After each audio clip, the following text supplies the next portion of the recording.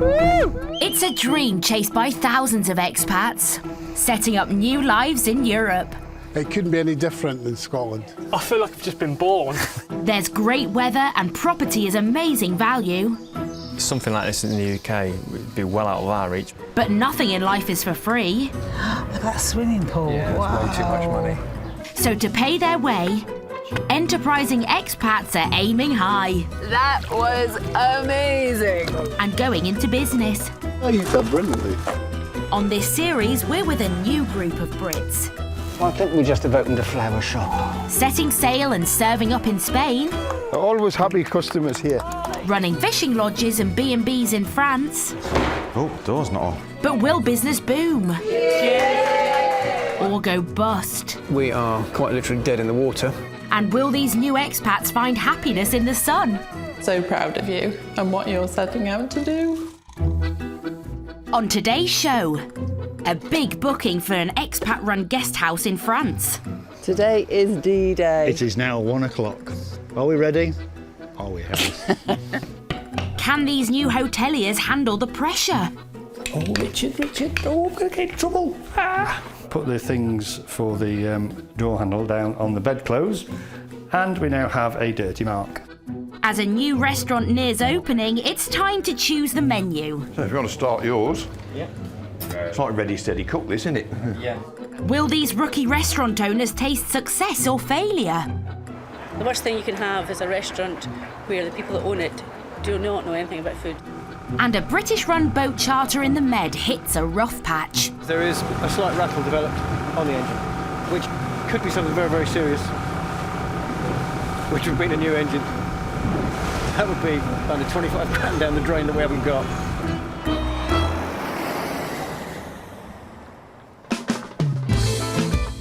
Andalusia, southern Spain. It's a popular spot for cyclists with dramatic mountain roads to ride and a haven for water sports enthusiasts with hundreds of beaches to enjoy. And of course, there's another draw for the hundreds of thousands of expats who live here. My favourite thing is weather. At least it's not minus 40 like in Canada last year at times. You know, and I'll take that any day of the week. You know, it is nice waking up in the morning. Like Robin said though, you do feel like you're on holiday every day. Scottish Craig Hyatt and girlfriend Robin have swapped Toronto for the popular resort of Calahonda, where they're planning to open a high-end tapas and wine bar. It's going to be good. It's getting exciting now because we're almost there. But they had a few little mishaps the past few days. Since collecting the keys 4 weeks ago, they've unearthed a series of botched jobs, delaying progress and stretching their finances. Putting things right has cost more than they expected and delayed the bar's opening.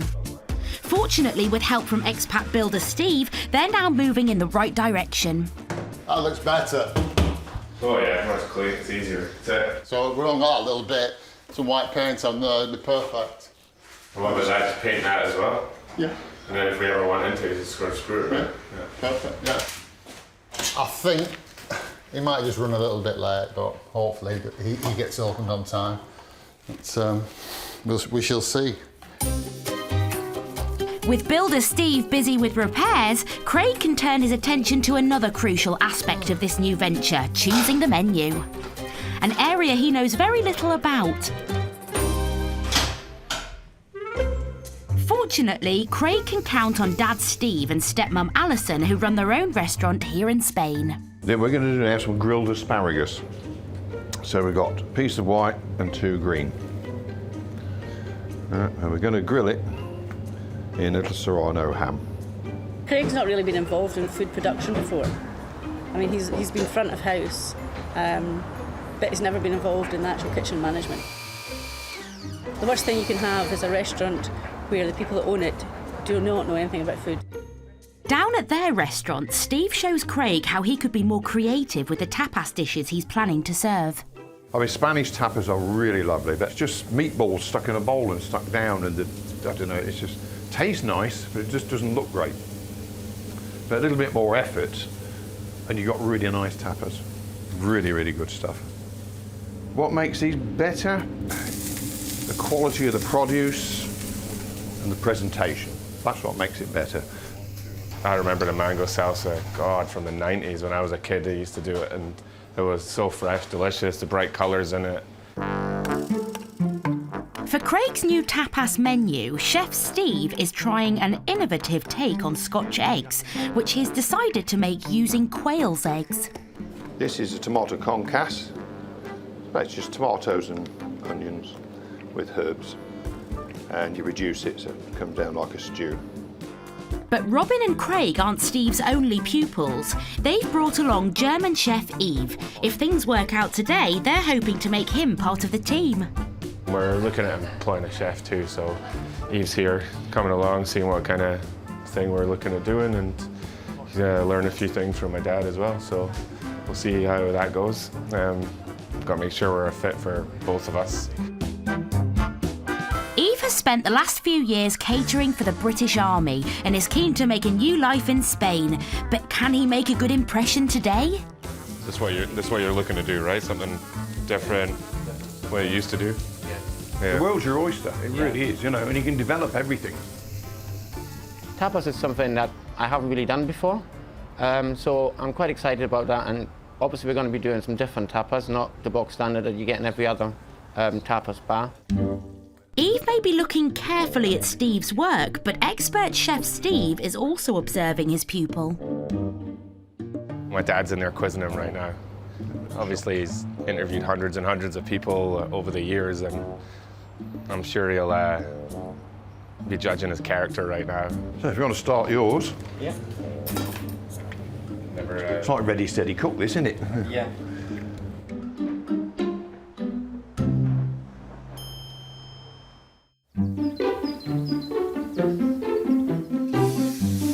After an extensive test, it's good news for Yves. He's back as a full-time chef. Can't wait to get ready and get opened and get cooking. This time we're just tidying everything up, just making sure that everything is ready and clean. Yves might be keen to start cooking, but front of house, Craig and Robin are struggling to get the place ready. They didn't deliver the chairs. They haven't... No chairs, no plates. Half the plates didn't arrive, more than half. Only one plate arrived. One bowl arrived. We're missing majority of everything. I'm a bit worried sometimes because he hasn't even ordered his wine yet and he thinks he'll be able to just do it tomorrow, but you can't. You've got to get it organised, and the people that supply you the wine, especially specialist wines, have got to get that organised themselves. With a week to go before the planned opening, will Craig and Robin be ready on time?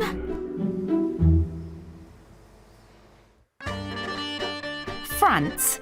With its ancient traditions, relaxed lifestyle and wholesome produce, this country tops the charts for life expectancy and early retirement, so it's no wonder it attracts plenty of British expats. Among them are Richard Brown and Eileen Draper, who've swapped their old lives in Cheshire to run a 15-bedroom, 19-acre gîte complex near the town of Aimée. This is the lifestyle to which I've sort of aspired, really, I think. Calm. If you contrast this to our old life, you'd be behind the counter of the shop. Making bacon butties. Making bacon butties. By the thousand. And I've been corporate life, probably grabbing a quick bite at the desk and not having to rest at all. Following 10 years of dating, they've finally moved in together, and what a way to test their relationship. After hosting some surprise B&B guests 2 weeks ago... Thank you for a lovely evening last night. It's very... Oh, really enjoyed it, thank you. Richard and Eileen are now preparing to welcome their first big booking, a party of 16. So the main gîte has got 5 bedrooms, and then the little atelier would normally just sleep 2. But the grandparents would like to look after the small children for the parents sleeping in the large gîte. So grandparents are in here with 4 small children. So they're going to be cosy. The party will be arriving in 48 hours, and Richard and Eileen aren't exactly brimming with confidence. Party of 16 French people. Are we ready for it? Well, we're panicking now because there's still a lot to do. I've lost count now. What job number is that? So the next 48 hours is all about going through the gîtes and finishing off the last sort of 5%. Yeah, putting pictures up, Pictures up, toilet holders. With lots of work to do, the next 24 hours will be crucial. Workaway Richard Norris is repaving the entrance to the main gîte, as ex-finance director Richard doesn't know where to start with this job. Don't stand on it now, will you? What do you think about that one? Well, it were all right until you started jumping on it. Don't stand on that one, will you? One of my greatest fears about coming to a place of this size was perhaps my DIY skills. My practical skills were perhaps not quite up to scratch. I have renovated houses in the UK. No, you haven't. No. Let me finish. Okay. So I've renovated houses by using other people to renovate them for me. As Richard starts installing new door handles... See you later. It looks like he's off to a good start. We're working. Sound. That's that one done.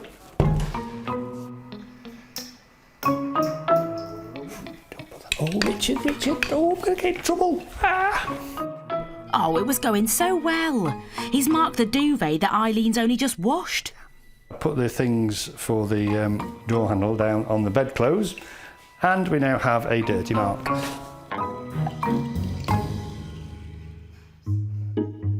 Fortunately, Eileen is on hand to clean up after Richard. As they prepare to welcome their French guests, Richard and Eileen have one last job to do, brush up on their language skills. So what are you going to say to them when they get here tomorrow? Bonjour. Bienvenue, bienvenue, bienvenue à la Colombie. Nous ne parlons pas le français. Nous ne parlons pas français très bien. Don't speak French very well. Can Richard and Eileen rise to the occasion and impress their upcoming guests? Oh, it's not bad. Should we have a cup of tea? What a very good idea.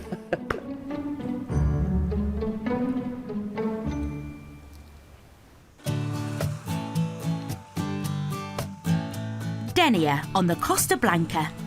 Famous for its rugged landscape, hidden coves, secluded beaches and crystal clear waters. The rich and varied sea life here makes this an ideal spot for snorkelers. After giving up their job managing warehouses in London, Matt and Karen Blair have chosen this beautiful location for their new charter boat company. Hello, White Coast Charters. It was a dream Matt had always had. And of course, if you love somebody, then their dream becomes your dream. But for me as well, it's just a fantastic way of life. Also, Matt's not very good with paperwork. So I tend to look after all the accounting side of things and the admin side of things. You just told the whole world, Karen. That was a secret. Matt and Karen's first season had started well with regular trips out on the Med. You could imagine it as like being towed through the water by a dolphin or something. And that's the sort of feeling it gives you a bit of a rush that you're moving through the water faster than you could ever swim.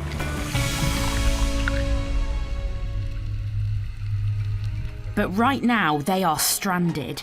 They received an email from the port authorities asking them to stop trading immediately. We didn't know if, for example, the director had authorised it or whether it was a marinero who was just a bit unhappy or whether someone had complained. So we still don't know. This is a massive headache for Matt and Karen. With bookings coming up, they stand to lose vital business. They've asked to meet the director of the marina to try and resolve the issue. So we've now got to go into a meeting with the director of this place. And my limited Spanish has got to get us through a very important meeting. Fingers crossed. An hour and a half later, and it looks like there is a verdict. We have a resolution. We have a resolution, even though we have permission to run a charter boat here. The problem is we're too close to the bigger charter companies and they've kicked up a fuss. Even though there's no livery on our boat, there's no marketing on our boat, nobody knows it's a charter boat because we do all of our bookings privately through the internet. So the solution is they will allow us to operate, but we have to move to a different pantalan, a bit less conspicuous, a bit further out of sight. So we're back in business, albeit on a slightly smaller visual scale, but that's fine, that suits us. At least we can go to work now.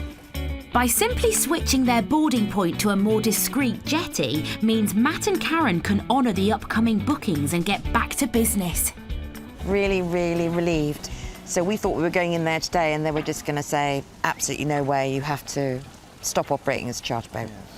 And this now gives us the opportunity.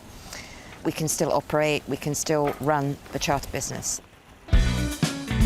With the green light to carry on, the couple check out their boat's new home. 43, 41, That's us. 39. This is Blue Dolphin's new home. Well, it's not so bad. No. We've got bars, people can meet there, and go for a drink afterwards. Yep. Yeah, this is all right. This will work. Normal business shall be resumed shortly. It will.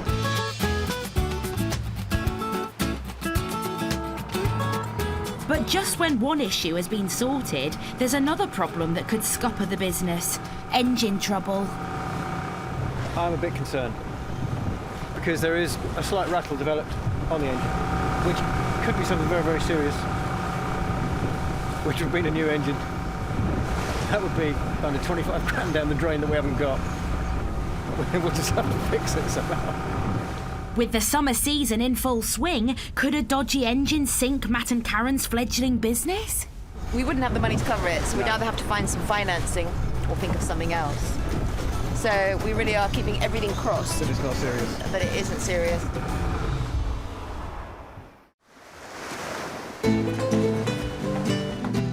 In Calahonda, it's a big day for Craig Hyatt and girlfriend Robin. Their restaurant's new sign has finally arrived. Definitely the best sign on the street. Definitely. Everyone's going to stop on the strip. Now you're official. You know you've got to open at 3 We today. really have. The sign might be ready, but Craig and Robin aren't. And a series of problems over the next few days means the grand opening's delayed. Yeah, there's a lot of touching up that needs to be done, I think. There's also a niggle to solve in the kitchen. We have no regulator on our cooker, so the gas is just going straight in. So there's nothing regulating, and the flames are like 2 feet high. Too dangerous to work with, so without that, we can't really cook much. They want to open, they're too afraid of opening. Not at all, actually. Not at all, actually. I want to do it properly. There's no, what's wrong with that? Put your best foot forward, right off the bat. Leave Mr. and Mrs. stressed to it. Robin and Craig have now been without an income for 3 months. I think now I'm just numb. Be nice to open, I suppose. We need to start owning money. Yeah, owning money. Yeah, I don't own any right now. And it seems like their year-old relationship has been tested during these last few days. I mean, we had a bit of a bicker yesterday, maybe it was good, but it's kind of discouraging because we should be getting along and laughing and having a good time with it, right? We made this decision, right?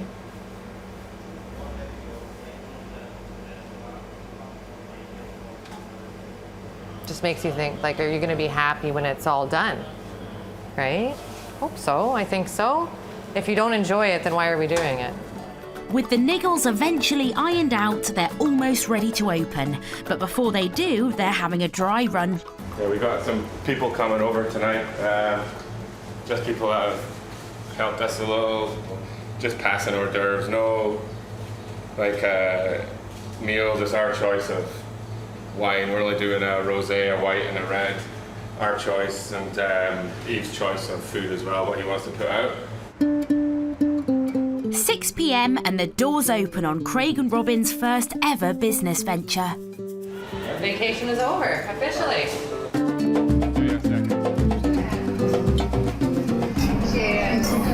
The guinea pigs are quick to highlight potential problems when it comes to the vino. Small measures of it. That's my son as well. Look after his dad, wouldn't you? There you go. Service that. But at least everyone's impressed with the tapas. Compliments to the chef. Absolutely delicious. I'm looking forward to seeing the full menu. Very nice. We'll be regulars. It's in our local area, we'll be regulars. And even the trickiest customers are happy. The food's delicious. and there's attention to detail. It's beautifully presented, and you've got a nice mixture of traditional style and modern, which is good. As long as he doesn't do better than his dad, it's fine. Despite a bumpy ride, the rehearsal night has been a success. But will things go as smoothly when they open to paying customers? In Denia, southeast Spain, the beach is a hive of activity. Every summer, 150,000 tourists choose this part of the Costa Blanca for their holidays, which offers charter boat owners Matt and Karen Blair plenty of opportunities to make money. But their livelihood relies heavily on their boat, the Blue Dolphin, which is stuck in the boatyard. Well, this is not where we want the boat to be in the middle of July. With bookings coming in a boatyard, taking the gearbox off. As Matt feared, there is a problem with the engine. I've got to remove this whole lower section here, pull it apart, take the broken bits out and put some not broken bits in. And then put it all back together and get it going. Because we've got bookings tomorrow afternoon. At this stage, Matt doesn't know to what extent the engine is damaged. Frustration, really. It took so long to get everything set up. And then we're up and running. We've got bookings coming in. We're getting great feedback. I think, yeah, we're doing it. We're doing what we said we were going to do. And then it's like the rug's pulled from under your feet. Having taken the gearbox apart, Matt has finally found the cause of the engine fault. Here you can see the problem. This main drive gear and the teeth are smashed off it. So that's what we've got to replace, is these cogs. It's coming right up to our busiest time now. And that's like 2 or 3 grand a week out the window. The new parts have to be specially ordered from abroad. They will cost almost €2,000 and might take over 2 weeks to arrive. Which, on top of losing much needed trade, is terrible news for Matt and Karen's business. So now I've got to get the credit card out, much to the distress of the financial director. Karen is surprisingly calm about it all, but I'm sure there's underlying distress at the fact that we're in the middle of July and the gearbox is in bits on the shelf, on the floor here, and not on the back of the boat with customers on board making money. Because we've just got to get it fixed, get it back on the water and get back out there. And there's a special urgency for Matt to complete the repairs. Money stops coming in and we can't go to work. It's bad. Will Matt and Karen overcome yet another setback to save their season?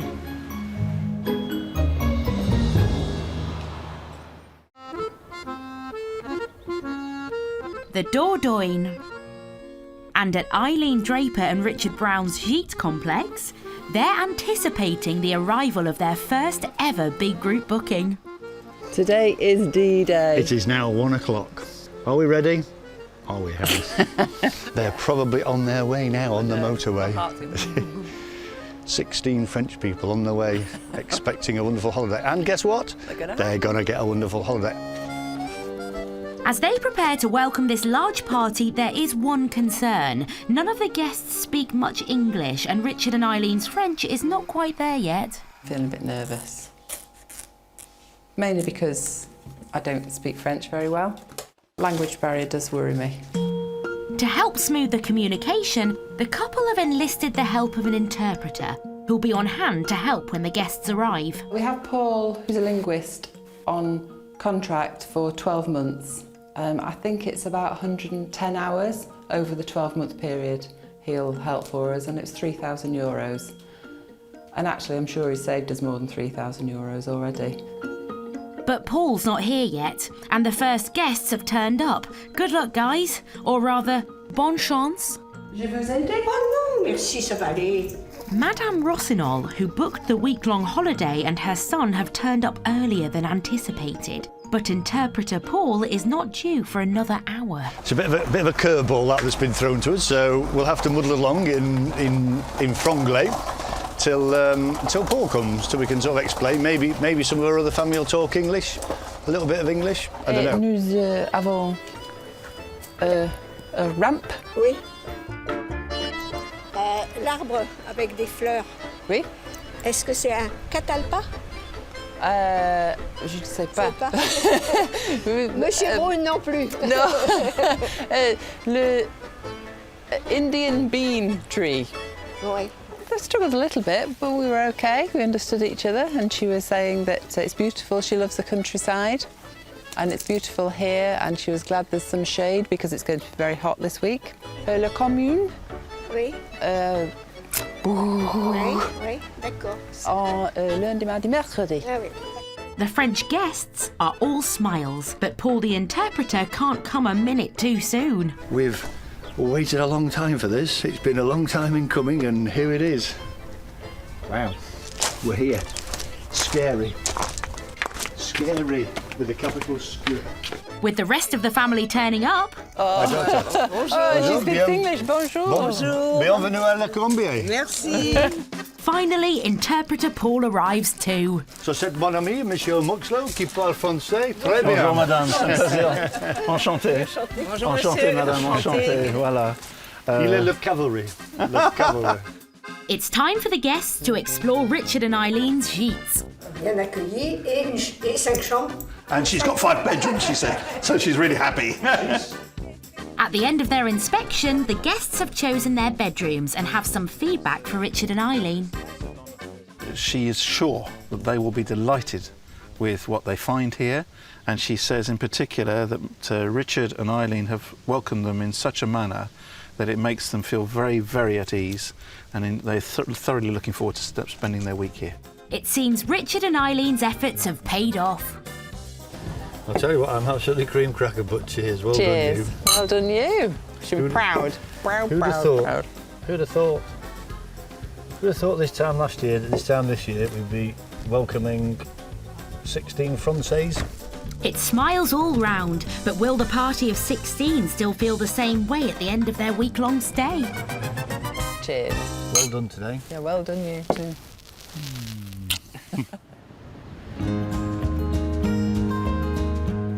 Honda on the Costa del Sol. At Craig Hyatt and girlfriend Robin's restaurant, it's opening day, 2 weeks later than expected. What do you want to do? Why don't I write down the prices? Get the menus done first. Get the menus done first. Okay.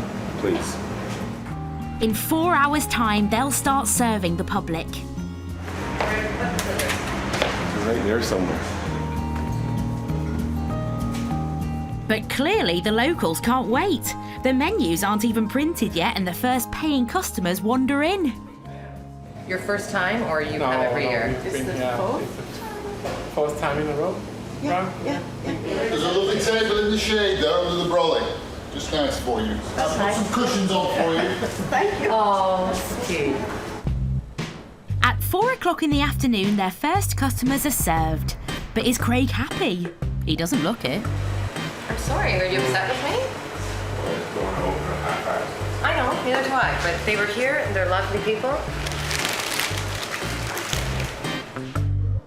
We should have been here earlier. A lot of dumb little decisions. I should have done this last night. In the midst of all this, another customer arrives. Want to see your collection? Most what would certainly. you recommend? And do you like how you like your... Oh, it should be Spanish. Okay, you want to stay Spanish. Yeah. A printed wine list would have been very handy here. Are these are priced? I haven't priced them yet. I can most definitely give you a price. I'm working on that. Robin attempts to find the price of the wine while Craig keeps the customer talking. And you open today? Or? Yeah, we're open shortly, a couple hours. Yeah, we're going to be... What time do you close today? About midnight. Midnight? Oh, Yeah, okay, yeah. fine. Okay. Good, yeah. Okay. Okay. Good, see you later. Okay, thank you. Thanks. He's gone without buying, but Builder Steve spotted more potential customers. There's 2 more coming in, Craig. I don't know what's going on all of a sudden. People are coming. I don't know. but we can just say we're not open until 6 o'clock or something. What do I do? Menu. We don't even know if the printer works yet. With still no menus printed and more customers coming, perfectionist Craig's made the decision to turn any new arrivals away until they're ready. Sorry for being an ass, but We don't even have price list done. Nothing. And it's down to Robin to break the bad news to the clients. Okay, sorted. I'm sorry, Craig. It's naturally, I just want to serve people. I want to take care of them. But we're not ready. I know. We're doing exactly what we told my dad we didn't want to do. I know. They were nice though, and they're so pleased to sit out there. After a delayed opening, they need all the custom they can get. With more and more locals at the door, they need to get sorted and fast. Are you open now? Not at the moment. We've just had a couple of technical difficulties, so we're running a little bit behind. That's all right. We want to be fully prepared. That's fine. Thank you very much. Thank you very much for stopping by. Another customer turned away. Craig's going home to get changed, and Robin gets straight on writing up those menus. I better have this done before he gets back. Maybe he'll be in a better mood when he comes back. A refreshed Craig has returned, and they're finally officially open for business. I am ready to serve. Changed. Hopefully someone comes in the door. And the pair are ready just in the nick of time. Hello, señorita. Buenos dias. Buenos dias. Dad Steve and wife Alison are here for drinks with two of their friends. Hello, friends. Hi, nice to meet you. Nice to meet you. Hello, John. Nice to meet you.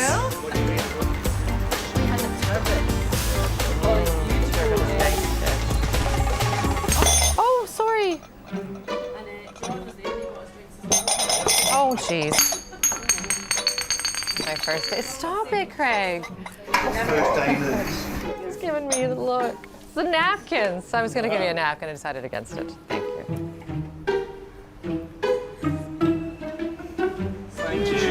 Congratulations, Craig. Good luck. Happy in your business. Good luck. We're now officially open. But there's news to lift Craig's spirits. 2 more customers have arrived and they want food. First order, Eve. Small, I'll just put S beside everything, S or L, right? So small prawn and chorizo, small slider, so we'll just do 2 and then 3 for large, I think. Yeah. Remember, we can fire it all out, whatever's ready, right? Yeah. Bit of bread on that too, eh? And with more food ordered, it seems the guests are enjoying what's on offer. Oh, the food was delicious. It was really nice. That was good, really good. There was a lot to beat at the Blue Marlin. Food is good. So it's got the right chef. Everything seems to be happening, so we're happy. So after all the early mishaps, Craig and Robin are finally hitting the right notes. It feels good. It's a strange feeling, though. I don't feel like I know what I'm doing. Is the problem. Tomorrow will be better, I think. Who's this wine for? Is that what they ordered? He told me to pick. I picked. Is it closing time yet?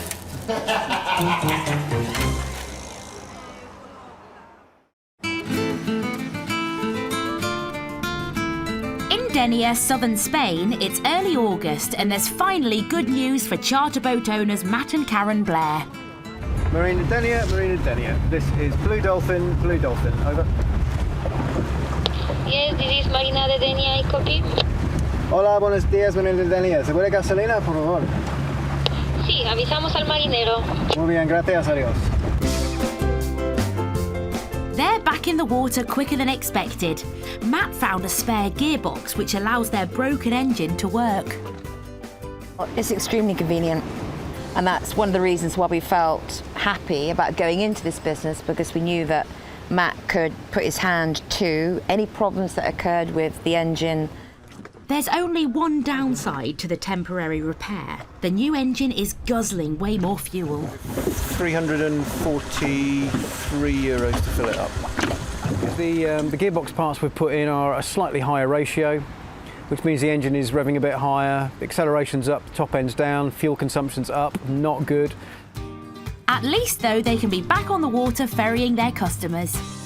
It's time to make up for the 600 euros they've lost out on by having to cancel 3 trips. Not a bad life, is it? This is the life. The season's now in full swing, and this evening they've set sail on one of their favourite charters, a sunset cruise. We come out of Denia Marina. We come down here, we blast down here along the beach with the sun ahead of us, and then we turn around and we moor up and watch the sun go down whilst we're enjoying cava, beer, a few drinks, good chat, sometimes a bit of music if people want music. It's a really nice, relaxing, lovely end to the day. Joining them on the trip are husband and wife Duke and Julie. If Karen done it wrong and we shot off at 50 miles an hour, it'd be so funny. But before the sun sets, Matt and Karen are keen to give this couple a taste of their most popular water sport gizmo, the subwing, which allows passengers to be towed underwater, creating a dolphin-like experience. We don't know anyone else who's doing it at the moment. It's possible, but we haven't heard of anyone else who's actually doing this on the northern Costa Blanca at the moment. And it's quickly becoming our most popular toy because anyone can do it. It's really easy and it's brilliant fun. You just make like a dolphin under the water. Make like a dolphin. Make like a dolphin. It looks fun. Challenge, something new, but it looks fun. And they've explained it to me and they say it's not difficult, so we'll give it a blast. You never. What's the worst that can happen? Hang on, Simon's disclaimer form. While Duke is keen to give it a whirl, wife Julie is less certain. I'm worried about going under and will I be all right coming back up? It's just a coordination with me, I think. Are you prepared? I don't know. If I twist that one left, I'll go left. Yeah. Twist that one right, I'll go right. That's right. Remember, I love you, darling. The insurance isn't up to date. Working.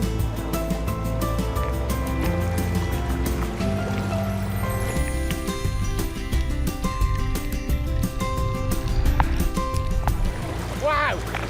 Yeah, that's amazing. Absolutely amazing. That's exactly the reaction that everybody has when they first subwing. And they can just do it straight away. There's no like, oh God, I can't do it. Because you can, you just point it where you want to go. I'm just thinking, am I going to do it or not? I'll see. I'm thinking about the money I might spend if he doesn't come back. Fantastic. Brilliant. Really good. With Julie happy staying put on the boat, it's time to slowly cruise back to shore as the sun sets. Right now, it's times like this when it's all worth it. You know, the long hot days, and it is a lot of hard work. There's a lot of cleaning, there's a lot of preparing, a lot of paperwork, and a lot of stress setting it all up in the first place. But times like this, yeah, this is why we're doing it, isn't it? So we can come out here, the sun's going down, no shirt on, it's warm, subwinging. Nice. The couple are really back in business, but need more days like this to ensure they end the season on a high.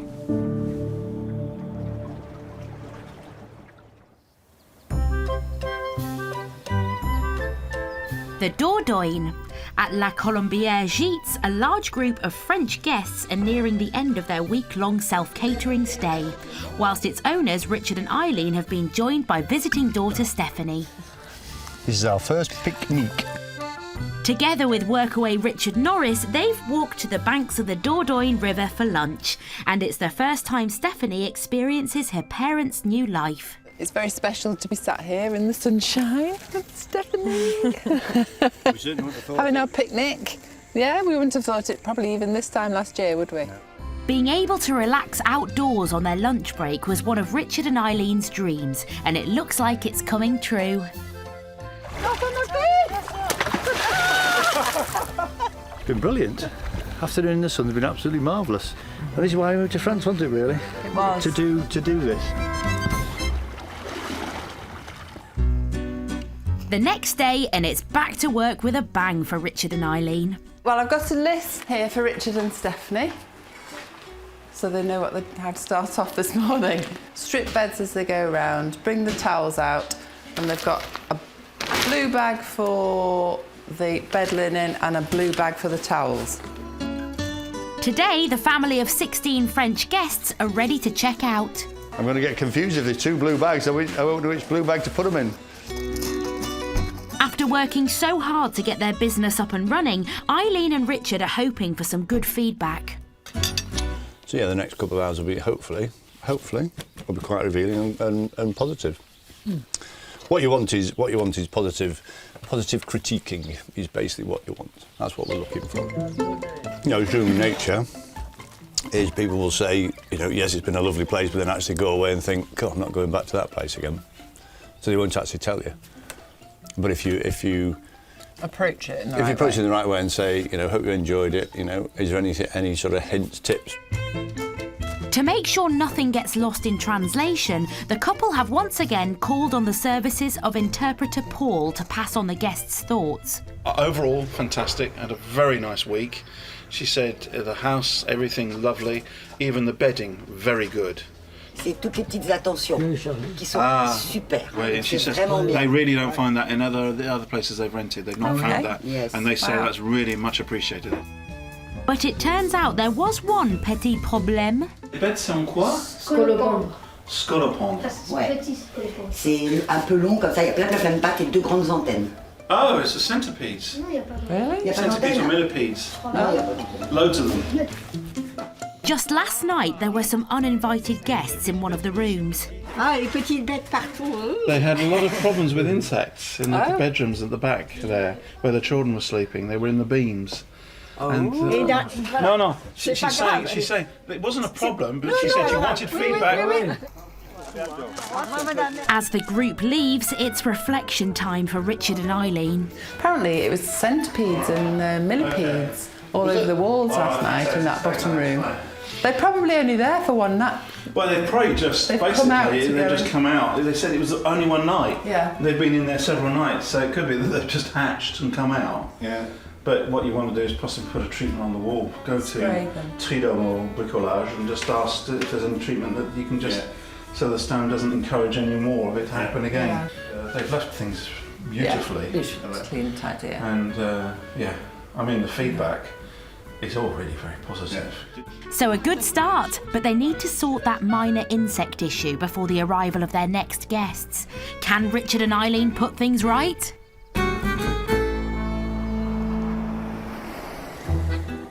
Next time, challenging times for Craig and Robin's restaurant. Discouraging when you have 2 restaurants on either side of you that are just so busy.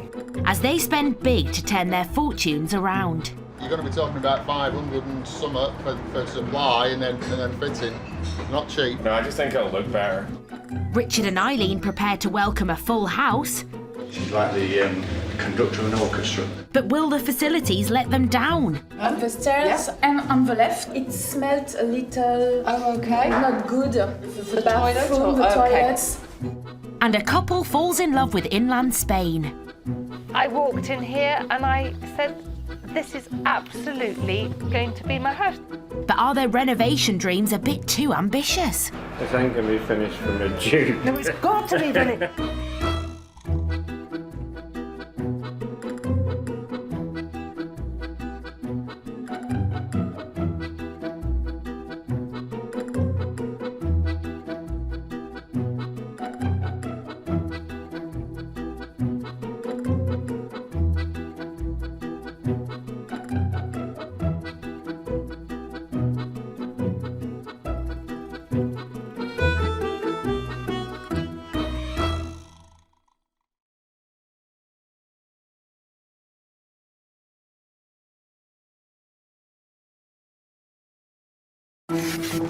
A new life in Europe, a dream chased by thousands. I don't really think you can better it. It's just amazing living in Spain. With sunny days and a great way of life, it's easy to see why. Woo! But this doesn't come for free. To come up with that money out of thin air is quite difficult.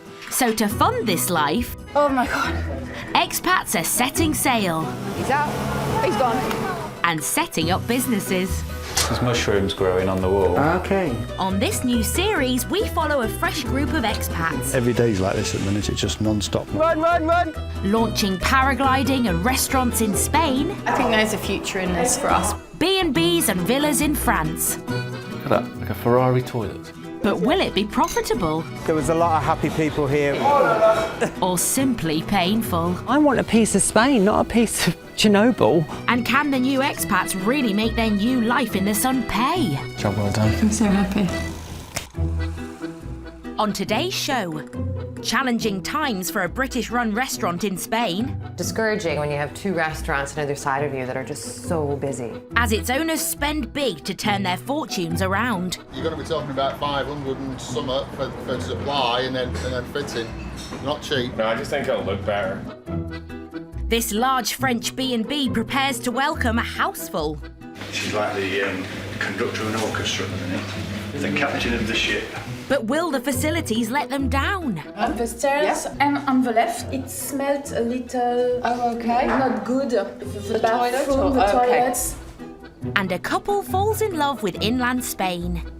I walked in here and I said, this is absolutely going to be my house. But are their renovation dreams a bit too ambitious? This ain't gonna be finished for mid-June. No, it's got to be finished.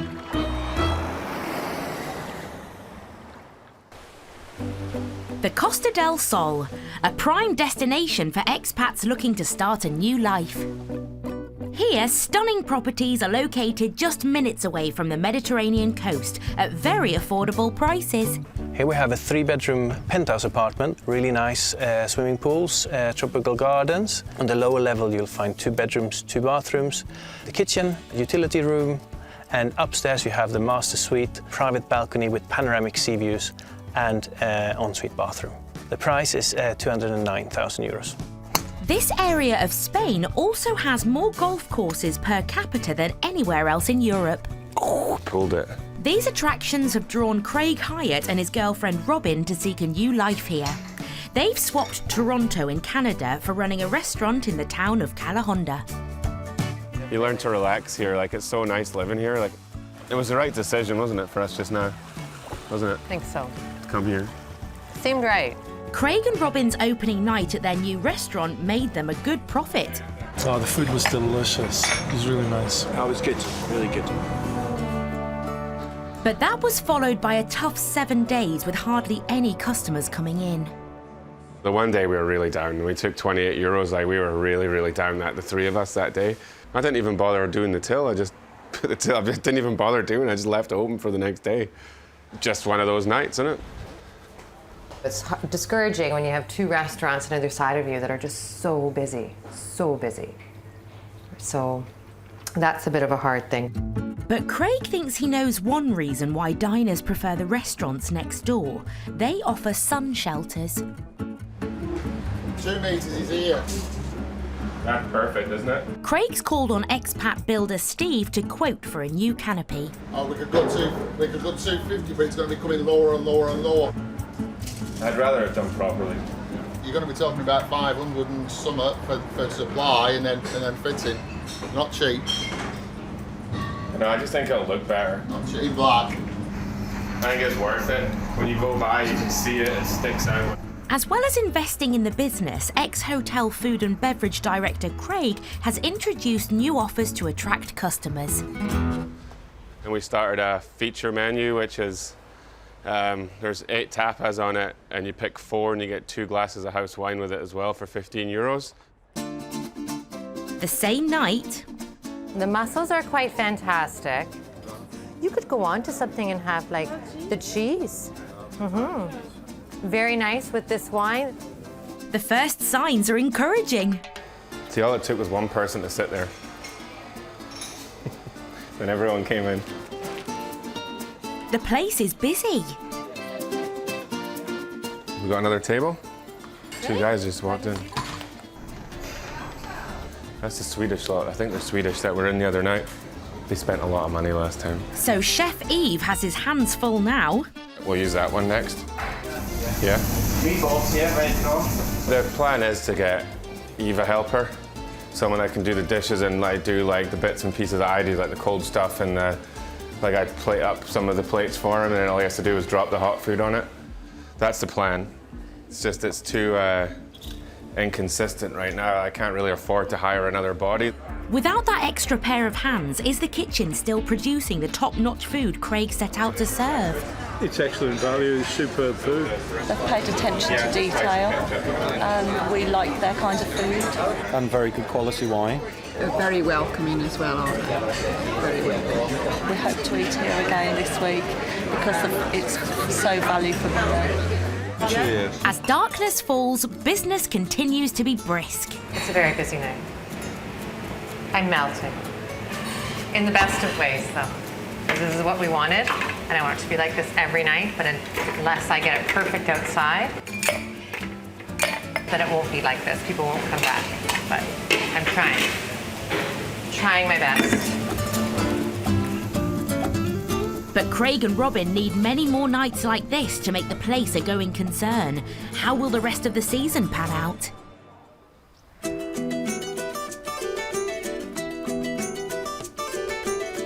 The Dordogne. This is one of the greenest regions in France. With miles of lush countryside, it's a very popular choice for many British expats.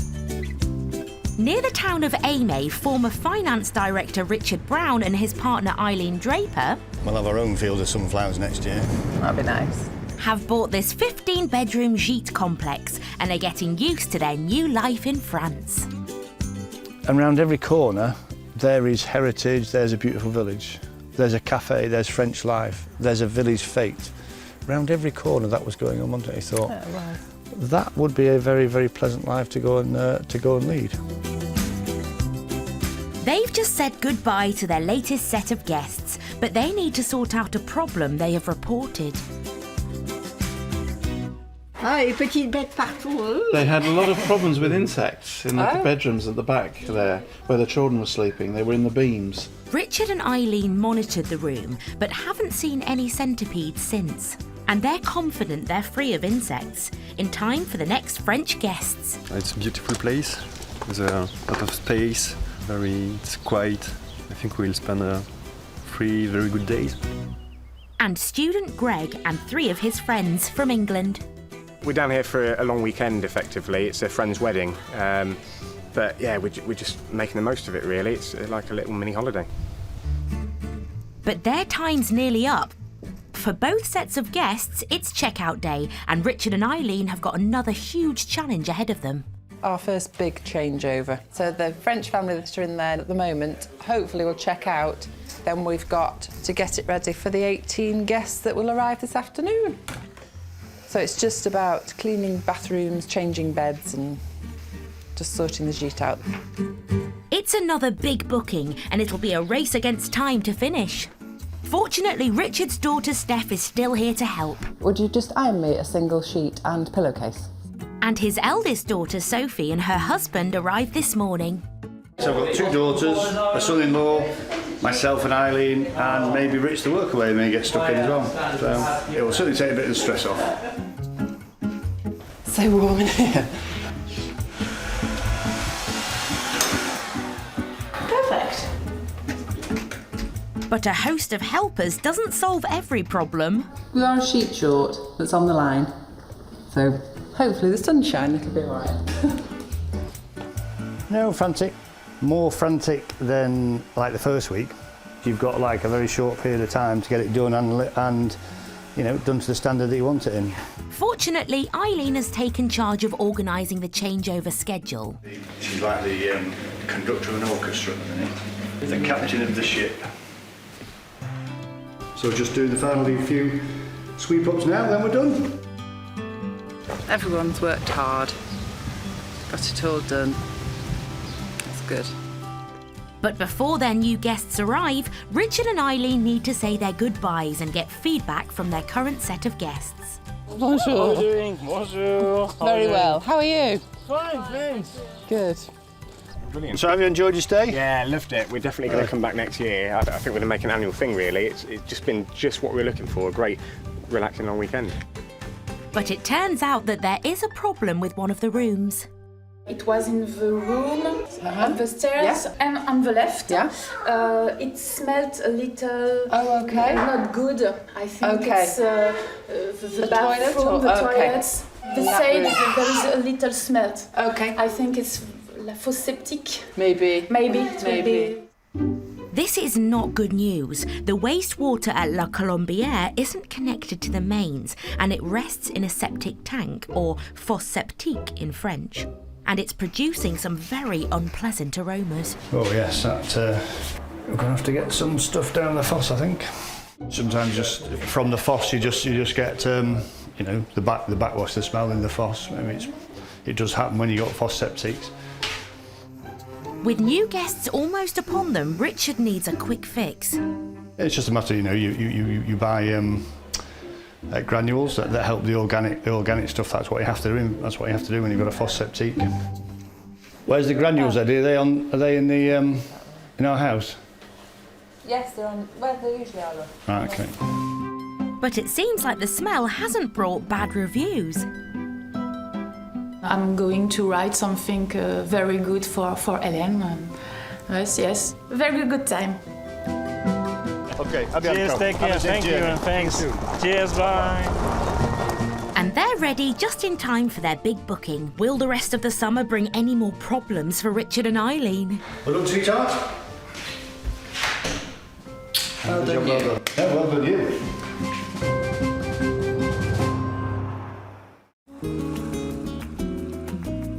The town of Denia in Spain's Costa Blanca. With its 20 kilometres of coastline, it boasts spectacularly clear waters and a rich and varied marine life. The sun shines around 325 days every year. And it's here that Matt Blair and his wife Karen have chosen to relocate to run a new charter boat company. The whole way of life is just more laid back. Back in the UK, I used to get up in the dark to go to work. I used to come home in the dark. Here, get up in the light. You might go to bed after sunset, but it's still nice and warm. Their boat engine gave up on them recently, and Matt managed to repair it. Got the gearbox stripped down, and so we managed to get it turned around in 3 days and back in the water. But as he's still waiting for the correct spare parts, the boat is guzzling a lot more fuel than usual. Yeah, this should be nice. It's better than the other side of the harbour, isn't it? Nevertheless, Matt and Karen are keen to make the most of what's left of summer season. Regular customer Jeremy and his South American girlfriend Daniela have requested a special water sports trip. Just been out on the water, getting away from civilization. It's nice, just forget about everything and enjoy yourself. First up, Matt and Karen have scheduled in some wakeboarding in an open stretch of water just outside the port. The aim is to actually get up out of the water and stay on top of the water. And some people make it look really easy. First to try is commercial diver Jeremy. Well, Jeremy, I'm already going to put you on a shorter line so that you can play with the wake. Put it on a longer line. You'll be fine. This is only the second time in his life that Jeremy's tried wakeboarding, and the last time was a while ago.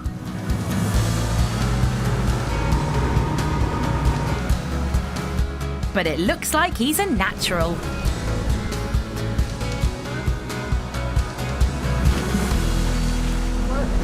Súper bien, súper bien. Well, second time in a long time. Too long. He is just super good at everything. Oh, it's brilliant fun. It's lovely just surfing on the water. Skating on the water, rather. But now instructor Matt's got his work cut out with Jeremy's girlfriend Daniela. The board will be in the water in front of you. Como este. All right? Not only has she never wakeboarded before in her life, but there's also a bit of a language barrier. Now the board wants to be like that. Encogido, okay? vale. Yeah. ¿Y stand up? Not really, more like this. Ah, okay. Okay. Así. Yeah, so you're kind of Okay, floating around perfect. like this. Okay. Time to see if Matt's Spanglish lessons paid off.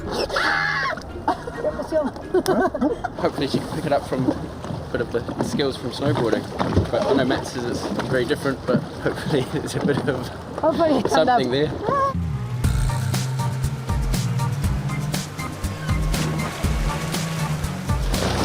So just remember, when you do get up, say keep your knees strong. Okay. Vamos a ver, a empezar de nuevo. Here we go.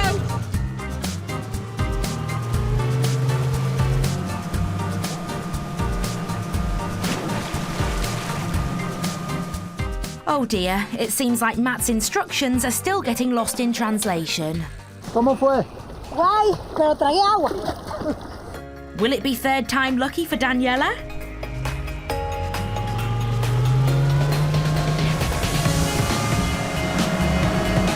Yeah, first time and she's up. It's brilliant. Is that a bit of a that's my girl feeling, Jeremy? Finally, a good run for Matt and Karen's latest customer.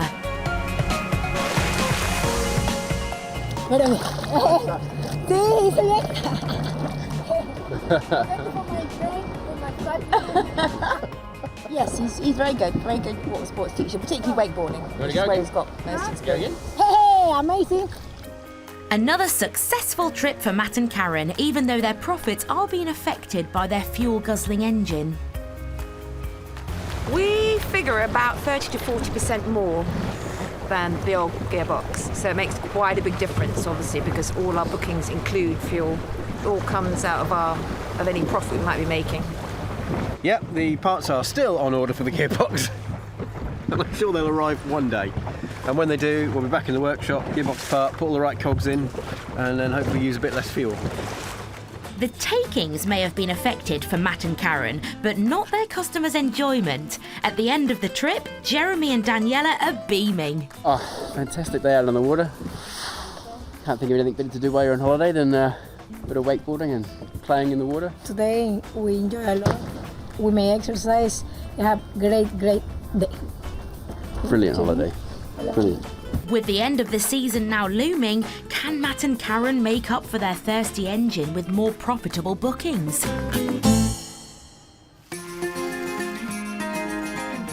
Jaén province in southern Spain, the gateway to Andalusia.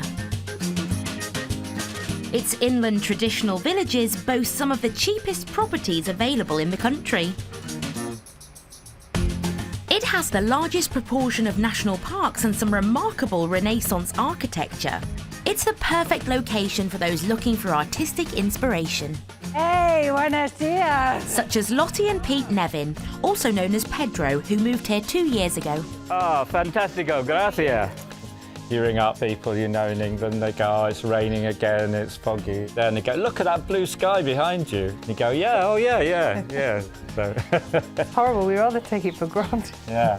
Artists Lottie and Pete moved to the small village of Las Pilas de Fuentesoto after years spent teaching art. We looked at Portugal, which is a beautiful country, and then someone said, well, have you looked at inland Spain? We ended up here in a little village that made us welcome from the minute we arrived. Yeah. After a recce trip on her own, Lottie decided to spend £38,000 on buying this 3-bedroom country house. A similar property in the UK would have cost you at least 3 times as much.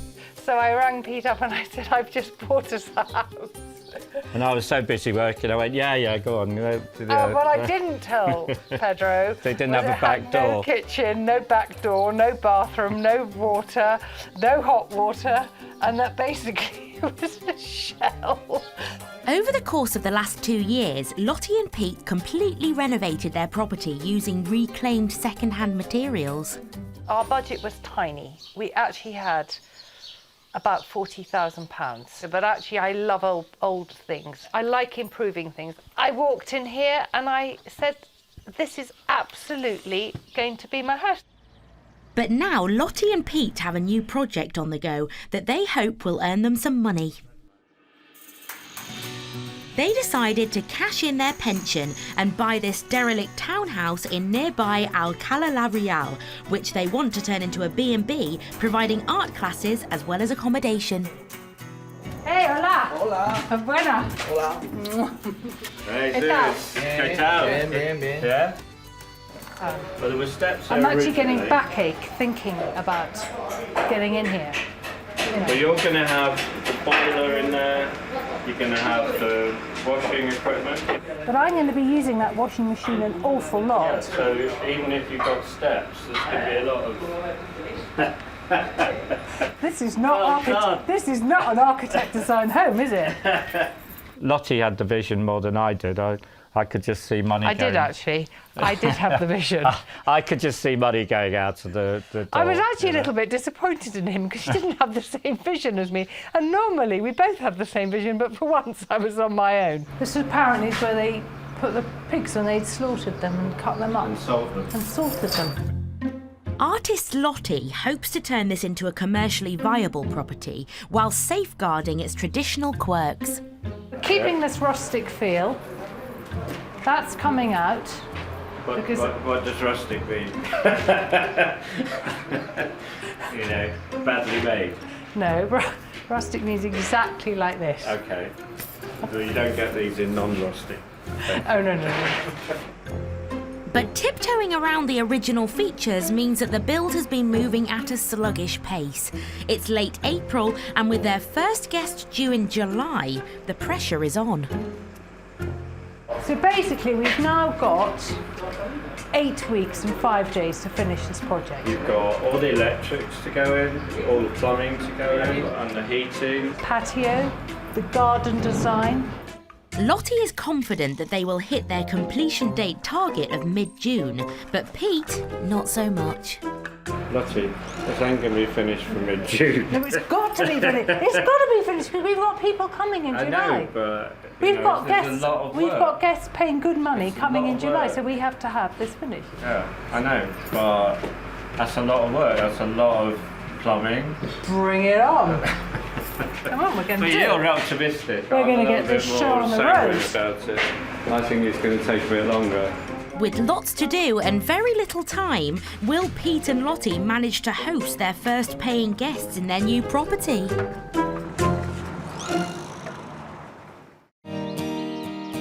The town of Aimé in the French Dordogne. It's now July and an incredibly busy time for Richard Draper and Eileen Brown and their gîte complex La Colombière. We've got 18 in the big sheet, and then we've got another 8 arriving later on in the week. I just feel stressed because the house is a tip because we've had people here continually for the past 3 weeks, so it takes a bit of keeping on top of as well as all the gîtes. I'd like to get everywhere clean and tidy. Whether we achieve it, I don't know. Following some feedback about a foul-smelling loo from their previous guests, Richard has been fighting against a stinky septic tank.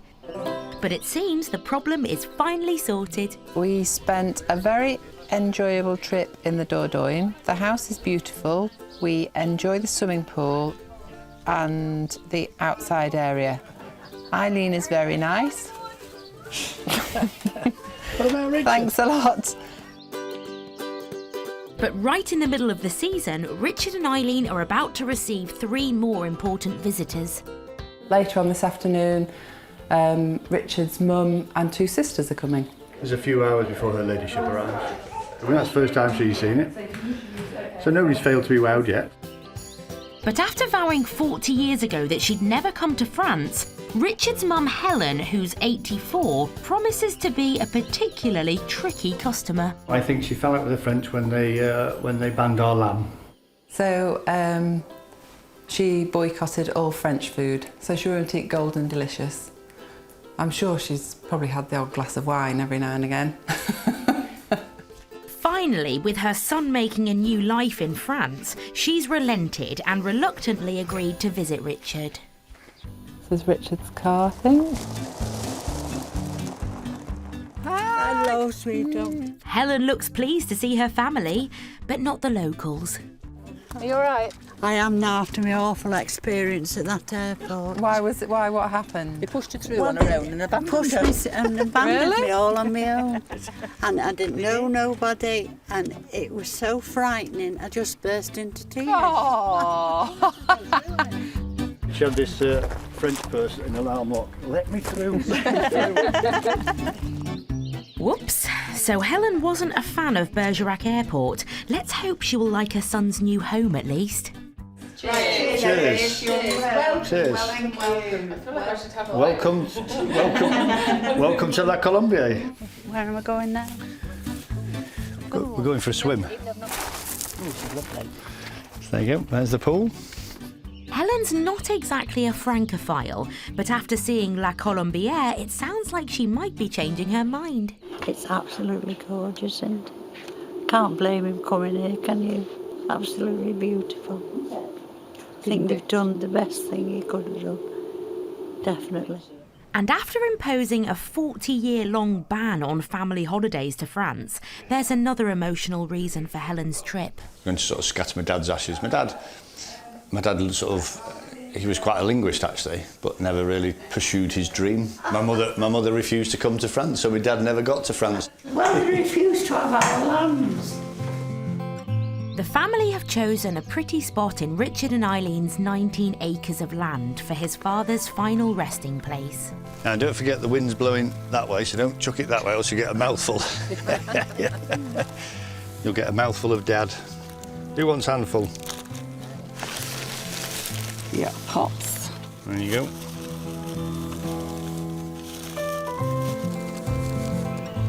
We've got no words to say other than you would have loved it here, and welcome to France. Bye, darling. There we go. He always wanted to He always wanted to come to France, and now you're here. Au revoir and à bientôt. Well, hopefully not too à bientôt. I mean, I'd have loved my dad to have come out here. Well, we all would, wouldn't we? You know, he really would have loved it. He would have loved to come to France. His mother wouldn't let him come to France, but he would have loved to have come to France. So he's here now. So he's in his own little bit of France. So yeah, special moment.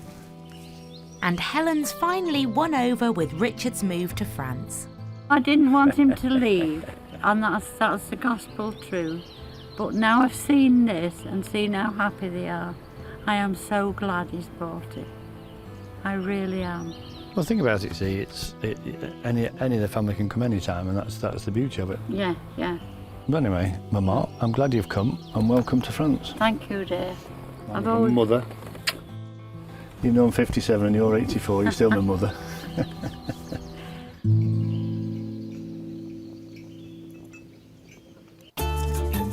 Jaén province in southern Spain. The area of Alcalá la Real has become the new home of husband and wife Pete and Lottie Nevin. It's fantastic. Today's the sun is shining. It's glorious. And, you know, you can count on tomorrow being sunny. Alongside their art lessons and painting, Lottie and Pete have embarked on a massive project this summer, transforming a medieval townhouse into a bed and breakfast, where they hope to run art classes as well as hosting guests. It's más grande, yeah? But 6 months into their renovations, and just 8 weeks before their planned opening, they've received some very bad news. The house's main staircase collapsed overnight, bringing down a portion of the ceiling. I heard my phone go ping and there was a message from Pete and there were some photos.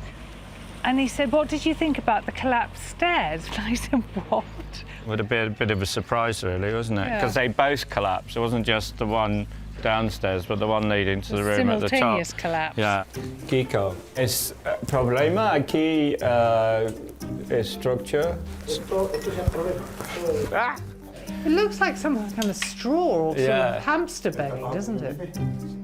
Lottie and Pete had been trying to preserve the quirky original features of the house, but it turns out that much of it was built using just rubble and straw. When they build these houses, because they're poor, they're built with rocks and mud. This staircase was really not held up by anything because it's just rubble. It's built out of rubble. We'd always talked about a new staircase, but we didn't think it was going to be so dramatic. Lottie and Pete had budgeted €125,000 altogether, their entire pension pot, but the collapsed staircase means an extra €2,000, money they don't really have. We did budget for a new stairs, but what we didn't budget for was to deconstruct. So we was going to build on what was there. They might have lost a staircase and a large chunk of cash, but fortunately they haven't lost their sense of humour. Does my bum look big in this? Fast. With the help of builder Kiko, Pete hopes to design a staircase which will look similar to the original, whilst being structurally sound. Mucho, sí. Es posible pequeña, más. At least if it's a deep step, people are aware of it, and you can say, "Please be careful of this step." Sí, sí. Okay. Okay. Perfecto. Good. He seems to do okay with his Spanish, doesn't he, with Kiko? It's amazing, just a few words, but I hope he understands. We're trying to tread a line between, yes, keeping the cost down so we can afford it, and B, keeping it as traditional looking as possible. Artist Lottie had designed a tiled staircase for her new B&B, but will they be able to afford it now? When something like the staircase collapses, the biggest drawback for me is that I can't go on my sort of shopping sprees and go and get the things that I'm really dying to get, like gold-plated taps. Oh, rubbish. I'm not having any gold-plated taps, Pedro. But it kind of sets me back, sets my shopping spree back. But I guess these kind of inevitable things that happen on a build, you know, there's always the unexpected, isn't there? With mounting costs and even less time to complete their work, will Lottie and Pete be ready for their first guests?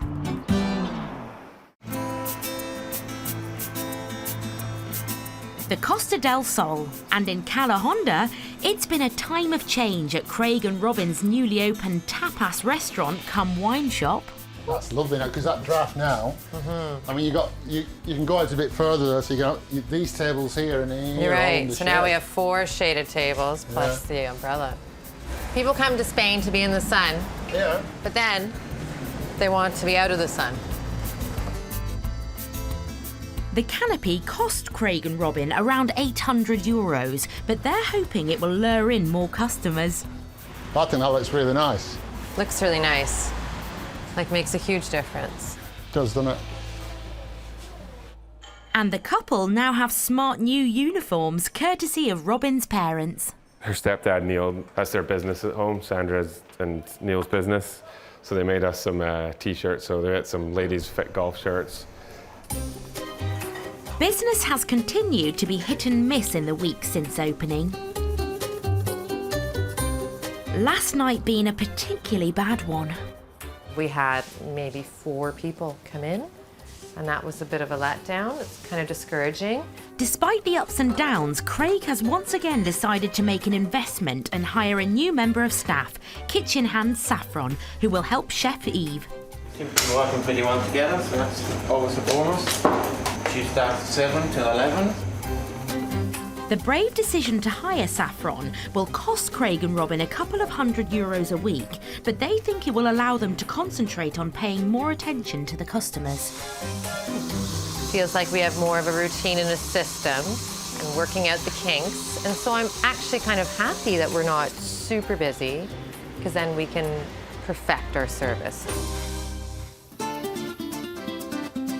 4 weeks later, and it looks like all of Craig's investments have paid off. Of course. The place is heaving. We are very busy. Unexpectedly so. It's nice.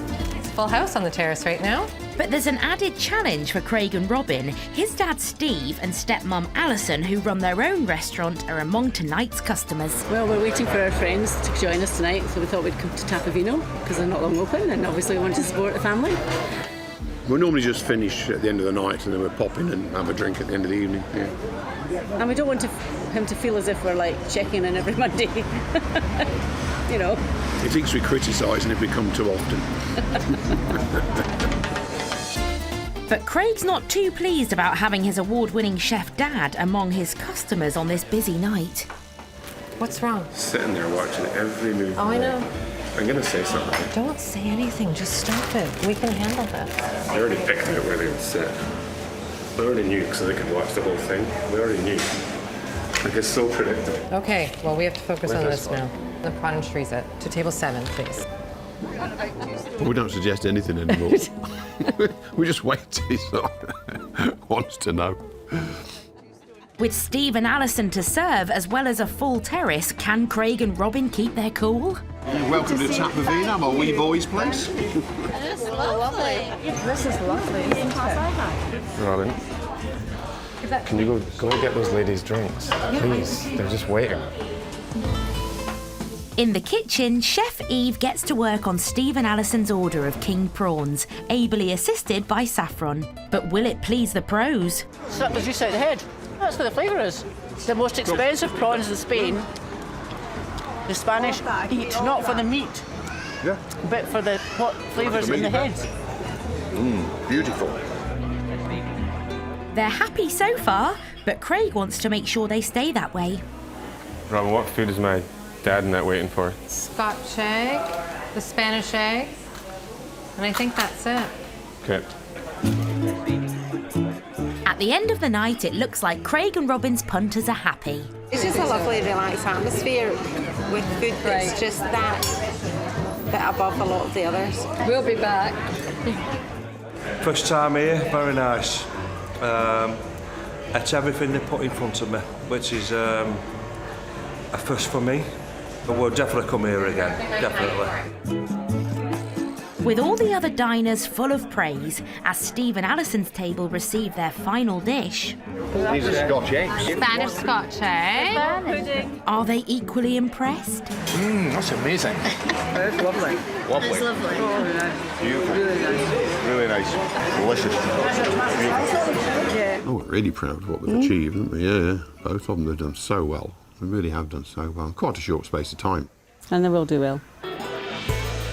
And with the ringing of the till still in his ears, Craig's a happy man. The number of tables we did was 1, 2, 3, 4, 5, 6, 7, 8, 9, 10, 11 tables tonight. We've done as many tonight as almost the whole of last week. But they're going to need many more nights like this to make up for the slow start of the year.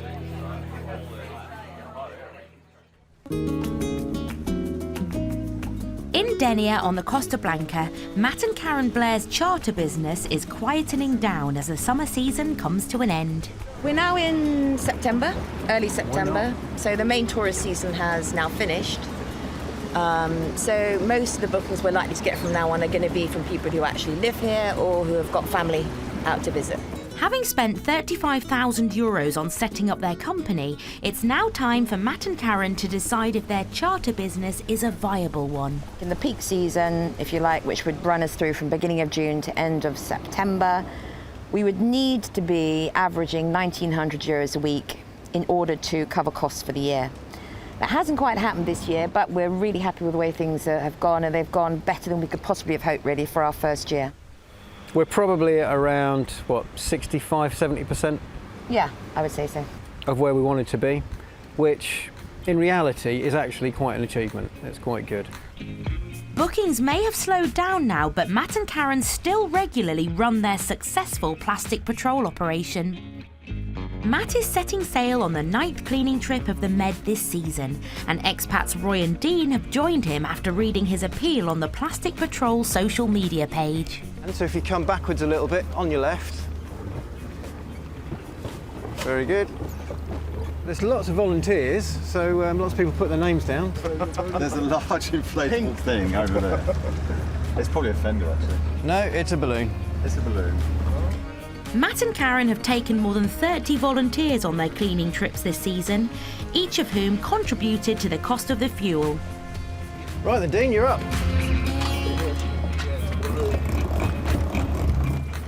Great. Good job. As Matt motors along the coast, Tin can. Oh, it's full of pebbles. there's no shortage of litter to pick up from Matt and Karen's new office. That's it. Very good. And on the other side. Since we started, it must be 30-odd bin bagfuls, big black bin bags. That's a lot of pieces. Yeah. Like individual pieces. That's a lot of small stuff. Tens of thousands. Yeah. No, there's a plastic bag at the back of the cave. Good net, Roy. Strips of plastic. Through regular litter patrols, Matt and Karen hope to help preserve this area's natural beauty for when they return to work in summer. Is the heron in the background? Oh yeah, over there. It's well, it's more than a privilege to be able to come and just see this beautiful place on such a regular basis. It's great. After cleaning up 5 miles of coast, it's time for Matt to turn back. Well, guys, I think we're all plasticed out. I think we're going to have to head home and have a beer. It's good, really enjoyed it. I love coming back so fast. And it seems, as a result of today, Matt and Karen might have got themselves a new booking. Well, we've got friends coming over from Australia. It'd be great to take a group out and just get Matt to take us into all the caves and to do some snorkeling and just have a lot of fun on the boat. I wasn't aware of his business until I did this, but now I've sort of been out with him, I would choose to use his services. Great news for Karen and Matt. And there's more. Even though they haven't received the spare parts for the engine yet, Matt has been offered a job repairing engines in the boatyard, which will supplement the couple's income during the quiet winter months and set them up for the next summer season. Plans for next year, get a second boat. No. Plans for next year is to Develop the business. yeah, develop on what we've already done this year and keep doing it well and refine it and do it even better. Hopefully have a good season, get some more money behind us so that year 3 we can definitely get a second boat up and running.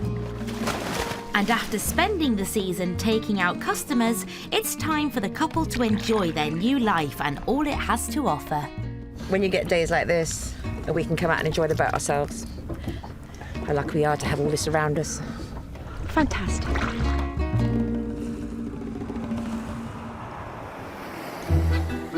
Next time, 2 ice cream lovers start churning it out in France. Vanilla, 8 vanilla. Trying to sell faster than he can make. Going too fast. 8 caramel. Sell. But their new business faces an uphill struggle. I've come to France to make delicious traditional ice cream with local ingredients. Du Nutella. And what do the children want? Nutella. At Richard and Eileen's, There's a few little issues that we need to have a look at. I put my combat gloves on. it's troubleshooting time again. You've got the shower chair, which lots of people would have an issue with that. Okay. And Lottie and Pete celebrate 3 years in Spain. Yeah. You look beautiful. Wow. We really love it here, Yeah, so we'd like to stay here for forever. But will a bothersome B&B renovation scupper their dream life in the sun? It's getting to the kind of Squeaky bum time. the money is getting tighter and tighter and tighter.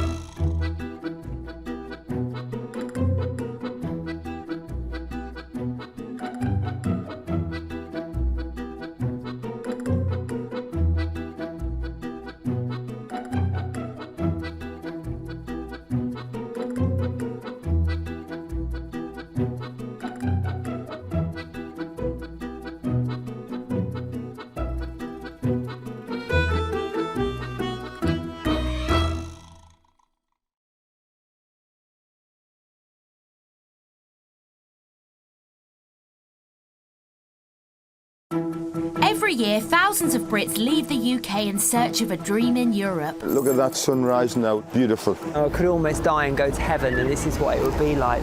There's sunshine, scenery, and a great quality of life. But all this has to be paid for. Yes, we bought our house! So to fund the dream, This is part of our working day now. Brits are jumping in and starting up businesses. There's absolutely no way that we can host a wedding in this marquee. On this brand new series, we follow a fresh wave of expats. She's like a pregnant Hollywood star. Running B&Bs and boats in Spain. It's another day in the office. Vineyards and villas in France. One day you might be drinking that. But will they make it? Or break it? If we don't start getting bookings, it's going to be a bit of a problem. It's going to be intense. And will these new expats find happiness in the sun? This could be a new life in the sun for us. On today's show, 2 ice cream lovers start churning it out in France. Vanilla, 8 vanilla. Trying to sell faster than he can make. Going too fast. 8 caramel. Sell. But their new business faces an uphill struggle. I've come to France to make delicious traditional ice cream with local ingredients. Du Nutella. And what do the children want? Nutella. At this French gîte complex, There's a few little issues that we need to have a look at. I put my combat gloves on. it's troubleshooting time for the rookie British owner. You've got the shower chair, which lots of people would have an issue with that. Okay. And the couple celebrating their first 3 years in Spain. Yeah. We look beautiful. Wow. We really love it here, Yeah, so we'd like to stay here for forever. But will a bothersome B&B renovation scupper their dream life in the sun? It's getting to the kind of, Squeaky bum time. the money is getting tighter and tighter and tighter.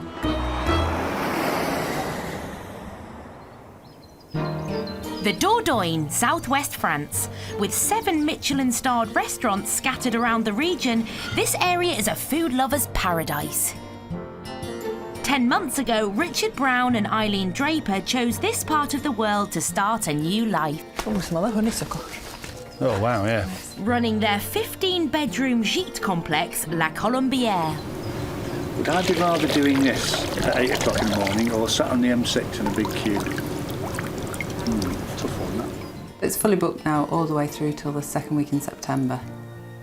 We were quite surprised at how many bookings we've had so far this year, and hopefully we will still get more. Richard and Eileen had a few niggles to solve at the start of the season, including a smelly septic tank. But their troubleshooting meant they still managed to have many satisfied customers.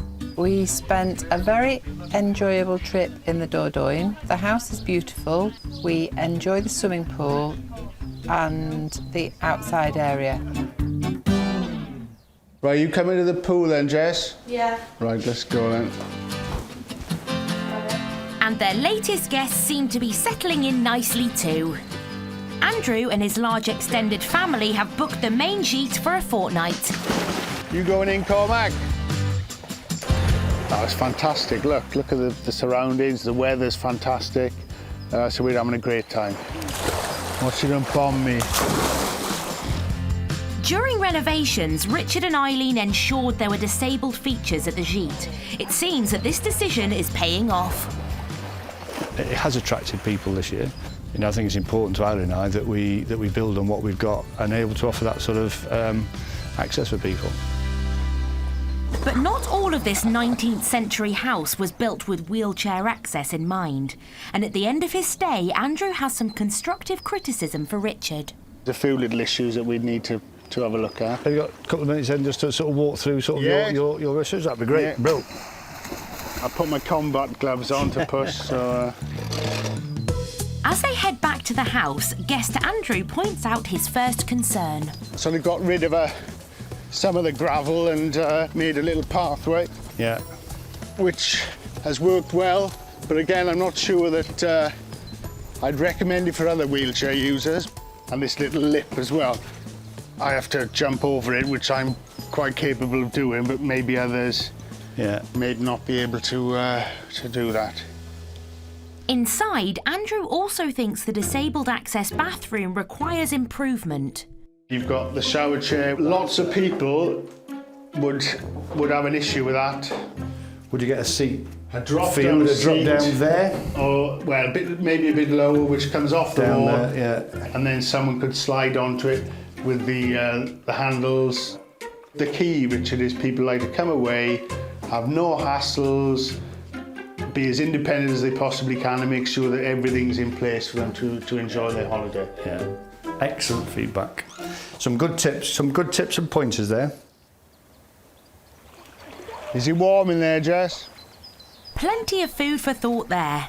We do like to listen to our customers because, you know, they're our bread and butter. Without customers, we wouldn't be out here in France living the life. So, you know, it's important.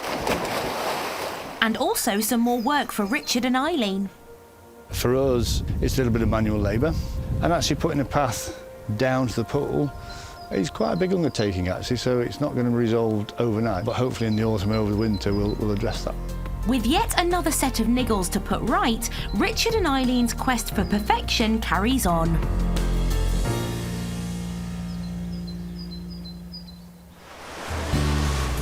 Calahonda on the Costa del Sol.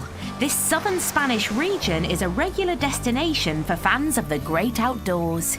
From bird spotting opportunities high in its mountain ranges to below the waves with some of the best diving in the Mediterranean Sea. Brit Craig Hyatt and his Canadian girlfriend Robin left Toronto 3 months ago to come and run a new restaurant in the tiny resort of Callahonda. In Canada, it was all right. Like, on a day off in the winter, I'd be like, ah, yeah, right, I'm not even leaving the house. It's like you're always on holiday, really. It's great. Like, I mean, what's not to like? Business at their restaurant has been hit and miss in the last few weeks. I did think we might be a little busier just on the strip, but during the day, though, like, there's nothing, eh? Like, just no one walks up and down the strip hardly. To spark their new business into life, they've introduced special offers to attract customers. It's the middle of August, and just when things were looking brighter, a series of electricity blackouts have proved costly. We had a party of 10 show up with children running wild, and all of a sudden, we're halfway through serving their meal, and the power just completely cut out, so we had nothing. We ended up losing a table of 8, and it was a birthday, so we felt really bad. The whole power went again. We probably ended up losing, in all, probably over 300 euros, which is, you know, if you think about it, it's a third of our rent in one day that we lost. It's Saturday night, and it's absolutely vital that the power supply doesn't fail, as tonight Robin's on her own. Craig's away. He went to Ireland for a wedding, so it's a one-woman show. So this is the first night that I've been on my own, but I'm a little bit nervous, I have to say. But trial and error, we'll see. We'll see how it goes. Robin's hired another expat, Rachel, to help her out with the service. I don't know how you want to arrange it tonight. Do you want me to take the first order so it's easier? Yeah. It'll be interesting working with someone else. I'll have to not keep it all in my head and express a little bit more, delegate. We'll see how this goes. For Robin, it's a chance to prove she can run a tight ship and cope without Craig. Craig's like, while I'm away, you're going to do everything I don't like, aren't you? His last words to me as he was walking, he's like, don't forget the waters. Because I forget sometimes to charge for waters. I don't mean to. So you do the early bird, are we early birds? You're early birds. You're catching the worm. Do you want to start? This is a good time, yeah. It's a busy start of service for Robin and Rachel. Thank you. Thank you very much. I want green asparagus. Only, instead. not white? Yeah. But it's not long before there's a problem. The power keeps slipping in the kitchen again. Is it off? Yeah. Let's get another shot. No, it's going completely now. There's been another blackout. The fridge is off. Just turn that fridge off, please. This one's not working, so that means the microwave's not working. Microwave's not working. If the problem isn't solved, Robin may have to shut the kitchen and turn away customers. So I have to call someone. You ain't gonna get anybody at 8 o'clock on a Saturday night, are you? No, I wouldn't. I wouldn't be tonight. With no emergency electricians available, Chef Eve comes up with a plan. So that needs to just come into this power here. He wires the kitchen appliances to a different power supply, and suddenly they're back up and running. Only in Spain, half electric, half not. Crisis averted for now, and it's just in the nick of time as it's starting to get busy on the terrace. Potato salad. Are you going down to table 4? Yes. Perfect. There's 4 tables now seated, and thankfully Eve and Saffron are managing to cope. The electric has not affected our hard-working kitchen, and hopefully we'll get that sorted on Monday, see what the problem is. More money. Yeah. Hey? Pay. But with the summer in full swing, Robin and Craig need to find a rapid solution to their electrical issue. Obviously there's a problem with the electrics here, and I don't know, I'm hoping it's just a small hiccup. Stay positive.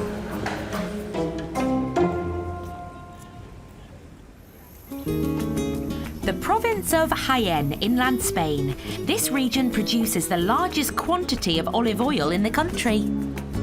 It also boasts pretty villages where century-old traditions are still proudly practiced, like the yearly Fiesta de la Virgen de Fatima in the village of Las Pilas de Fuente Soto. Maria! You look beautiful. Wow. It's also the new home of artists Lottie and Pete Nevin from London. It's such a lovely part of the world and we really love it here, Yeah, so we'd like to stay here for forever. As well as running art classes, Pete, also known as Pedro, and wife Lottie are turning an old townhouse in Alcalá la Real into a B&B. Kiko's very proud of this archway because we couldn't see that it was an archway and so we'd taken everything down. But earlier in the week, the main staircase collapsed and they're now trying to rebuild it at a cost of €2,000. I think you need it here. The collapse of the stairs also revealed the building was put together hundreds of years ago using rubble and straw. So this means even more costly repairs. Because you're going to come down and like, whoa! You will. Once you make a decision, yeah, there are moments where you think, was that a good decision or a bad decision? But you have to go through with it, else you're going to start cutting edges of things and it won't work.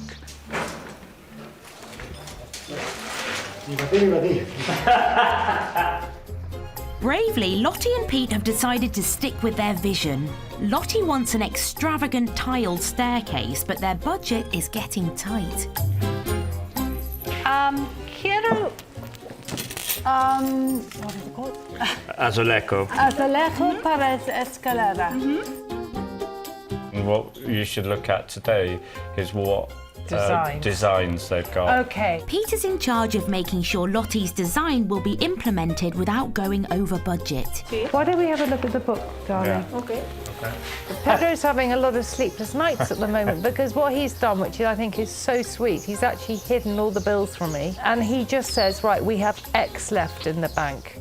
Yeah. Okay. Yeah. Yes. Yeah, we're here. Okay. Okay. Muchas Muchas gracias. gracias. To add to the pressure, the building needs to be finished before the end of June, ready for their first guests. So today, with the help of an interpreter, they're trying to speed things up with the builder. I think now it's getting more crucial because we are really getting so close to the finish and we just want to make absolutely sure that everyone's on track and knows what they're doing. We want to keep everybody on the same page. Yes, nobody wandering off. And now we want them to be reading the same book as us as Yes. well. ¿Qué pasa? What we want to do today, just for our own peace of mind, we want to go through some of those details. Timing. Kiko. No excuses. Que lo va a meter ya, porque estaba terminando un... 2 weeks ago, he's been nagging him to get more people into work. Yeah. So do we think that by the middle to the end of June we'll be finished? Mediados de junio. Middle of June. Possibly the end. Posible. When we asked about the timescale and would it be finished by mid-June, there was a slight hesitation, when we said, oh, well, maybe end of June, then they obviously... There was a bit of a sigh of relief. Yes. But I think the silence and the shuffling of feet and the looking down at the floor told us that... They desperately need that 2-week reprieve. Yeah, that it's going to be the end of June. Yes. But we'll all pretend that it's going to be mid-June. Yes. Thank you. Thank you. Hombre. It's the most crucial part of the build, kind of money-wise, because it's pulling everything together, and it's frightening. It really is frightening now because there's not a lot left, and it's getting to the kind of Squeaky bum time. because it is. We might not look it, but we are getting very, very close to finishing this project now, and the money is getting tighter and tighter and tighter. With just 8 weeks before their planned opening, will Lottie and Pete's B&B be finished in time? Bye-bye.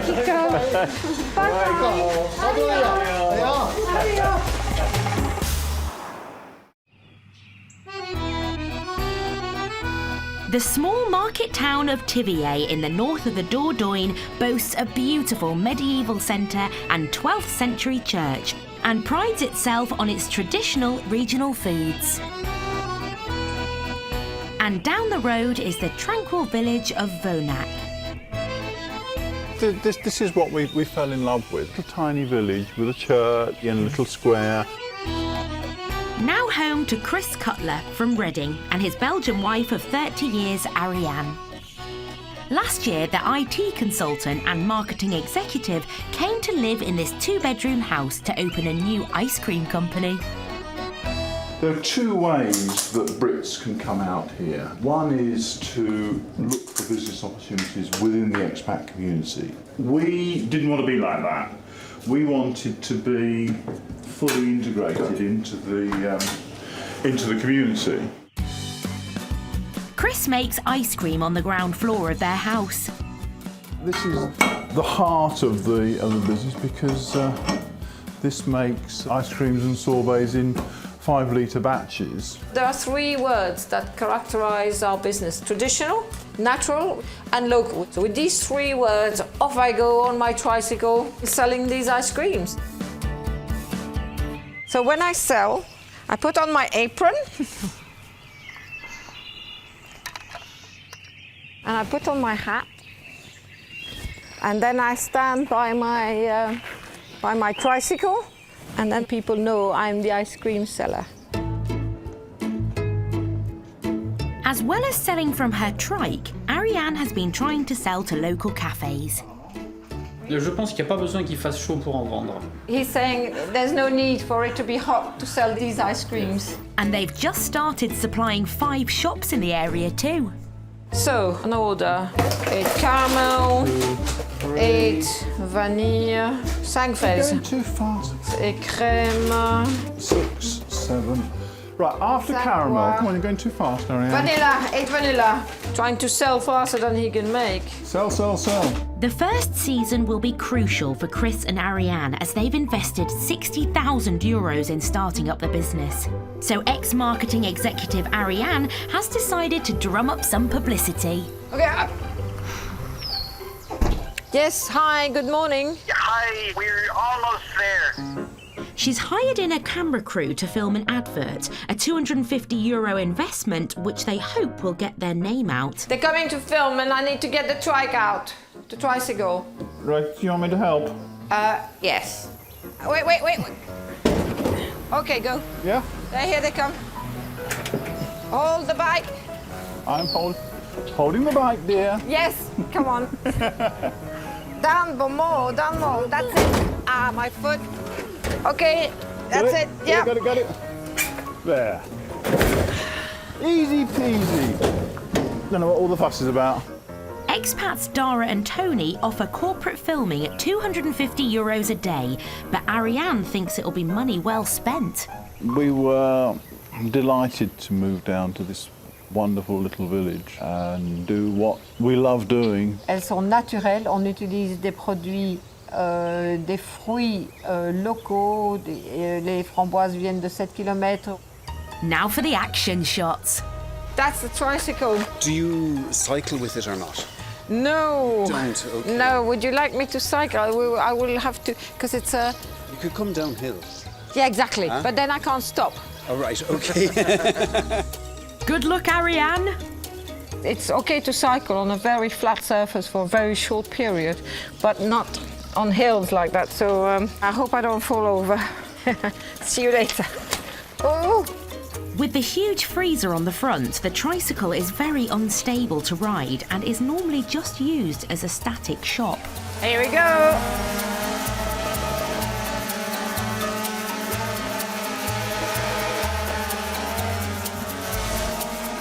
Fortunately, Ariane manages to keep her trike on the straight and narrow. All in all, a fun day. I think it was money very well spent. But with summer around the corner, they need the advert to work to find their niche. If at the end of season I haven't sold enough ice cream, then it's not going to work. We're not going to be able to make a living. The Dordogne. La Colombière guest house is the new home of former finance director Richard and sandwich shop owner Eileen. It's late August and the couple are preparing to host some friends who will bring along their biggest party yet. Mike I've known for as long as my daughter, so 30 years. 30 years we've known him. So all All our kids have grown up together. Mike has rented the place for 2 weeks. All his friends are dropping in and dropping out. And next Friday there'll be 36. Yeah, 36 at its peak. Richard's friend Mike has plans to celebrate his 60th birthday here, booking out every single room in this massive sheet complex. And to make things even trickier for Richard and Eileen, they're on their own. We were up at 5 o'clock this morning, getting ready. All the sheets, just the two of us, which is the first time we've done it by ourselves. Yeah. The last few weeks we've had sort of friends and relatives helping us, and that's a big boon actually. It does help. We miss them. Come back, Rellies, all is forgiven. Is that red wine? Looks a bit like it. Turn it the other way. I can't do that. But with Richard still busy tidying up the grounds, Mike and his first guests are at the gate. So welcome, Michael John Tate, welcome to La Colombe. How are you? Hey? Good. Mr. Nelson, how are you doing, matey? We haven't quite, we're just on my last job. Yeah. Right, come on in. Very good. This looks brilliant. Oh, bliss. So here's the kitchen. Oh wow, this is nice. This is good. Oh, I like this. This is terrific. This is a great room, actually, isn't it? Yeah. If it does rain on my birthday, we'll have to have a big dinner. You can quite easily get 36 people in here and no problem whatsoever. They seem to like the downstairs. Come on, let's see the rest of it. I do like the way you've dressed it, Richard. I take it that's down to Eileen. Yeah, it's down to Eileen, yeah. The amount of work that has gone into this, just this grand maison alone, is incredible. Yeah. There's got to be several hundred hours in stripping off walls and paper. A week later. And the rest of the party are here. With 36 people in the house, the place is bursting at the seams. Everyone's been here for about 4 or 5 days. Feels like 3 weeks. So it'll be nice to have a bit of time just to organise myself in the kitchen. So you need sort of swimming stuff on and a t-shirt, then a change of clothes when you get out and a towel, because you'll probably be wet. To give Eileen a chance to catch up on the housekeeping, Richard's decided to take his guests away for a canoeing trip. We're all off canoeing down the Dordogne. Probably in about a quarter of an hour we're going to try and herd the cats into the cars and get them somewhere east of here. Organising trips for big groups of guests is something they'd like to offer in the future, so today's outing is a good dry run. Go drown. See you later. Be safe. See you later, darling. Eyes bye. Bye. I'm going to do beds now. See you later. The journey starts on the River Dordogne. Expert suntan rubber in area. Good job we know each other, isn't it, really? Absolutely. I actually put some suntan lotion on before I came, but I thought...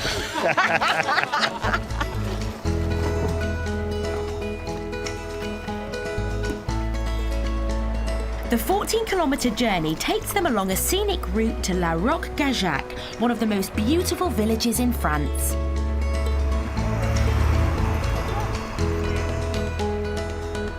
But has rookie tour guide Richard impressed his large party?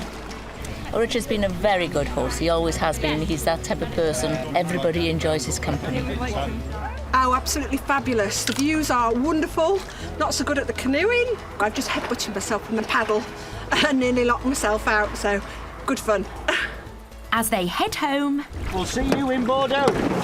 It's been a day to remember for birthday boy Mike. Everyone's had a great time. It's been great, but everyone's loved it. We've all had fun. Now goes to show that, you know, with the best will in the world, we can herd cats and get them here on time. Just about on time, just about on time. It was just a beautiful day, an absolutely cracking day. But with a busy house for the next week and a huge birthday party to cater for, will Richard and Eileen pull off their biggest booking yet?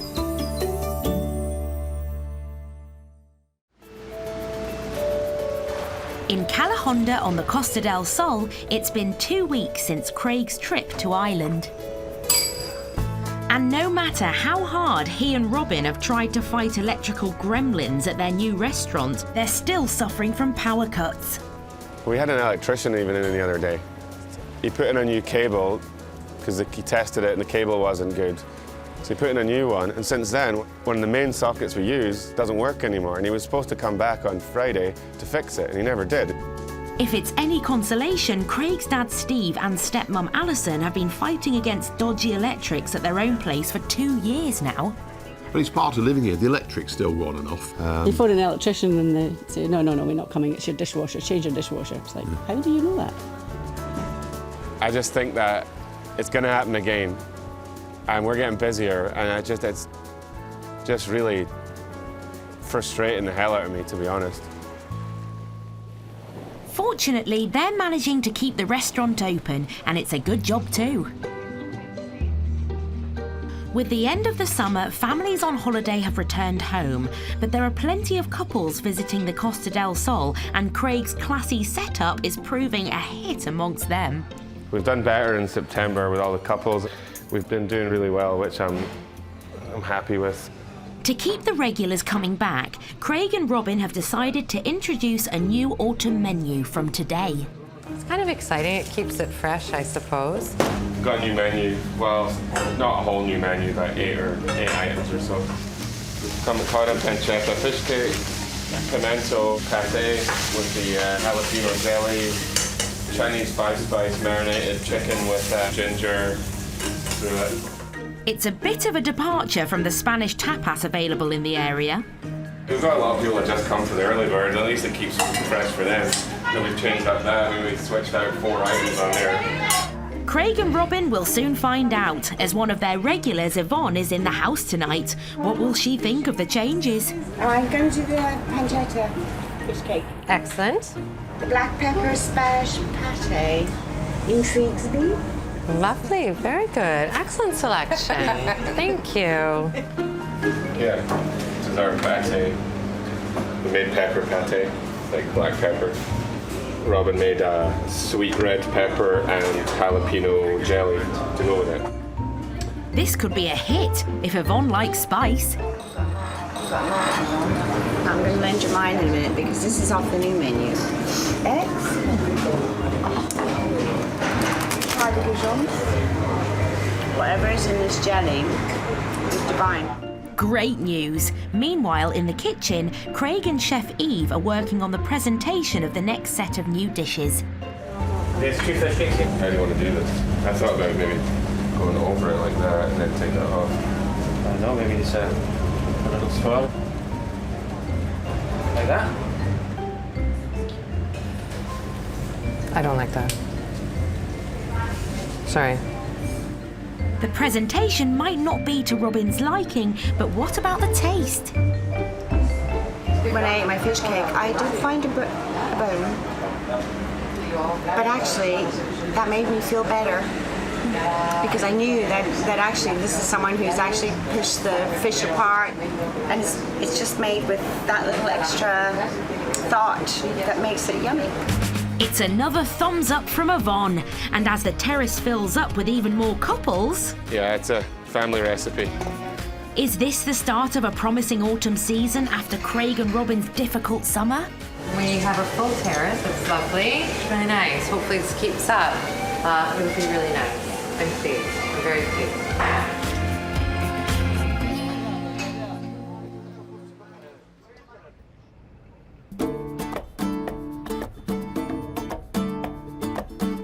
The inland Spanish town of Alcalá la Real, whose ancient whitewashed houses are less than an hour's drive from Granada. Ed? Look at that blue sky, not a cloud, and that white. Doesn't it look just perfect? Where Lottie and Pete Nevin are restoring this medieval townhouse to turn it into a B&B and art centre.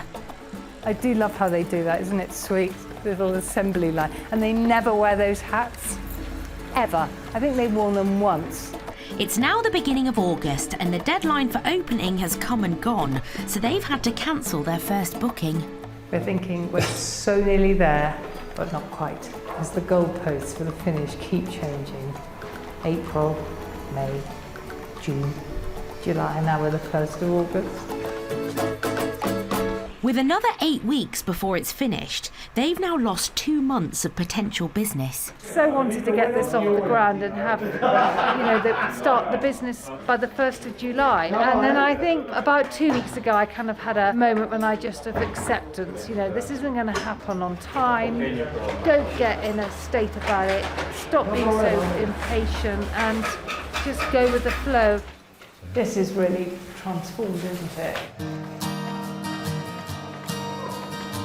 At least, though, the house is now structurally sound. The new staircase is in place and tiling has started in the bedrooms. 8 months ago was just rotten timbers, gaping holes, water pouring through, and now it's got beautiful new windows, all clean. Can't wait to put my bed in here. Lottie and Pete had estimated the total cost of the renovation at €140,000. It now looks like they'll have to spend a further $15,000 on top of that. Every bit of saving, every last penny, our children's inheritance, our beer money, has gone into this project. Buenos dias. Hola. ¿Cómo estás? Muy bien. Nice to see you. Hello, dog. With no more money in the bank, they've come up with a radical solution. So you want to put the house on the market? I know. Well, I don't want to put the house on the market at all, but I think we have to. It's a bit painful because we don't want to sell it, and we were rather hoping we could hold on to it because it would be a lovely overflow for the other place, and also we have been incredibly happy here. But unfortunately, the bills have got so huge now that we are absolutely desperate. Yeah. I know. Hey. It's quite different, yeah? Come through. Estate agent Raquel has come to view Lottie and Pete's own house, which they only finished restoring earlier in the year. She was the lady that sold the house to us, so she knows it well. She hasn't seen it for a while, so it's changed a lot since we bought it. Remember, here was nothing, yeah? Yeah, it was nothing. Just No bathroom, no kitchen. Nice. Yeah? The tiles are beautiful, huh? Yeah, I love those tiles. This used to be the donkey stable. I love these because this is where they used to tie the donkey, I think. They look a bit rude, I think, but we love this room. In the winter, it is so cosy. Are you leaving the furniture, Lottie? No, I'm not. I need it all. I really need it for the other house. I'm very surprised of the potential that you can have here, and yeah, that bedroom there with the room next to it, you can make an ensuite. It would be brilliant, wouldn't it? Really easy. I'm going to take my camera and then I'm going to make some photos. Lottie and Pete bought the house for just €38,000, but spent over $20,000 renovating it. How much will it fetch after all their work? It definitely has charm, Lottie. I think we could get quickly someone interested. Yeah. We mustn't be greedy. We must put it on at a price that it reflects what we've done to it, but is not, asking too much. That's a realistic, yeah? Okay. It's amazing when clients buy a house with us and then after a few years they want to sell it again, and then I go in, I say, but you make such a nice place, why you want to sell it? Estate agent Raquel has put the house on the market for €80,000 and seems confident that the house will sell. I don't want to drill into the wall. But Lottie, a little less so. Not sure how long it will take to sell. It's not everybody's cup of tea, this place. It hasn't got acres, it hasn't got a swimming pool, but it's really sweet. So hopefully, touch wood. Okay, darling. Okay. Thank you. With their own house now on the market, €15,000 of bills to pay and a new build to finish, it's fingers crossed for Lottie and Pete. If we could find a buyer this year, I think that would be absolutely fantastic. Yeah, you can't be sentimental about it when you've got other things you want to complete. But, you've got to get on, haven't you? Yep. Onwards and upwards, Pedro. Wow.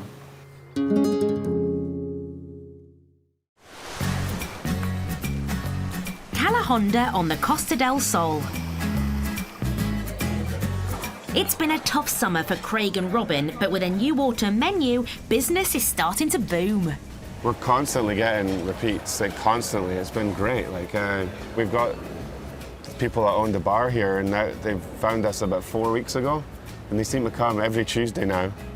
As the autumn sets in, it looks like Craig and Robin have finally found the recipe for success, as their takings increased by 35%. And there's people they're grateful to: Dad Steve and Stepmom Alison. They've given us a lot of advice that way. It's been good that way for us. You know, them just being up the road is handy. Like, some of their advice sometimes is a little annoying. They always like to tell us how we should do things, but that's parents and I think that's just parents in general. Yeah. Sometimes he doesn't want any advice. He's a Hyatt. Yeah. And he's a meal Hyatt. And then We know everything. Yeah, we do. We're very lucky that way. Yeah. But 5 months after being reunited with son Craig, Steve and Alison have some serious competition from the new kids on the block. Tapavino definitely is going to be just as successful as the Blue Molly. It could even be more, because they could even take that when they get it the way they want it. They could franchise that. We do want to open up another one or two. We do think that our business would do well in a city, I think. Yeah. You know, and that's maybe like a future plan, isn't it? Right? Yeah, we'd like to have another. I know having one just isn't enough. With Malaga and Marbella just down the road, Craig and Robin can take their pick, even though their expansion plan might have to wait another 12 months. We're probably not going to get paid much the first year.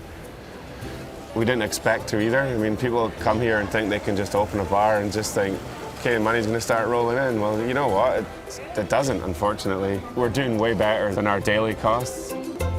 But after making a 6,000-kilometre move from Canada, it seems like Craig and Robin are here to stay. It's a beautiful place to live. I mean, look at it. It's stunning, like, you know, and then even in the winter, you can still go do a ton of stuff because it's not minus 30 like Canada. You know, you can have a life all year round. It's not just, well, sun's out, let's go do it. You know? The sun's always out, yeah. The sun's always out.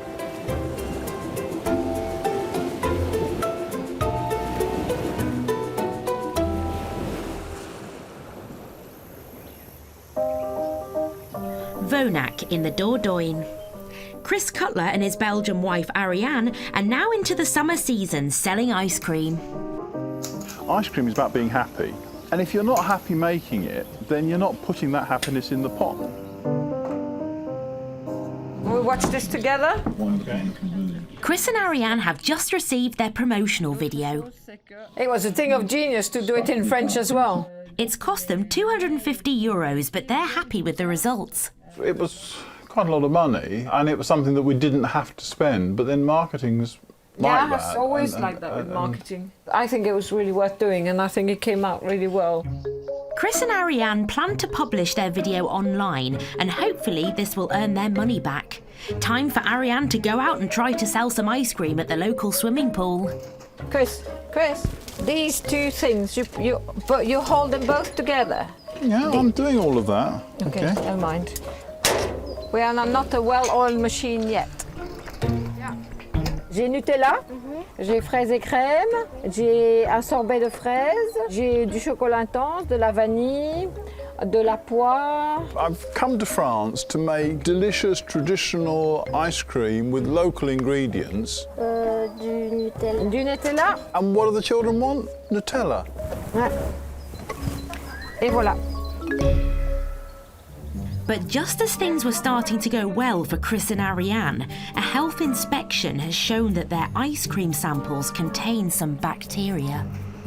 This is bad news because we gave them 3 samples and 2 of the 3 samples had bacteria in it. So she wants a sample of milk and cream to see if it might be the farmer who is giving us the milk and cream. That is the problem. Although the bacteria doesn't pose an immediate threat to public health, if they don't eliminate the problem, they may be shut down. The farmer sells raw milk and raw cream, and I pasteurise it here. I've got a small pasteuriser that does 15 litres at a time, and in theory that should kill the bacteria. Now, if it's not, then either I'm not doing it properly or there's a more fundamental problem with the product that I'm pasteurising. Chris and Ariane are reviewing their pasteurisation method, hoping that this will root out the problem. Meanwhile, they must continue to send the authorities samples, which is also costing them cash. How much do they charge? It's €50 per test. And we did 3 on Friday, Yeah, and we're going to have to do another 2 tomorrow. Yeah, so, and we have to keep doing them until they come clear? And come clear at €50 a pot, so it is quite a costly process. It's something we could have done without. With further tests denting their profits, Chris and Ariane need to find the cause of their problem, and fast. If it continues, we're going to be closed down. So it's something really urgent. On top of everything else that we're doing, this is our #1 priority now. We need to get these ice creams clean. Next time, Pete and Lottie's Spanish casa is in chaos.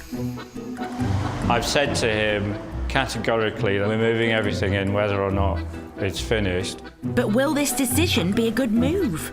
It would take some to break it, actually. I mean, it's a monster. Richard and Eileen have catering ambitions. We'd like to be able to offer this perhaps once a week. And it gives a good idea what the costings are. So this is a big test, actually. But is their business plan dead in the water? How much did you spend on fish? €72. And the Cutlers fight back. There's no way anyone's going to shut me down. No. I'm going to do what we need to do. Yeah, we're going to make a success of this. But can they keep on the straight and narrow? Well, this time all the ice cream didn't fall out.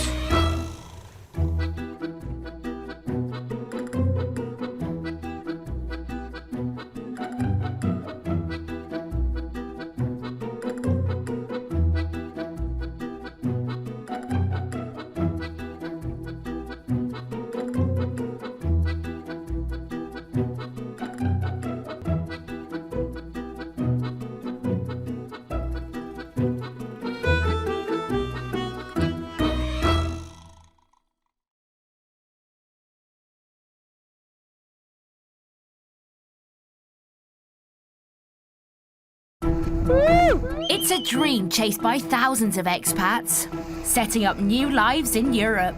It couldn't be any different than Scotland. I feel like I've just been born. There's great weather and property is amazing value. Something like this in the UK would be well out of our reach. But nothing in life is for free. Look at that swimming pool. Yeah, wow. it's way too much money. So to pay their way, enterprising expats are aiming high. That was amazing. And going into business. Oh, you've done brilliantly. On this series, we're with a new group of Brits. I think we just have opened a flower shop. Setting sail and serving up in Spain. Always happy customers here. Running fishing lodges and B&Bs in France. Oh, door's not on. But will business boom? Or go bust? We are quite literally dead in the water. And will these new expats find happiness in the sun? So proud of you and what you're setting out to do. On today's show, the expats whose new Spanish casa is in chaos. I've said to him categorically that we're moving everything in whether or not it's finished. But will this decision be a good move? It would take some to break it, actually. I mean, it's a monster. A French B&B has catering ambitions. We'd like to be able to offer this perhaps once a week. And it gives a good idea what the costings are. So this is a big test, actually. But is their business plan dead in the water? How much did you spend on fish? €72. And the ice cream makers fighting back. There's no way anyone's going to shut me down. I'm going to do what we need to do. Yeah, we're going to make a success of this. Can they keep on the straight and narrow? Well, this time all the ice cream didn't fall out.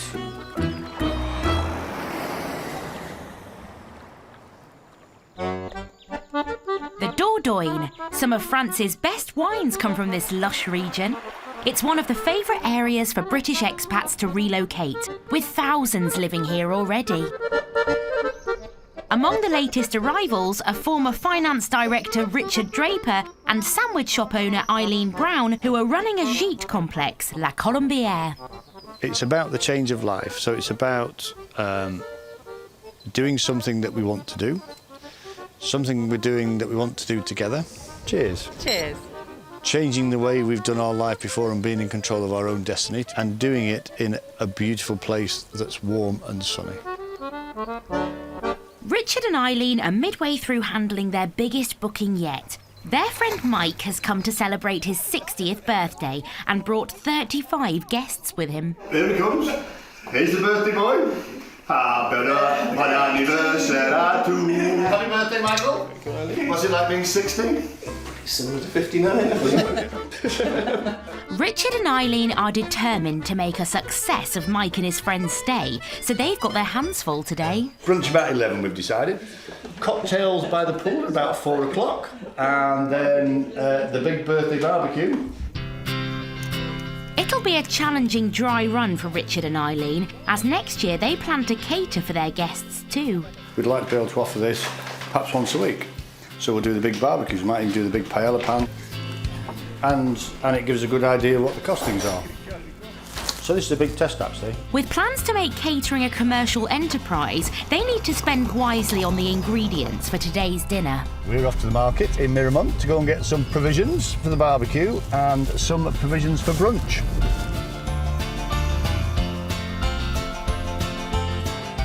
I think supermarkets have taken over in the UK. It's really sad, but look at this.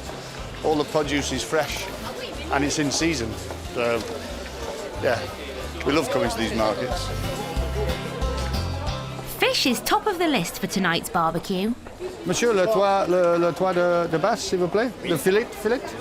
Oui. Pour combien de personnes? How many people? Six personnes. 6 personnes? Right. Richard now needs to be careful how much he spends. 72. 72 euros. Expensive fish. Lemon, oui. C'est gratuit, le lemon, oui. Oh, merci, monsieur, merci. This is some pricey poisson. Merci à vous, bonne journée. Let's hope the expensive fish will be popular, because if they want to succeed, they can't eat into their own profits. So you probably need a couple of bags, don't we? Armed with the fish and some tomatoes and mushrooms for brunch, it's back to the gîte. That fish is probably £6. That is gold-plated fish. Right, Benj, we need to allocate that into 6 equal slugs. How much did you spend on fish? 72 euros. Fresh as the day is long. How much fish have you got? Got 6 sea bass and 4 salmon. 4 salmon. As Eileen gathers the order, let's hope there'll be takers for the fish. Okay, ladies. Ooh. Would you like steak, salmon or sea bass? Sea bass, please. Salmon. I'll have salmon. And would you like a burger starter as well? Okay, thanks. Well done. Fortunately, the fish is a popular choice. All Richard needs to do now is make it tasty. I would say that's probably cooked. Food's absolutely delicious. That's been really lovely, really relaxing. Everybody's mucked in. Very good. The barbecue. Barbecues, well done barbecues. The main's a hit. Now time for dessert. Happy birthday to you.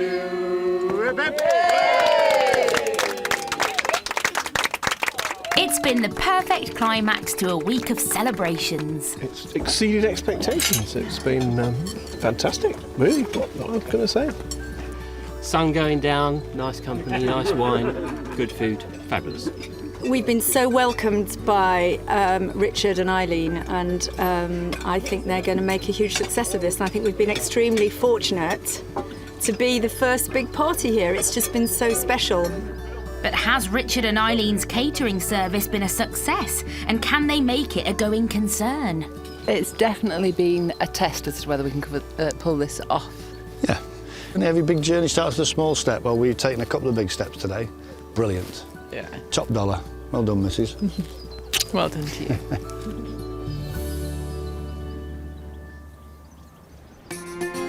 Jaén Province in southern Spain. This inland region is packed full of small artisan farmers producing delicacies like Serrano ham. With house prices up to 50% cheaper than the touristy coastal towns, this area has become increasingly popular amongst British expats. Among them are artists Lottie and Pete Nevin, who moved to the town of Las Pilas de Fuente Soto. And we share our skills with the village, and they share their extra tomatoes and peppers. It's a brilliant system, and we love it.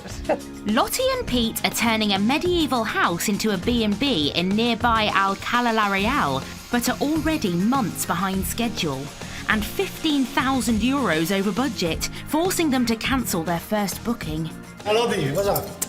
Yeah, well, it's so bloody long since I've seen you. I've had this colour over a month. That is how long you haven't been here. Okay. Let's have a look upstairs. They've even had to put their own house on the market to pay for the overspend. But now, at the beginning of August, it looks like the end is in sight. I've said to him categorically that between the 15th of September and the 20th of September, we are moving everything in. And we're moving everything in whether or not it's finished. I just think if we can get that cooker in, that's going to really focus the mind on getting the kitchen done. Yeah, next week could be good. El 7, del 8-9 de septiembre.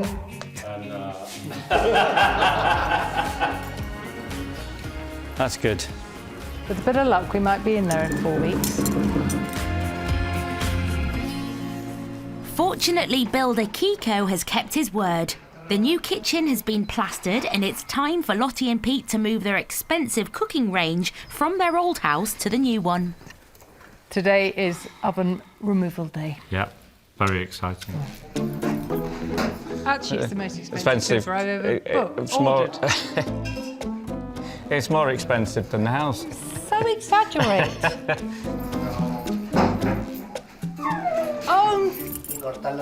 What? I've just remembered something quite crucial. I said to Kiko, we must have an electrician here today. Electricity key? Yeah. If you don't turn the electricity off, you have one less person to move the cooker. Yeah, I'm a good electrician. I've blown myself across the room a couple of times. After the cooker is unplugged from the mains, it's time to move it. Hot bear to watch. Which is easier said than done. It would take some to break it, actually. I mean, it's a monster. You were saying, Pete?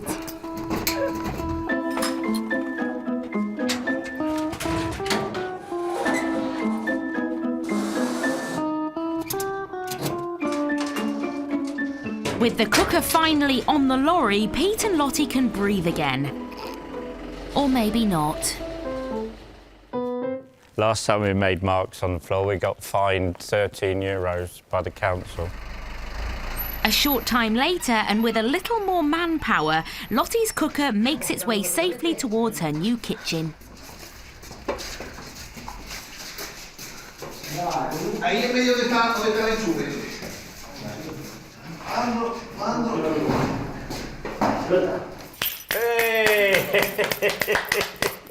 Fantastic.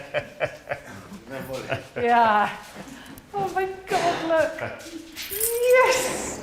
It does look beautiful, doesn't it? Installing the precious cooker is a step towards making Lottie and Pete's new house habitable. And meanwhile, the tilers have made huge strides in the bathroom. It is so lovely having a bath. What are you doing in there?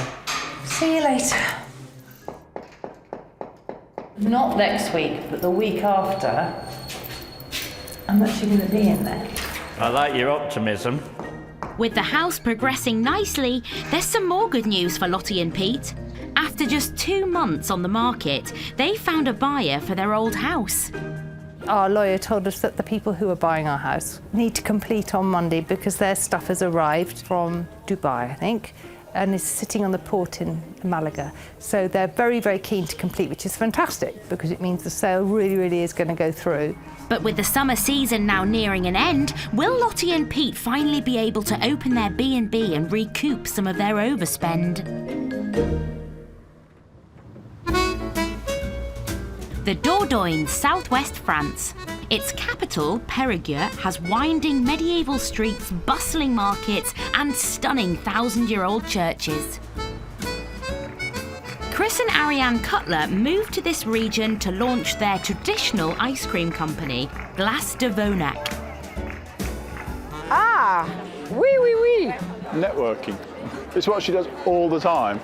I've no idea who this person is. I'm sure she hasn't met her before, but she's talking about ice cream, and that's what makes it so successful.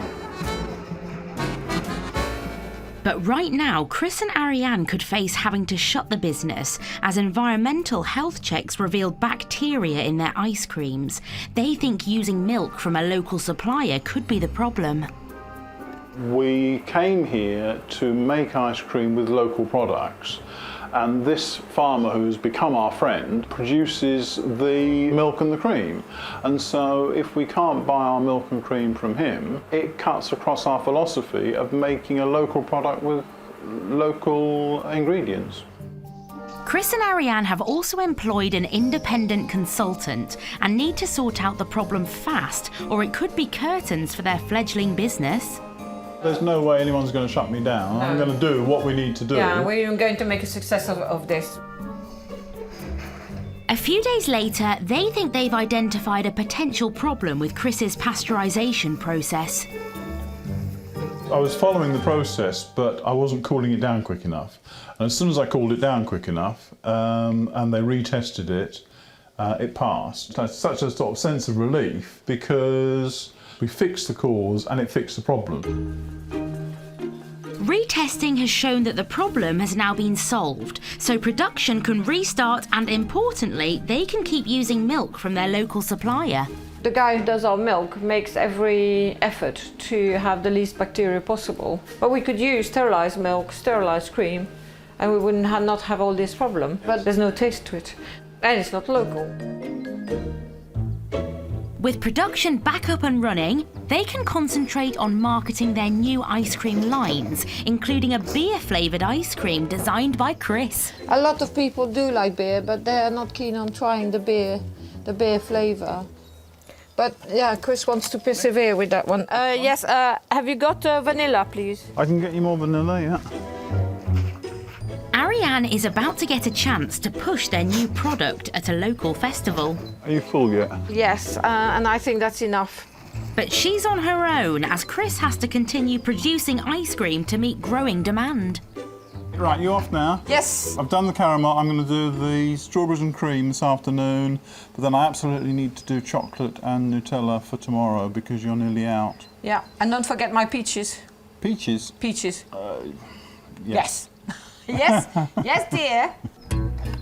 As Ariane arrives at the carnival, the biggest challenge is the first one, getting her bicycle and heavy freezer off the trailer.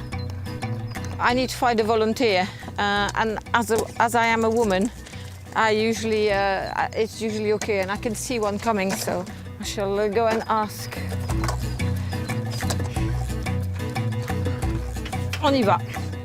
Voilà. Et voilà. Oof. You can always rely on the kindness of strangers, especially when a free ice cream is the reward. Et voilà. Merci beaucoup de votre aide. Off we go. I am not cycling.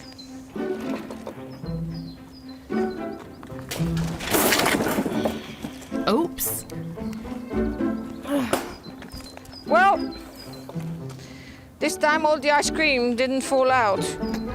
As Ariane starts setting up her stall, with lots of visitors expected, will her lone expedition be a success? The Jaén province, southern Spain.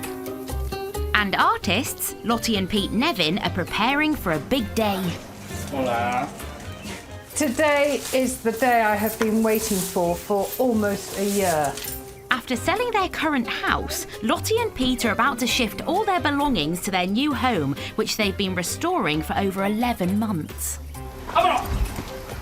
It is far from ready to move into, but it's a happy day. It's a brilliant day. It's wonderful. The house isn't finished. It hasn't got any glass in the windows, and Hasn't got a toilet, and yeah, small details.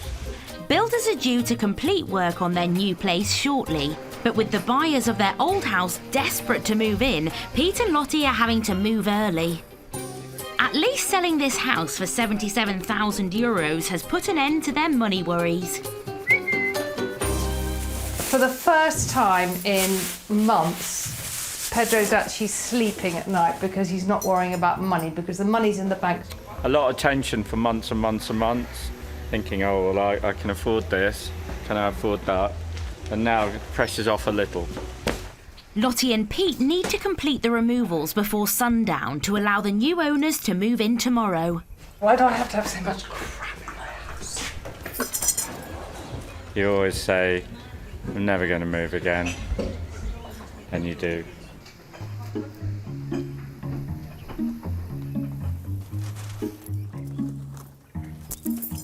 I wonder how often he's looked at this. 2 hours into the work and the first load of furniture is finally ready to be moved. Are you off somewhere? Some of us. Some of us are quite busy. Some people have work to do. Some of us are quite busy. I better do some work.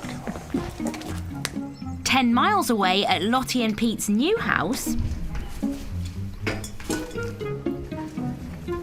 Patio. Patio. This is a bit helio.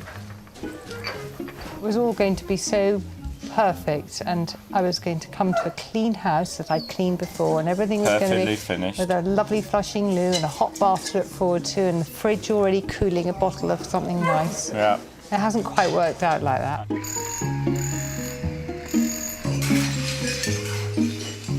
The entrance to the house, the art studio and the bedrooms are nearly complete. But not having a finished bathroom means that Lottie and Pete might have to improvise for the next week or so. Yeah. Well, we can live outside. At least the kitchen's coming along, designed by Lottie and made with traditional Spanish tiles. I reckon that by the end of today, this might be ready for put some things in. I don't know, I might be being optimistic as usual. But there's another reason why the work needs to be finished ASAP. We do have some paying guests coming in about 6 weeks, which is great. And when it's finally finished, in 2000, Give us a couple of weeks. 2019. Give us a couple of weeks, this will be looking stunning. Yeah. With guests booked in, will Lottie and Pete manage to complete the renovations on time?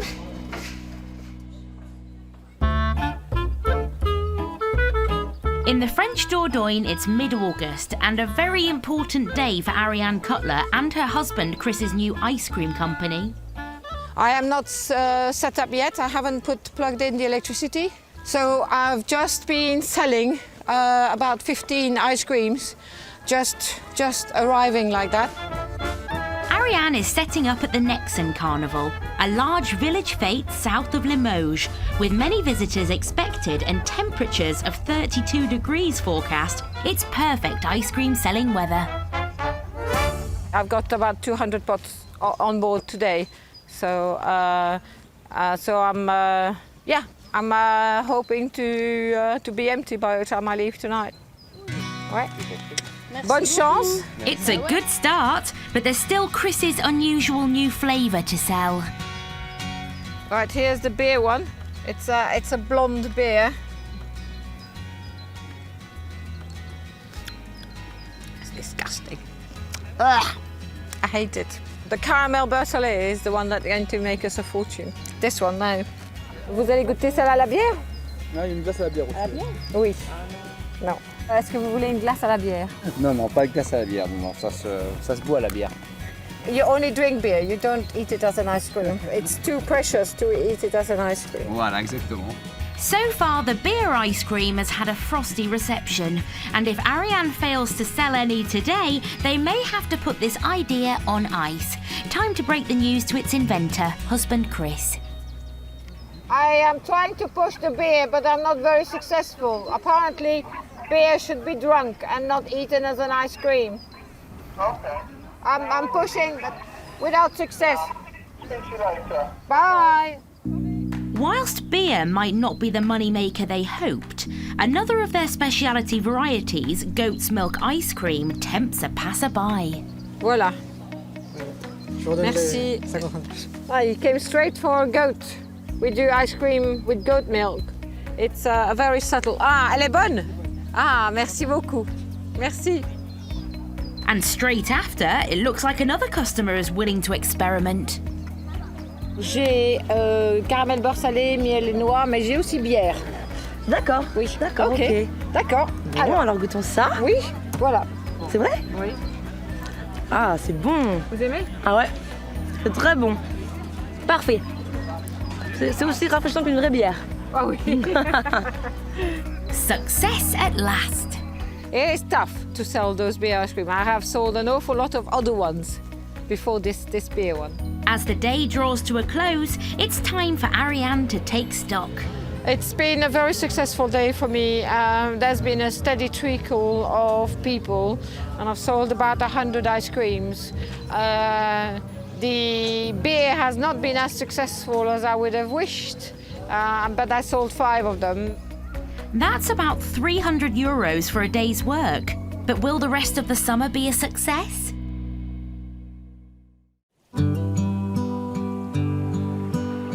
The Dordogne. And at Richard and Eileen Gite Complex, the last guests of the season are about to check out. It's been an absolute pleasure to host your 60th birthday, and thank you for choosing La Colombia for it. It's been an absolute pleasure. Cheers. More than lived up to expectations. Really, been really good. I would recommend anyone else to come next year. It'll go on to bigger and better things. Hosting friend Mike's birthday party and his 35 guests has been the biggest booking this year for Richard and Eileen. I suppose for us, this signifies the end of our first season, really. And for me, La Colombia has worked as I thought it would when we embarked on this adventure, 10 months ago? It's been absolutely bloody brilliant, thank you. Absolutely brilliant. Absolutely stunning. I think I'm going to cry. It's been brilliant. It's been great. Thank you. No, thank you. It's been our best fortnight for a long, long time.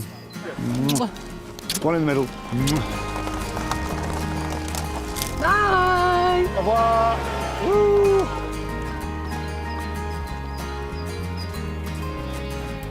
Oh, I've got some tears in my eyes there.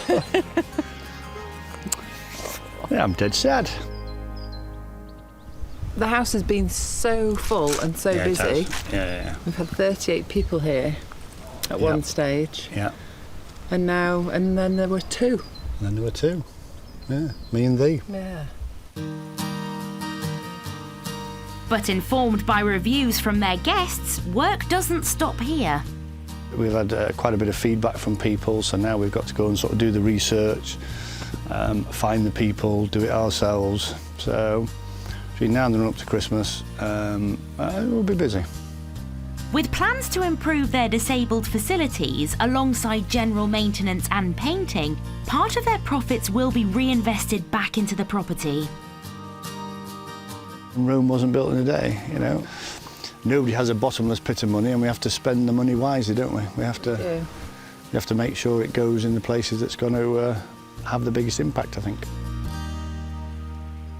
We've got big spaces here that are unproductive, and it's finding ways of turning that into utilisable space for the benefit of clients. Richard and Eileen had a total of 170 guests this season, which completely covered their costs, as well as going some way to recouping the $30,000 they spent for the renovation. And they're confident they can carry on with the business. People keep saying to me, "Oh, is this your dream?" I wouldn't have been able to dream this. You know, we've looked at the big palatial houses and think, oh, what would it be like to live in a place like that? Well, here we are in France, and we're living that dream. We're living that adventure. How good is that?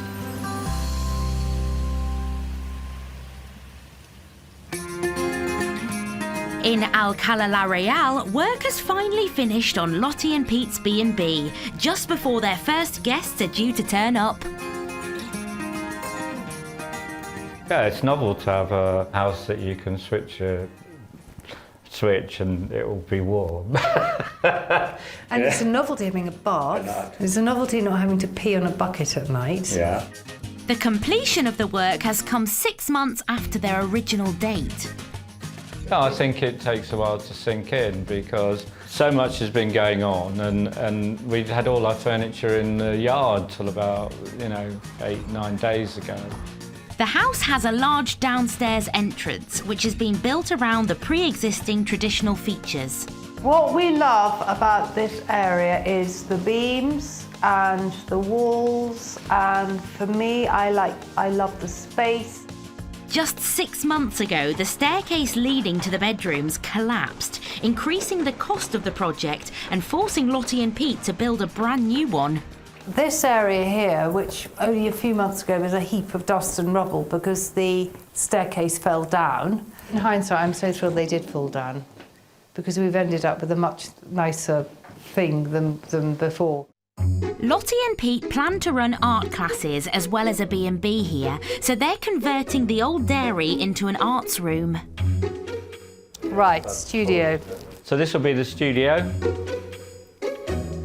It'll take time to work out exactly how the studio in terms of print will work, but we've got really good walls for painting. I wanted to attract people who maybe hadn't made art before but would like to come at work. Lottie and Pete's first paying customers are due to arrive in just a week's time. It's a party of 3 who will stay in their 3 guest bedrooms. Ta-da! I'm actually feeling already jealous about people coming to stay in this bedroom. That was given to me by a friend. Oh, and then this mirror I bought the other day. I was so excited. I said to the woman, oh, I'll have that mirror on the shelf. That one, yes, the one at the back, the one right at the top. And I could feel her face going, oh, God. I bought it at home and I put it on. It's one of those crazy ones that makes you go a weird shape. Ooh. Anyway, I've got it now. I'm not changing it. It's perfectly fine. And then in here, originally, there was 1 bathroom in the house. So we chopped it into 1/3 and 2/3 to create the ensuite, which I hope will add a sort of je ne sais quoi to this special bedroom. As they prepare to finally welcome guests, Lottie and Pete will soon get a chance to show off the fruits of their hard labour. The end result, the end feel, the end style, the end ambience is absolutely what I had hoped for.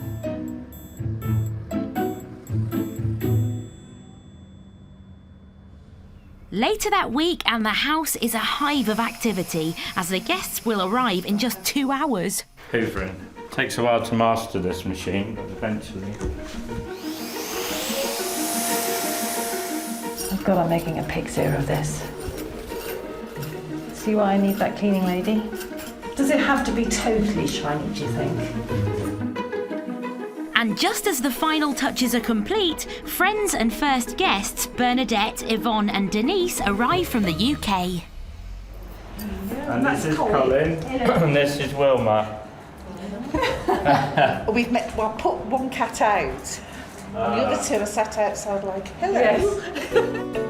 Should we put the suitcases in there? Yes, let's get the rooms. That's amazing. Are these Pete's? Yes, it's one of Petra's. Oh, this is gorgeous, isn't it? Oh, and look, the flowers. This is beautiful, isn't it? Well, considering the pictures we saw from before to how it is now, they've done a phenomenal job. It's awe-inspiring, isn't it, really? Do you know? It's absolutely gorgeous, absolutely gorgeous. It sounds like the place has made a good impression on Lottie and Pete's guests. It's really lovely when someone walks into the room and says, oh, this is lovely, you know? That's what you hope. Lottie and Pete are providing meals as well as accommodation, but they've never run a B&B before. Good day. Okay, Neville, you better go and check everyone's got a drink. I'm going to go on and make the supper. I've got a drink. This is so grown up, isn't it? Is that how it's done? We're actually doing this for real. We'll spend a oh yeah, talking about it and how I've actually got to perform.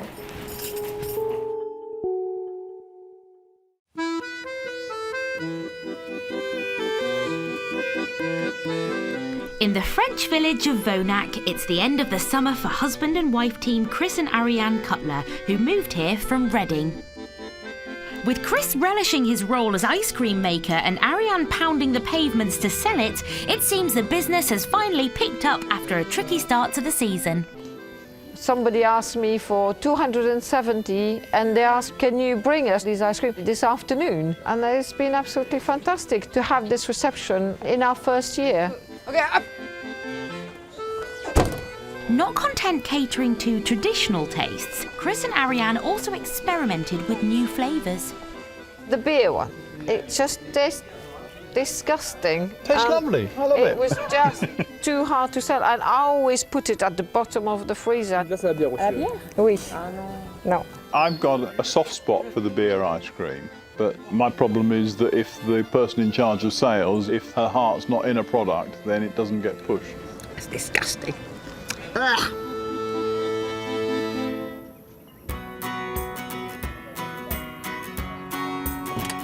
But despite her misgivings, Ariane is giving the beer flavour one last push at a newly built theatre. She's taking 7 varieties for them to taste, and hopefully they'll buy them as interval snacks. So it's a matter for them to taste, to see which flavours they're going to take. Cross fingers, that's what I'm hoping that they're going to do. Voilà, bonjour Lionel. Bonjour. Je viens pour que tu goûtes mes glaces. Getting in with a new theatre could be a big boost to support them through the winter. Merci. J'ai miel de lavande, bière. And they're optimistic about today's meeting. We've been amazed at how quickly people have got to know our product. Oui, oui. Merci. But what will the theatre company staff think of Chris and Ariane's produce? Donc, qui veut de la poire? Moi. Voilà. Café au lait. Café au lait. Tiens. A great feeling for me is when there are people sitting around actually eating your ice cream and saying, oh, this is really nice. And you get quite a buzz out of that. Super. It seems like the ice creams are going down well, and that's including Chris's adventurous beer flavour. They didn't want to try the beer, and I forced it a little bit, and now they're really liking it. And I wanted to bring the beer because it's going to be theatre in the evening, and so in the evening I'm thinking that beer might go better. It was very successful, they loved it, and I was able to also get a firm commitment for their first real performance, and they will be serving ice cream. It's fantastic, it's all snowballing, but it's snowballing very well. That's another buyer to add to the Cutler's burgeoning list. This year they sold about 15,000 ice cream pots, which is a good start for their business. We didn't come to France to be part of the expat community. We came to France to plant our roots into the community. Ariane and Chris are now working on decorating the house and revamping their website in preparation for the new season. We certainly have no regrets in leaving England. The area, the climate, the sunshine, the rural nature of it. The pace of life is slower, people are friendly, and that's been a very positive change for me.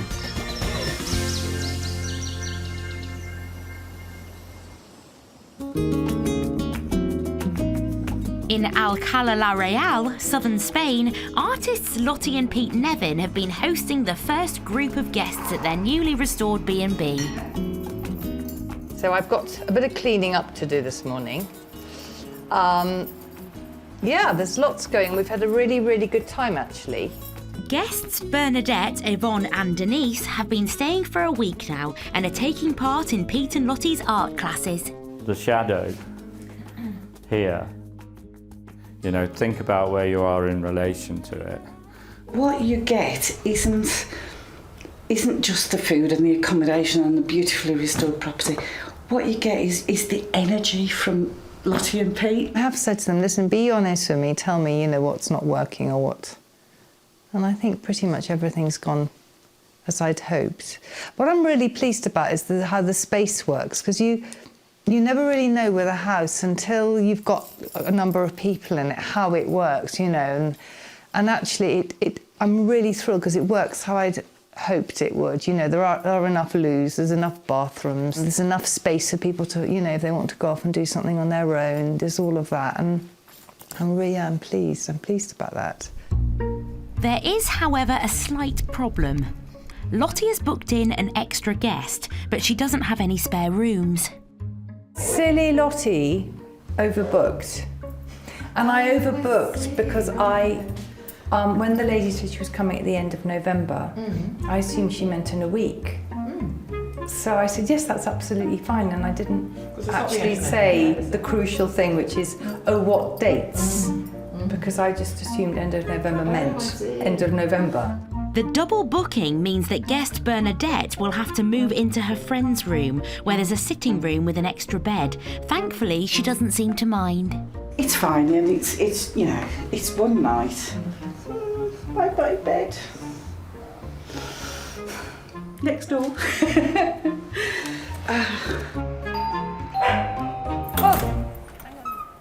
Hello. Hola. Hola. Lovely to meet you. And you're Patricia, yes? I am. Oh, welcome. Come in. Thank It's you. filthy out there, isn't it? Absolutely. It looks absolutely beautiful. Thank you. Isn't it lovely and warm? It is. Come upstairs. Come to your room. New guest Patricia from Somerset chose to come and stay at Lottie and Pete's after walking by during her summer holiday and seeing their renovation project. How lovely. So beautiful. Yeah. I think it's absolutely fantastic. As soon as you come through the door, you can tell it's been so beautifully done. It's amazing. I love it. It's so Spanish, it's so original. I think Lottie's put some beautiful touches everywhere, and I can't wait to stay. It seems their B&B is proving to be a hit. Early feedback from the guests suggests that after months of painful renovations, their business dream is finally coming true. It's an enormous thing to have your first paying guest. I mean, you know, I've lain in bed for months and months and months envisioning how it's going to be and, you know, and planning everything. And then suddenly it arrives and you think, oh my God, you know, is it going to be okay? And actually, I think it's been okay, and I think, and I hope that everyone's had a really nice time. And as their latest guest settles in for her stay, there's some more great news for Pete and Lottie.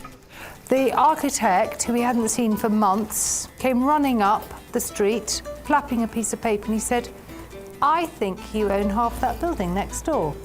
And we said, stop it. Are you serious? So from here to that wall, we think it's part of our deeds. Everybody knows we actually want to buy that plot of land because we've got big ideas for that as well. Either to create more garden space or to create another studio. This is a fantastic opportunity for Lottie and Pete. They might expand their B&B for the next season. We'll have to find out. I mean, it could be a lot of these old houses, the plans have never been updated, and that might be one reason. Fancy that, we might be 25 square metres richer. Just don't know. With a possible project lined up and some happy customers, Lottie and Pete are confident that their business will be a success and that they're here to stay as B&Bers. It hasn't always been easy, this process, and there've been a few ups and downs, and there've been some kind of scary moments and some hairy moments, and then suddenly it's all come together, and actually it just works even better than I thought it would. It's beautiful. We kind of walk around and go, God, I love this house even more today than I did yesterday.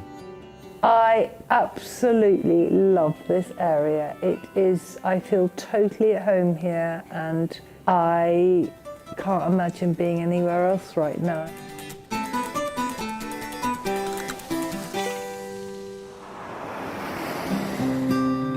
Since November, Lottie and Pete have taken more bookings for next summer. Pete is planning on expanding his courses online as well as in the studio. In Vonac, Chris and Ariane are preparing for the next season. Chris is looking into more exciting new ice cream flavours. And Richard and Eileen have now installed a pool heating system. This means that they have bookings as early as spring and they can make their huge gîte complex more profitable. Next time, a couple from Scotland move to a millionaire's playground. Oh, we'll get to know them. Are you coming up for a brew? But their plans soon stall. We think the clutch might have burnt out because the sat-nav sent us the wrong way.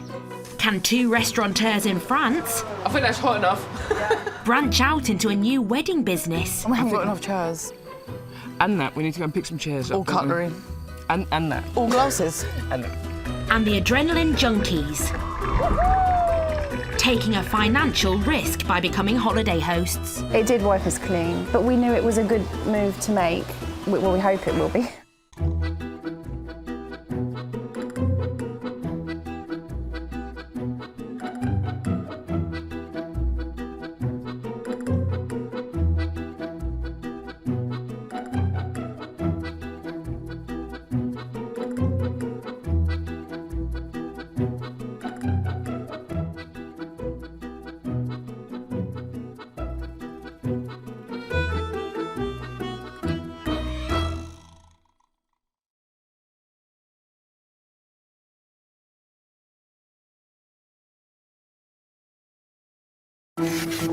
A new life in Europe, a dream chased by thousands. I don't really think you can better it. It's just amazing living in Spain. With sunny days and a great way of life, it's easy to see why.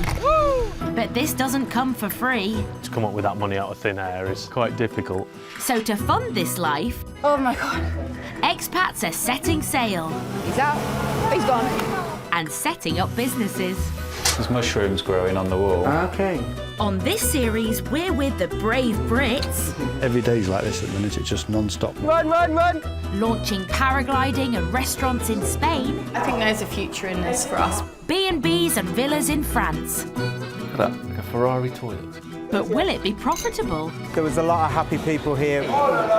Or simply painful? I want a piece of Spain, not a piece of Chernobyl. And can the new expats really make their new life in the sun pay? Job well done. I'm so happy. Today, a couple from Scotland moved to a millionaire's playground. Oh, we'll get to know them. Are you coming up for a brew? But their plans soon stall. We think the clutch might have burnt out because the sat-nav sent us the wrong way. Can two restaurateurs in France I think that's hot enough. branch out into a new wedding business? We haven't got enough chairs. And that, we need to go and pick some chairs up. All cutlery.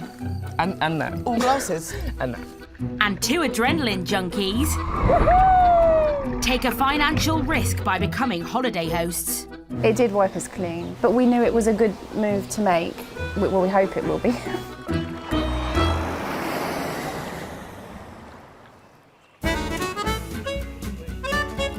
To say France is a nation of food lovers is an understatement. Here, great cuisine is a way of life. With more Michelin-starred restaurants than any country on the planet, excellent food can be found around every corner. Bon appétit. Enjoying its bountiful produce are British chef Jo Gell and her partner Alice Barnett, who've been running their own B&B and restaurant for over a year. Oh, look, these look lovely, some of these. I am so grateful to be here. This is brilliant. It's really good. This is where we work. It's amazing. It's absolutely spectacular. They have 4 rustic chic bedrooms in their 19th century farmhouse, as well as a tiny holiday cottage in the grounds. Right, or I can bring bags in, don't you worry. The couple's second season is now underway. We're in the king bed. You are. And Richard and Jackie are visiting to celebrate their wedding anniversary. I should show you the pool as well, but if in the meantime, if you fancy a nice drink. Oh, it's 5:30 somewhere, yes. The welcome was really good when we came in. I think they've hit it on the head here, really. It's almost like home from home, I suppose, in a way. The B&B is fully booked. And their restaurant is so popular, tables need to be booked well in advance. How are we looking? We're juggling. We're juggling inside and out. Overall, the last year's been really amazing. We've kind of gone from strength to strength. But they have a lot on their plates, with Sundays busier than ever. Sundays are crazy. We're pretty much booked up a month in advance on Sundays. Month of Sundays. The commute to work. People always book the tables that they like, but then if the weather is bad, we've always got a table inside for people. Today is a little touch and go because I'm not entirely sure we do. Their restaurant seats 40 people inside, but with more than 50 customers booked in today for Sunday lunch, Alice will need to work hard to keep all the diners happy. Al fresco dining is part of the reason that we're here. It's just gorgeous. Beautiful views, fresh air, good food. Today's 4-course set menu includes a duck burger starter, roast pork with all the trimmings, and a sticky toffee pudding for dessert. You guys are full today, aren't you? Yes. Or this one here, whichever you prefer. And we'll come and get you some drinks. Wherever you fancy.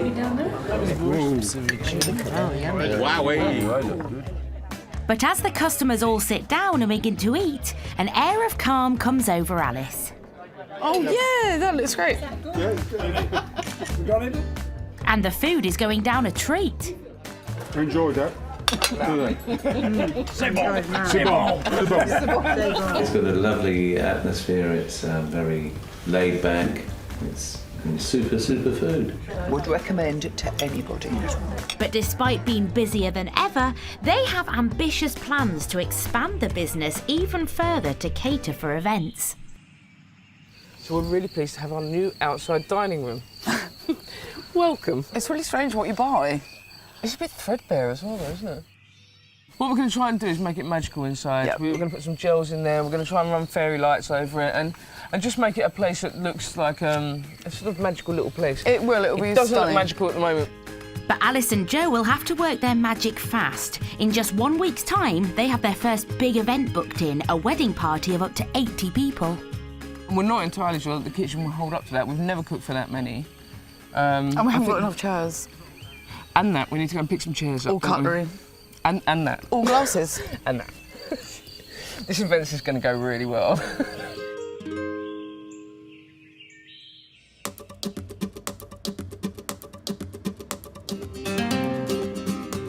The tiny town of Tarifa is on Spain's southernmost tip. It's where the Mediterranean meets the Atlantic, and for centuries tourists have come to admire its fort built by the Moors and the whitewashed walls of the old town. These days, though, many visitors come for a very different reason: kite surfing.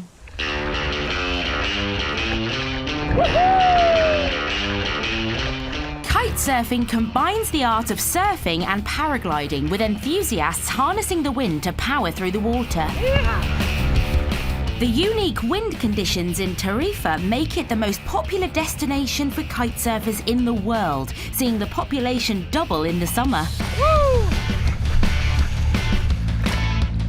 Kevin and Lisa Mitchum think this is an ideal place to raise their 2 young daughters, Bella and Daisy. Do you want to ride the wave on your minion board? I'm just going to swim. Okay. Come on then. Daisy is 5 and Isabella is 3.5. We love that they are surrounded by sport and healthy activities outside nearly all of the year. But it's also a very, very safe place to have children. Spain in general, you know, real family-orientated society, you know. Stand up, Daisy. Bend the knees, that's it. And of course they're growing up bilingual, which is just, this day and age, it's such a bonus, especially Spanish and English. I mean, if you can speak those 2 languages, you can go anywhere. To allow them to live here, Kevin and Lisa are cashing in on that kite surfing vibe with their own school. That was nice. I forgot I was testing for a customer. I should have only been there a couple of minutes. Yeah. It's now the start of the summer season, and today Kevin has a stag party from London to teach. You got your wetsuits? Yeah. You need a harness, don't you? Yeah. Okay. First job, getting experienced surfer and groom James suited after a night out. Yeah, it's a good nightlife, and yeah, we had fun last night, so yeah, it's good. And with a busy beach, Kevin has to keep an eye on even the most experienced of clients. Sport's getting more and more popular, so beaches get a bit more crowded, and you've just got to even think about other beach users, you know, be aware of them and respect them. So yeah, you ready to get wet then, yeah? Yeah. After a few minor adjustments, James is off. It was a little bit close for comfort with the other kite. Anyone else apart from James, I'd have stopped them, but he's so talented that even after a while of not kiting, he just got straight past him. And after 30 minutes, James has managed to blow away a few cobwebs. Oh, that was awesome. That's cleared the hangover 100%. It's the best way, only way. Brilliant. A friend of mine often says, oh, don't you get bored teaching people all the time? But, you know, it's the chance to get other people involved in this sport. And just to be in a location like this, you know, beautiful weather, one of the best spots in the world for doing it, it's quite a privilege, really. It's a business Kevin is passionate about, but like any outdoor sport, it's seasonal, and they need to make money while the sun shines. So to help secure their future here, the couple have taken a huge gamble. It's actually quite unusual to find a property this size in the centre of the old town. So we were really curious to have a look at it. We got it really quickly, almost before we knew what we were doing. And it's the first time we've ever bought a property before, so it was quite scary and quite nerve-wracking. They've bought this 7-bed townhouse for €270,000, which includes a stunning terrace in the shadow of the local castle. A property like this would be well over double that in the UK. Kevin and Lisa have now invested a further €10,000 to turn it into a self-catering apartment for kite surfers. This was horrible when we first bought it. They had really old units in here that, again, had probably been in here for like 50, 60 years. So we've got the rooms here. This is one of our smaller rooms. We haven't done too much in these rooms. We've just tried to paint them, freshen them up, and then just lots of little details. Because we don't have the money to do it to very high quality, we thought that's why the shabby look might look quite nice. It's just an excuse to use old wood and sand it down and things like that. This house has been transformed from an outdated townhouse to a trendy guest house they hope will pull in guests, but it's come at a cost. Yeah, it was a huge financial commitment, wasn't it? Because it really was. When you buy a property over here, there's 10% stamp duty on whatever you buy, and then putting the deposit down and all of that. It did wipe us clean, yeah, but we knew it was a good move to make. Well, we hope it will be. That's the idea anyway. But Kevin and Lisa will only know if this has been a good move if they manage to get the bookings through the door.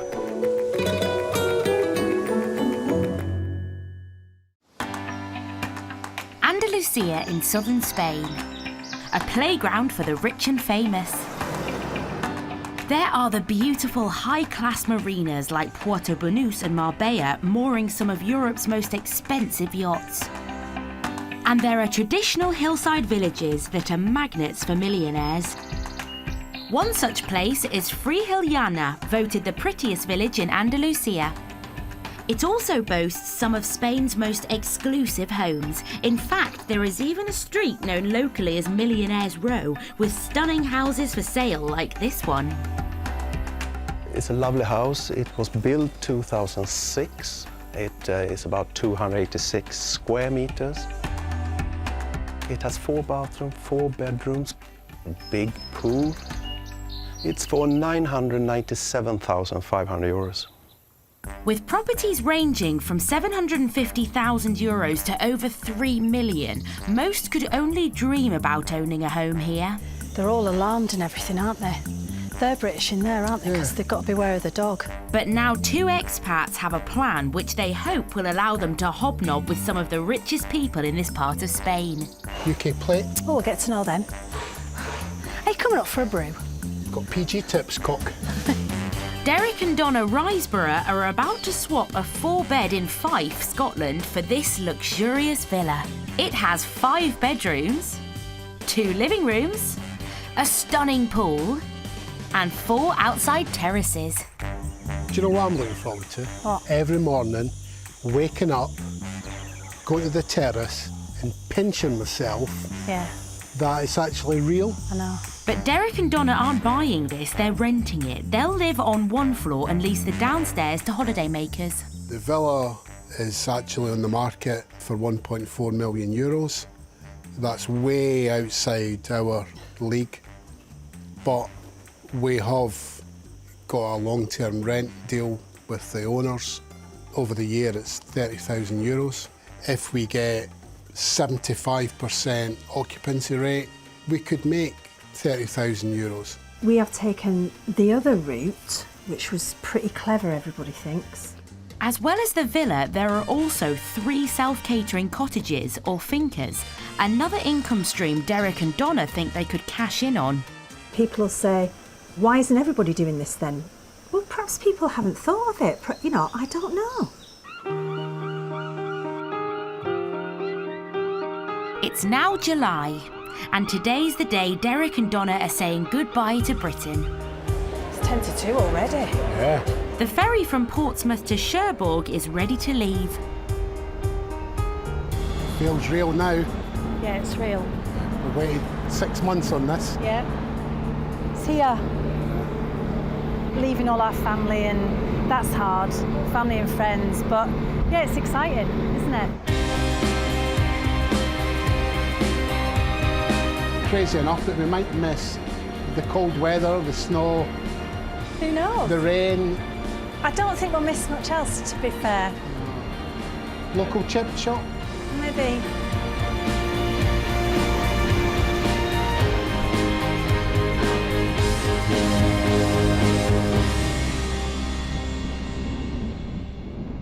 España, here we come. After 30 hours travelling, Donna and Derek are on the home stretch. A complete other world from the UK, innit? Until the couple get the keys to their new villa, they're staying in an apartment near the picturesque town of Competa. Sharp right and then pull into the left. Its narrow, winding streets are part of its traditional beauty. Look at that. Oh, it's pretty, isn't it? But it seems they're also a little confusing. I don't think this is right, love. It's definitely, Surely yeah. It's definitely take me down here. Do you want me to bring the mirror in? And after an impromptu brush with the locals, there could be another problem. We think the clutch might have burnt out because the sat-nav sent us the wrong way, and it sent us right into tiny alleyways. It's fine. I'm forever an optimist. It's fine. No smoke. You can't see any smoke here. Nothing to see. But once the cars cooled down, finally they're back on track. Well, that has given everybody some drama back home to like giggle at. And can settle into their temporary home. Oh yes, this will do us for 6 weeks. Oh. Room with a view? I'm glad to be here. Really glad to be here. It couldn't be any different than Scotland. Our temporary home is a bedroom, nice and clean, good. We have a lounge area, TV for EastEnders, that's the main thing. Through here must be the bathroom. Yeah, I don't know if that's been used or not. This is totally temporary. It's just a base. The goal is the 6-week end date when we can move into our big villa. Can't wait. Just a few days later though, and there's a huge blow for the couple. Before leaving Scotland, they booked and paid for a removal firm through an agent they found online. But the removal firm never turned up. We've paid them and they can't be contacted. We appointed these through a central company, but they're taking absolutely no responsibility for this at all and are washing the hands of it. So you're going to ring them right now, aren't you? The couple of points really for me phoning this morning. I'm really disgusted that no one called us even a week ago. You've got that information that this company have taken money now and they're not delivering the goods. You fix me up with that company and they're not returning calls or emails. Can you get a manager to call me and come up with some sort of solution? This is a big problem for the couple. Not only have they lost their £1,500 booking fee, but they may have to fork out for another company to pick up their possessions. To be hit with a £1,500 loss and possibly to pay another £1,500, that's £3,000. That's quite a bit of our budget taken up this year. During the winter months where we're probably more than likely not going to get any people stay at the villa, £3,000 is a big hit. It is a big hit. You know, if we don't start getting bookings, it's going to be a bit of a problem. We've got money in the bank, we'll just have to live on. Tins, beans. Yeah, beans, egg, toast. It's really not what they had in mind for their new life in sunny Spain. Can anything be done to put things back on track?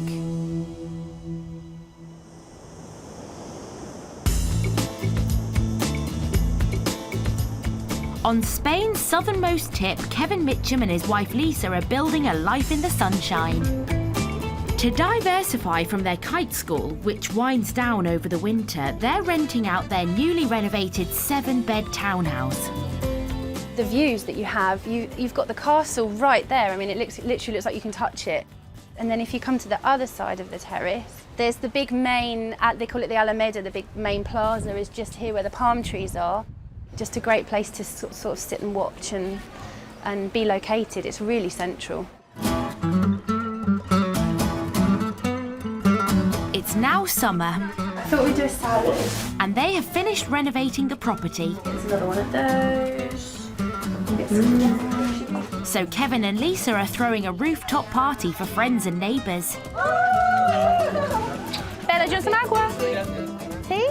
It's a great opportunity to show off their new pad. From here we can just see across the port, and just there, that's Africa on the other side, that's Morocco. You can pretty much give them a wave. And get some initial feedback. The house is incredible. I love all the original features. I like the way it's all been kept. It's been stratospheric, I think, the amount of improvement that's really happened to the place. Yeah, definitely. Yeah, they must have put loads of time and effort into it. A big one for you. But it's all very well impressing friends, quite another to persuade the paying tourist to visit. And competition in these parts is fierce. One of the things that does make us nervous, obviously, is there has been an explosion, particularly in the last couple of years, and suddenly there are just hundreds of rooms that you can rent. People have turned their garages into small apartments. I mean, they've just sprung up all over the place. This business needs bookings. Today, they're in luck. The Flint family have checked in for a week's stay and have also arranged surf lessons with Kevin. It's a big weight off to see the bank balance going up a bit and not just everything going out. So just managing to squirrel away a bit of money now for the winter. So it's, yeah. This booking will bring in over €2,000. And down at the dunes, Stephen Flint and his 2 children, Dominic and Mariel, are ready to get going. He paraglides and he paramotors. Yeah, this is just another sport that he hadn't perfected, so he was like, right, let's do it. Kite surfing. Next big thing. Kevin is still teaching Stephen how to control the kite in the wind, so he isn't quite ready yet to ride aboard on the water. Certainly it's a great way of spending a holiday. Warm sun, warm seas. Learning something new and exciting. I recently retired, so I'm going to chase dreams, not money. But while Dad's still learning the ropes on the beach, son Dominic appears to be a natural. Look at him go. That's absolutely fantastic. That's what you come for. He's doing really well and he's loving it. He'll sleep well tonight. We've got to go a long way. That way! Next, it's Muriel's turn, and Kevin carefully guides her out. She tries hard to follow in her brother's footsteps, but doesn't do as well today. That was really fun. I think it's quite scary to like get enough power in the kite to like get you up off your, get you up out of the water. So it felt good to be like going for it. By the end of the session, there is no doubt that Kevin's customers are all very satisfied. Fantastic. Awesome. Yeah, good all day. got up today, all on the board, yeah? Yeah, it's a good day.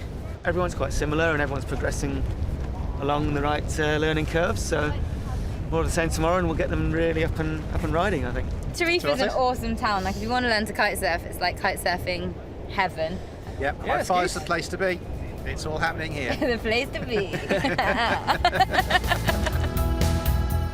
It's been a great session. But in this industry, just as quickly as things are on the up, they can come crashing down. This year, Kevin and Lisa have been finding that bookings for the kitesurfing lessons are lower than previous years, and the guest house still needs more bookings. We've taken some advice for our website, and they advised us to make a few changes on the way we were advertising. And it was from that point that the bookings went right down. Like we were only getting 1 or 2 hits a day on the website, and it turns out that they told us to make this change, and it meant we were only advertising in Cadiz and nowhere else in the world. So only people in Cadiz could see us. So that's definitely affected the bookings for this time of the year. We would have hoped to have been much more busy in June and July. With many customers coming from all over the world, it's vital this business markets itself to a wider audience than just the local area. Kevin and Lisa just hope they can solve the problem and get back on their feet.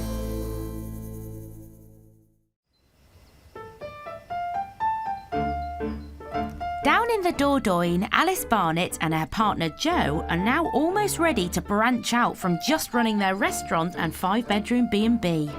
It's definitely going to stay up for the summer. Unless it blows away. It's not going to blow away, possibly not the prettiest of structures, but we're going to try and make... We will make it pretty. They have invested €1,000 in a marquee to stage large events and have a wedding in just a week's time. This place has so much potential.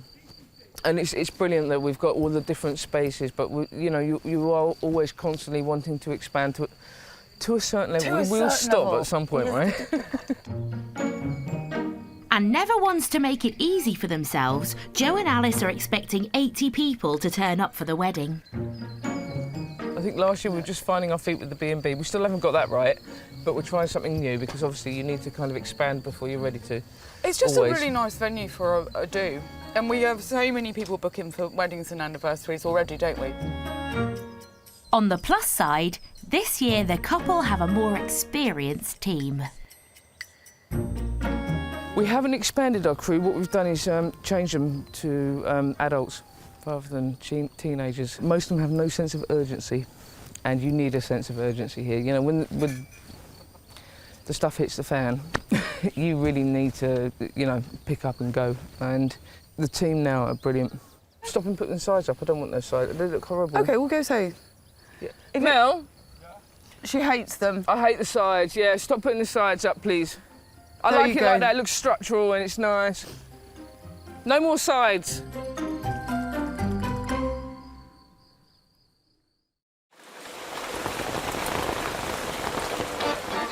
It's the day before the wedding and disaster has struck. Splosh, splosh, splosh, splosh. Yeah, ridiculous. So yeah, this is unusable. It's rained for the last 48 hours and Jo's bargain marquee now has more holes than a Swiss cheese. The marquee, we might as well have erected a sieve. It'd be more useful for sort of passing my soups than it would be for keeping the weather out. It rains more in here than it does outside. There's absolutely no way that we can host a wedding in this marquee. It seems like they need another plan. Our plan B is having it in the restaurant. It's now our plan A. That's true. So now they just have the small matter of getting up to 80 guests in their tiny restaurant. The big change with the weather is really affecting us, so we just need to make it look really gorgeous in here. Plus, they also need to sort out the outdoor bar area. We're going to take a little walk around and do logistics as we walk around. Do you want to bring a piece of paper and a pen? Yep. Do you think tent, umbrella? Yes. Or do you think tent, umbrella? No, I think red tent there. Red with red. And then 2 umbrellas next to each other. Okay. Because they look nice together. But at either end, there would be some kind of symmetry there as well. Right? No. Okay, you were saying that. All right. With the weather so bad, they need every umbrella and covering they can find. Well, first of all, let's get this whole front cleared. We need the 2 olive trees. We need to make like an entrance to the place so it looks like a wedding and not a dusty festival. And then, yeah, so all of this cleared. And then we need a covered walkway, basically, from there to the bar, because this is going to be a pay bar. I want it. Oh, dear. That didn't sound good. Has everyone got a leg? Yep. Ready? Yep. Ready to go. Go. Let's go. The outside space seems to be coming together, but Alice has concerns about how to seat everyone inside. We really want to provide a great service to everybody that comes in the place, but we're a tiny bit out of our comfort zone now with this many people. Seriously, it can't take that long to pour a beer, though. It might just be that it's not chilled down. Or it might be that. I didn't actually turn the keg on. A wedding is really, really important. You know, it's your big day, and you know, so it has to be special. It really does, and everything has to be thought about. Every detail has to be thought about, and I think that's the only thing we can't control is the weather. The beer tent is up, chairs and extra tables moved into the restaurant. The kitchen team are busy preparing the food for their biggest party ever. As for the weather and the marquee... If this marquee is still here tomorrow morning, I'll be amazed. Well, at least it's got like a nice air vent now. Well, I suppose that's one way to describe it. Hey, it's our first wedding. It's going really well. What could possibly go wrong, Alice?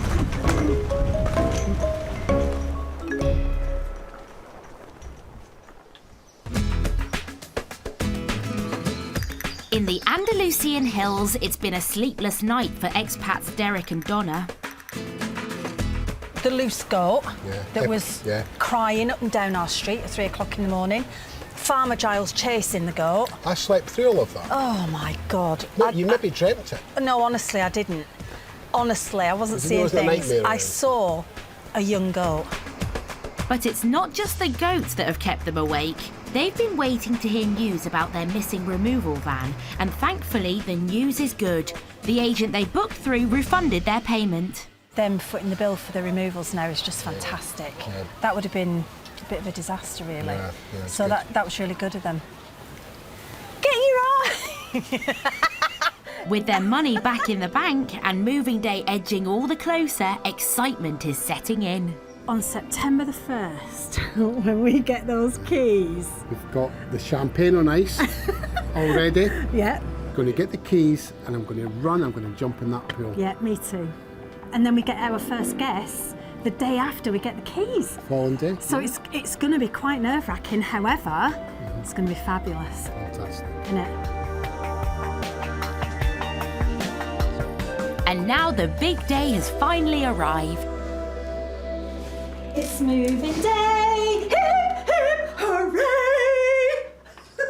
With the car packed to the brim with all their stuff, it's now time to say adios to their humble surroundings and hola to a life on Millionaires Row. Done. I'm going to miss 0 from here because, you know, it served its purpose, but we've had enough now. So, all I need to do now is move this furniture back and then go and get the keys. And after a quick stop, they're finally ready to move. Got our keys. We've got our keys, everybody! No, you do it. You do it. You do it. No, you do it. I ain't carrying you over the threshold, by the way. Oh, God, no. You'd break your back. This is it. All the hard work starts now. Yeah. And who could blame them for being so excited? Their new surroundings are a world away from their old life. It just feels so right, so good to be here, and I just can't wait to get started. I keep having to pinch myself, but we're actually living here now, and we need to make this business a bloody good success, so let's get cracking. But with their first guests arriving in a few days, how will Derek and Donna cope with their new roles as high-end holiday hosts?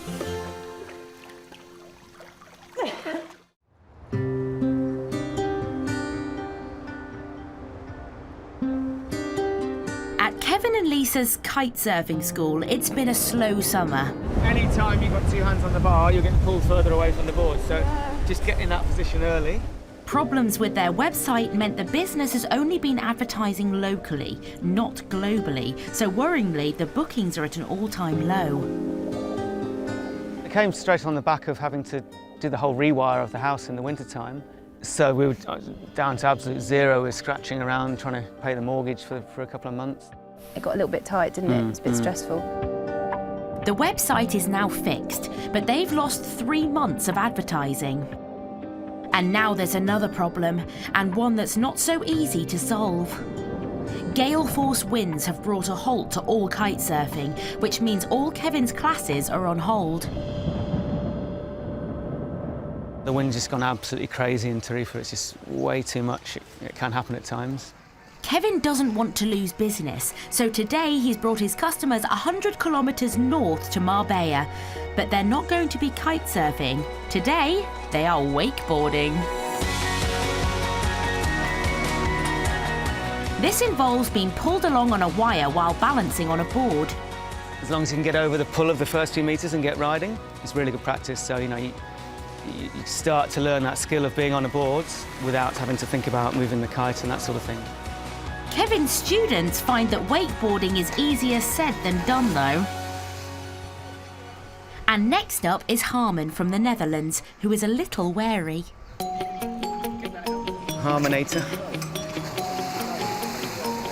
But Harmon's takeoff is brilliant. It's looking quite good now.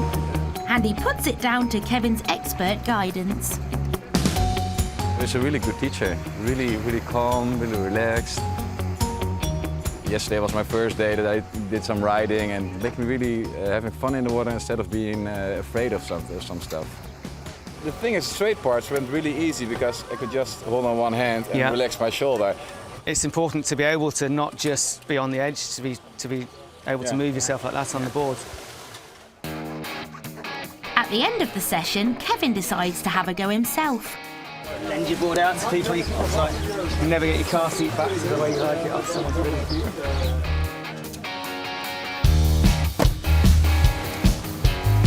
Much to the amusement of his fellow instructor, Rich. I can't get him off there, he's like a little boy. He doesn't get much time to play. It's normally me doing the playing. It's been a great day, and Kevin's managed to find a way to keep the money coming in when faced with poor weather conditions. Everyone's happy, and we'll go home now and think about kiting tomorrow. But the couple are going to need more bookings for both the lessons and the guest house if they're to keep their dreams alive.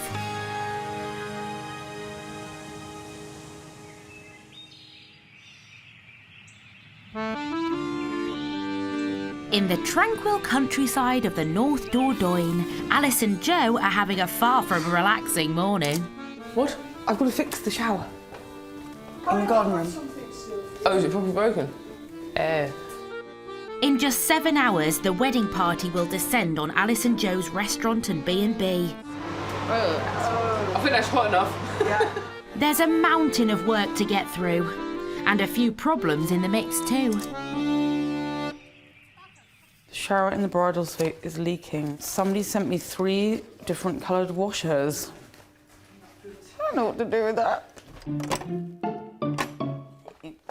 Is that how they work? I have no clue. If I just squidge that in there, do you think that works? I don't know. Oh, OK. phone call. Will you come and fix the shower for me?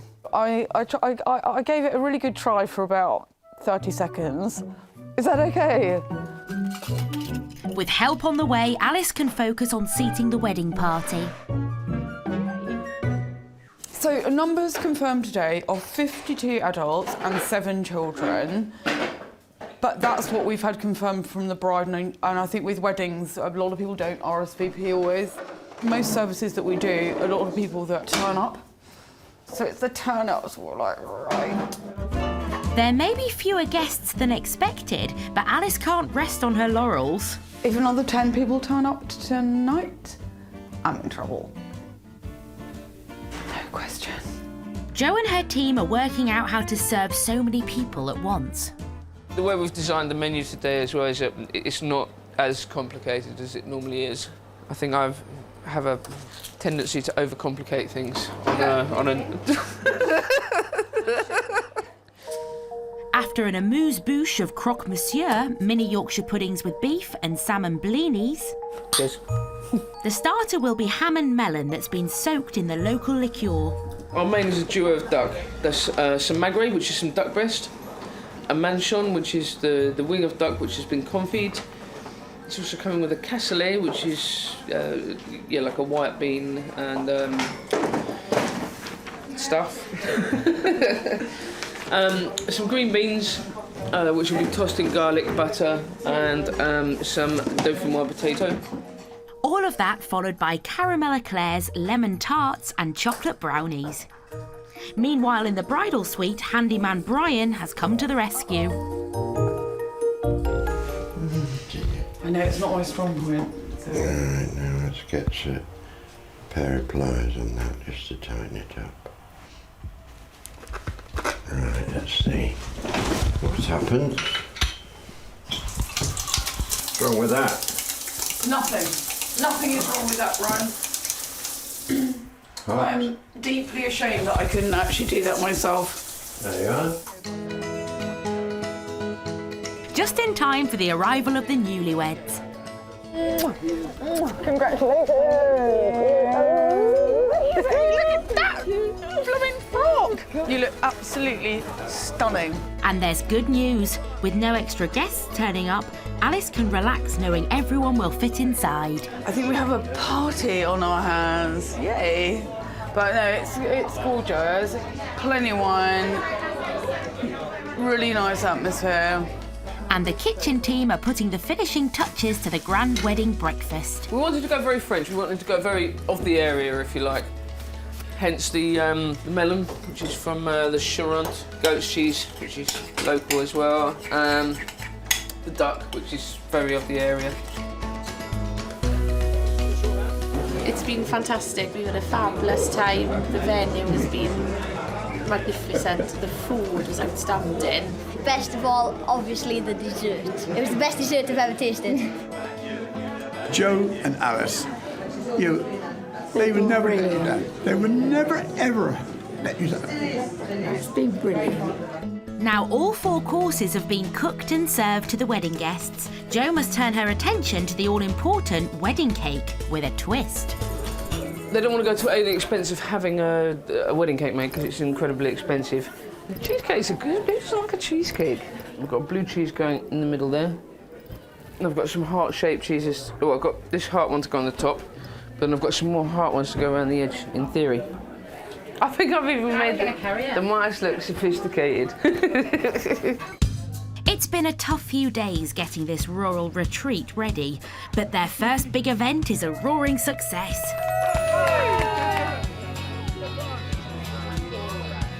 I was so stressed this morning, thinking how was the wedding going to go with all of the logistics, and we didn't know quite how many people were coming and quite where we were going to sit everybody. Do you know how many people came? Absolutely no idea. I think it's been a real success. And everyone's out there dancing now and having a nice time. Though today has been a triumph, there are grander plans afoot.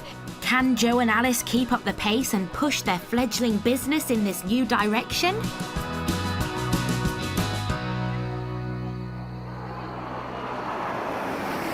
Next time, The cupboards are bare at this Spanish holiday home. There's no cups or plates. There's not even any cutlery. None of that was in their budget at all. No, I know. 2 French restaurateurs face their biggest ever service. Logistically, getting 80 people's meals out fast is really going to stretch us. And there's a tough booking at the kite surfing school. If it's not happening by the end of this lovely holiday, I might have to put a stop-loss on it. Can this expat instructor turn his pupils' fortunes around? Well, favourite part of the job is just taking them from, hopefully, 0 to hero.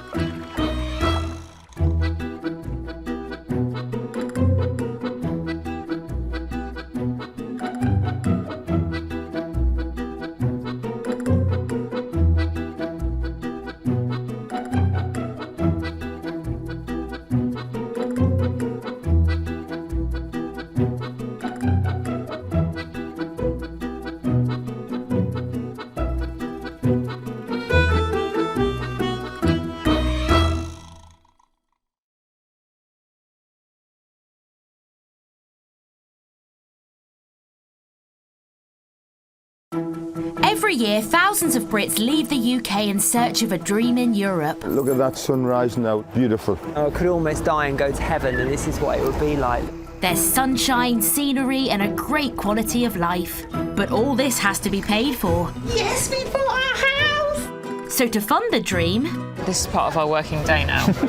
Brits are jumping in and starting up businesses. There's absolutely no way that we can host a wedding in this marquee. On this brand new series, we follow the enterprising expats. She's like a pregnant Hollywood star. Running B&Bs and boats in Spain. It's another day in the office. Vineyards and villas in France. One day you might be drinking that. But will they make it? Or break it? If we don't start getting bookings, it's going to be a bit of a problem. It's going to be intense. And will these new expats find happiness in the sun? This could be a new life in the sun for us. Today, the cupboards are bare at this Spanish holiday home. There's no cups or plates. There's not even any cutlery. None of that was in their budget at all. No, I know. 2 French restaurateurs face their biggest ever service. Logistically, getting 80 people's meals out fast is really going to stretch us. And there's a tough booking at the kite surfing school. If it's not happening by the end of this lovely holiday, I might have to put a stop-loss on it. Can this expat instructor turn his pupils' fortunes around? Well, favourite part of the job is just taking them from, hopefully, 0 to hero.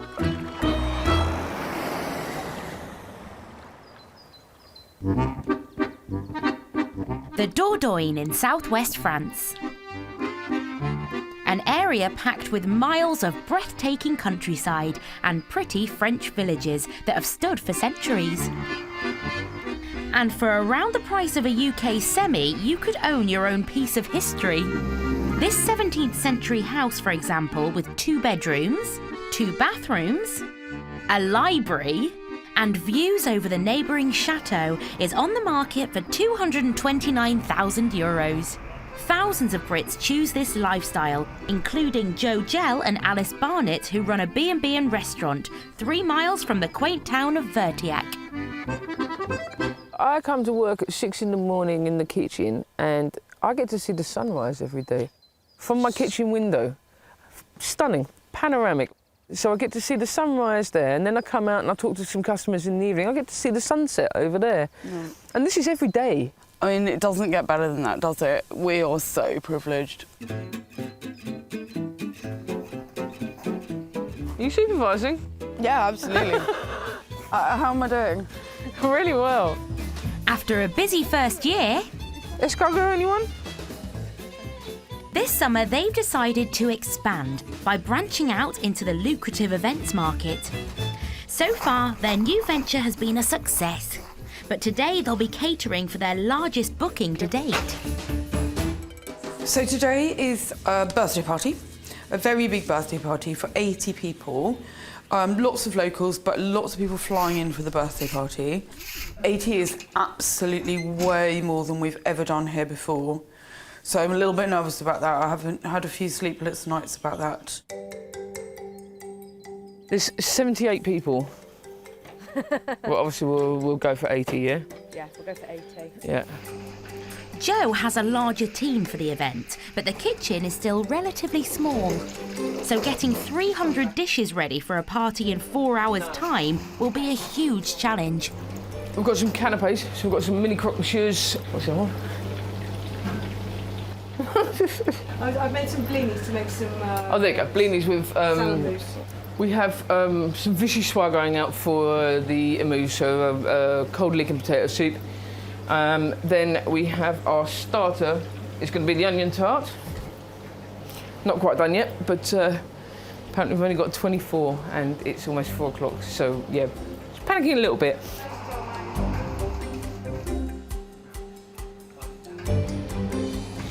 I think with mass catering, you actually need a kind of drive to want to do it. Because it's just not my bag. It really isn't. Whose idea was it to do this? OK, well, it was kind of my idea to go into mass events. And it's not just the kitchen crew feeling the heat. The front of house team need to set up the tables, marquee and bar and be ready to serve the guests. We do have a lot of people helping us out today, but logistically getting 80 people's meals out fast is really going to stretch us. Although Joe is head chef... So you've got a red, a white, a rosé here, and you're filling them up from underneath. She can't resist checking on progress front of house. They look horrible. Put them down the bar, yeah, down all of the sides of the bar. That'll look nice. It's all right, Al. Sorry, I don't want to take over. Sorry. Do you mind? Go for it. Absolutely. Well, it just don't look very nice on the table. No, lovely things of flowers. Time's up. Stop tinkering. As Joe and Alice's largest booking ever is arriving. It always seems like it's all going to go horribly wrong, and then it's all right. And I should not say that, and I should touch some wood.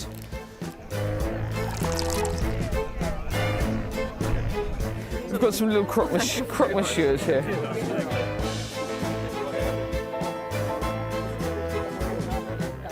Should we be in the right place? Are you in the right place? I don't know. Are you gate crashers? I don't know. Guests have flown into France especially for this birthday party.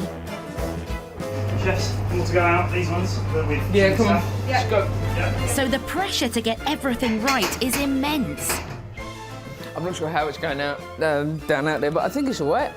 I think we're good. We were so nervous, but so far, so good. The kitchen seems to be coping with a huge amount of people. Everybody seems to be having a really good time. So for our first massive event, so far so good. I do actually hate mass catering. If there was that tiny little bit of plating up and all that kind of stuff, I'd love it. But I don't really like smashing stuff out on plates, but... It's not quite what we're doing, no? That's not what we're doing. Yeah, no, you're right. Joe and Alice might have had some pre-party nerves, but the whole event has gone down a storm with the guests. I've not thought about having a do here, but I was thinking we're coming up for something special in a few years' time. Maybe we'll ask Alice and Joe to do it. It just works so hard, and it's a delight. It's a great joy to come here. It's the most fabulous food you can have. It's a magical setting, it's relaxing and it's lovely, and it rather sums up our life in France.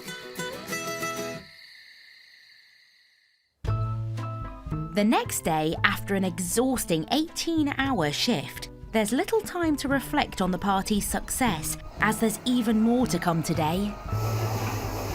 Joe decided to take 2 party bookings on the same day. Fine. What could possibly go wrong? 2 different parties on the same day. 1 toilet. Ooh. I didn't think about that.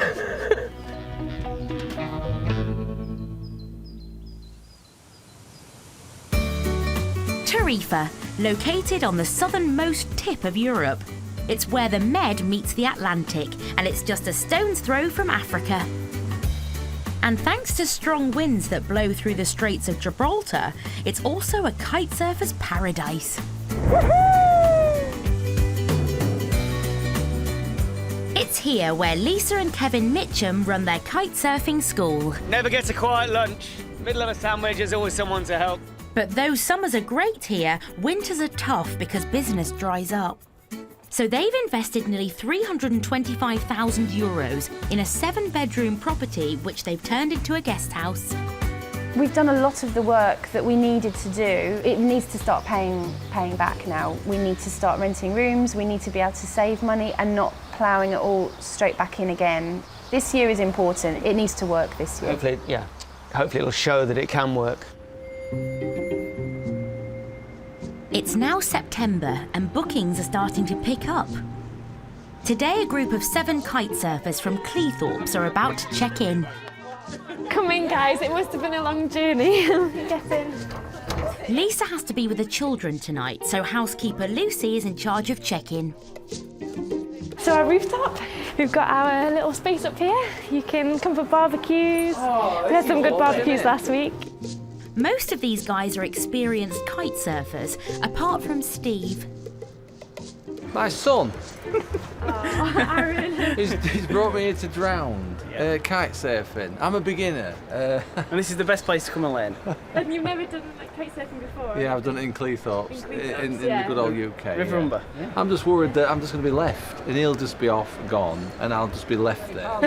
I'll drop him off at Crash in the morning, and I'll pick him up on the night time. Exactly what you need, isn't it? I like the colours. It's lovely. It's the next morning. Hey, how's it going? 14. How's it going, right? Yeah, you too. With such a big group of varying abilities, Kevin needs help, so he's called on his instructor, Rich. Got Rich teaching Steve. I'm more or less free to get out with the kiters and ride with them and work on new stuff, which is always good for me and great for them. I'm excited. Look at it, I am excited. We'll be out there in any minute. Get the kite pumped up. Aaron can't wait to get started, but he can't help feeling anxious for his dad. I don't think it's the kiting that's putting him off. I think maybe it's the obstacles. All the other kiters. And that's what he'll be worried about. He's pretty hardcore. He's not scared, but he'll be scared of hating somebody else. Kevin takes the more experienced surfers out to sea.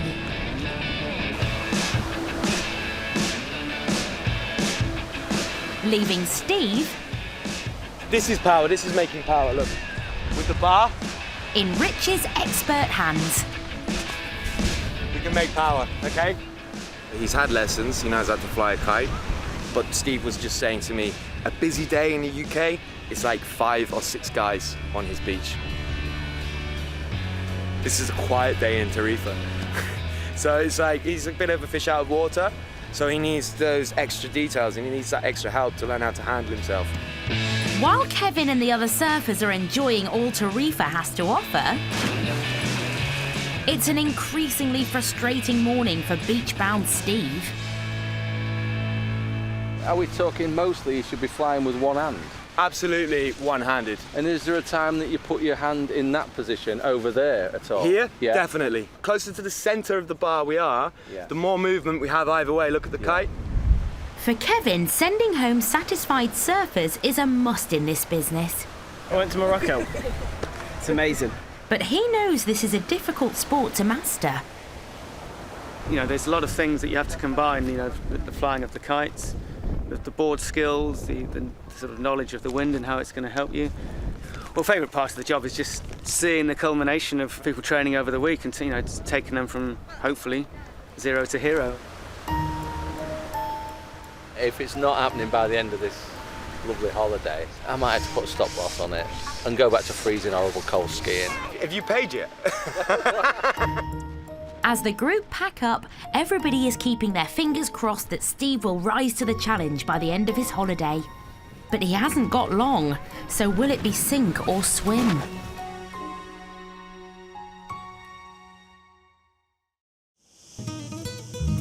Andalusia in southern Spain. It's one of the most popular areas in the country for Brits to relocate to, drawn by the sunshine and laid-back lifestyle. A move here needn't cost the earth. For around 150 grand, You can pick up a 2-bedroomed apartment with a roof terrace and communal pool with a stunning view over the Med. But it also attracts those with more cash to splash. The pretty village of Frigiana is a mecca for the moneyed. And it's the new home for Donna and Derek Riseborough. They do call it Millionaires Row because they are beautiful. Every single villa is individual and they're all behind these security gates and everything. You can almost smell the money as you're driving down. It is absolutely the best street in the whole area. But the couple who moved from Fife aren't exactly millionaires. Do you fancy a brew? I'd love a cup of tea. They're renting this fully furnished €1.5 million villa for €30,000 a year. They will live upstairs while renting out the downstairs to holidaymakers. To be able to live in this £1 million house, sometimes we have to pinch ourselves still, don't we? It's now the end of August. Derek and Donna have just moved in and need to make the most of what's left of the season. Luckily, they do have guests, and they're due in just 2 days. But in their new home, there's a hitch. Deep, there's nothing in the cupboards. There's no cups or plates. There's not even any cutlery. There's no pots and pans either? No. I feel a list coming on. So we're going to need a microwave. We need like corkscrews and spatulas, and none of that was in their budget at all. No, I know. That's going to be about €500.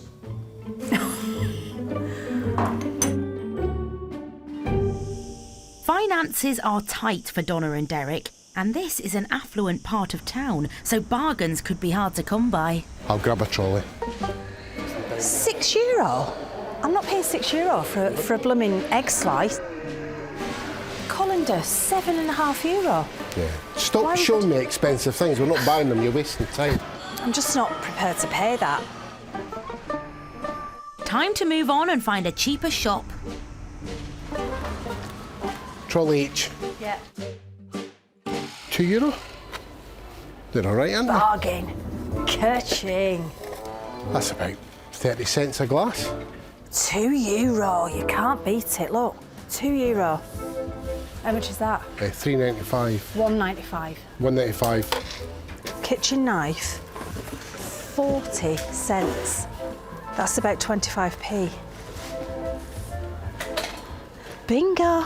Kettle, toaster, Potato cutlery, crockery, chopping board I've got. God, Deke, I'm loving the prices in here. I'd be happy if it was under €150, but I don't think it will be. And the secret of great budgeting is always having a firm handle on how much you're spending. I reckon it could be €90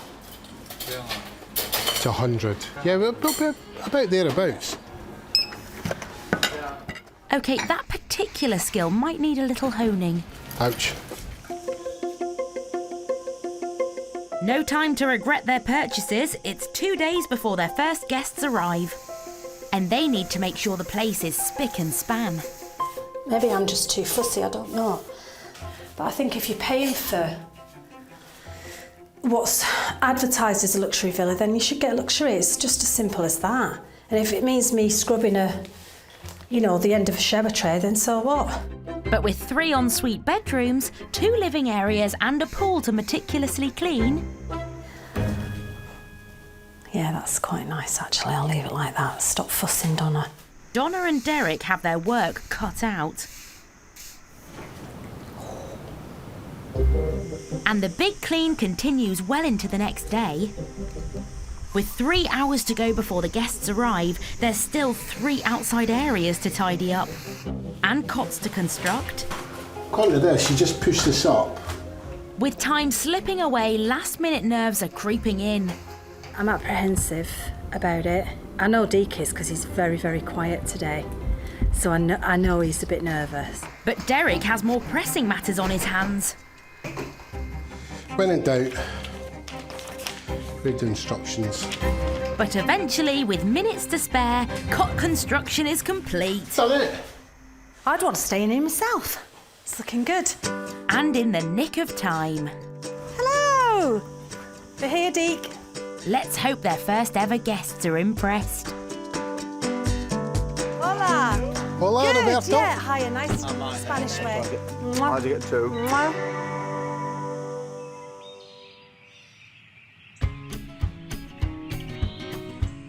In the Dordogne, Alice and Joe are recovering the morning after their biggest event to date, a birthday party for 80 guests. When you say yesterday, it's like today and the next day and the day after. Could be any day. Any day that ends with the word day. Those are the tiring ones. It was a really, really long day, wasn't it? I think it's more that you wake up... Which day? You wake up Who quite... are you? And there's no time to relax. Because in just 3 hours, 2 parties are descending on Alice and Joe. One of 50 in the marquee and one of 40 in the garden.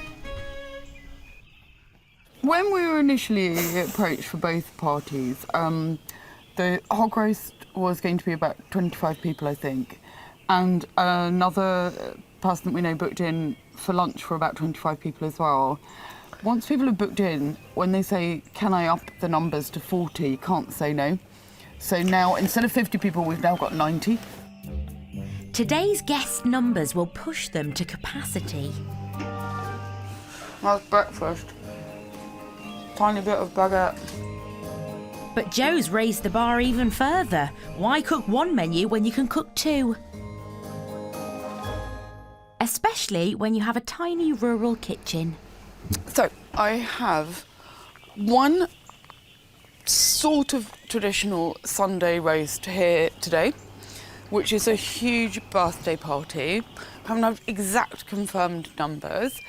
Then I have a hog roast, which is round by the pool. If it all goes terribly wrong, it's my fault. Yep, you're sleeping in the shed. There have been moments when we thought, have we overstretched? Are we doing too much? Have we taken too much on board? Can we actually provide the level of service that we like providing? I think today will be a real test. How much sleep have you had, Liv? You probably had a load. Yeah, Liv's in charge. But despite her sleep deprivation, Jo has a plan in place to cope with the double booking. We've got 2 teams running today, and it's like we should be supporting each other, but actually, hopefully my team wins. And She's Ange's just on my team. Me and Ange. We're team 1. We're gonna win. The hog roast for party 1 has been cooking all morning, and the second group has ordered a roast dinner with all the trimmings. They're laughing in there. Why aren't we laughing here? Want to join that team? They're laughing. And as the guests arrive and the drinks are served, Alice has her first issue to sort out with Jo. Simon and Cecil don't eat fish. They want a vegetarian starter. That's what we do it. Simple fix. Just go out there and nick some stuff from the buffet. There's loads of salads and stuff like that. Sneak some veggie food from the other party. And now, to top it all off, some B&B guests have just arrived early. I knew that the guys were going to check in today, but I actually thought they were eating with us tonight. But they really quite like lunch. Okay, let's do 102 people, why don't we? Peter and Karen are touring through France and Spain on their scooter and have been looking forward to their 2-night stay at La Lunaire. Oh, wow, that's nice for them. Yeah, really nice. It's really nice to have a couple of days to unpack, enjoy the scenery and just relax in the sunshine. It's everything we wanted on rustic France, basically. Our 2 new people have had a little bit of a wait. They're really lovely people, and they had a very early check-in, because normally people don't check in until 2. Yeah. So they're very happy, they like the room. You're on Vespa scooters? Yeah, just on one. Just the 2. You're on one Vespa scooter? Yeah, we're loaded up. Seriously? Thankfully, Peter and Karen are happy to eat the same food as the partygoers. Really good, Jo, thank you. Yeah, they rushed off their feet, but you'd never really know it. You know, they've always got plenty of time to come and talk to you and welcome you here. Despite the extra orders, cramped kitchen and unexpected vegetarians, Joe and Alice seem to be pulling it off. You wouldn't know there was another party going on round the corner. And it just, well, you can hear the laughter and everyone's had such a fantastic time. The pork was absolutely fantastic. The crackling was great. And we've got some extra as well. It's a group hug. Cheers!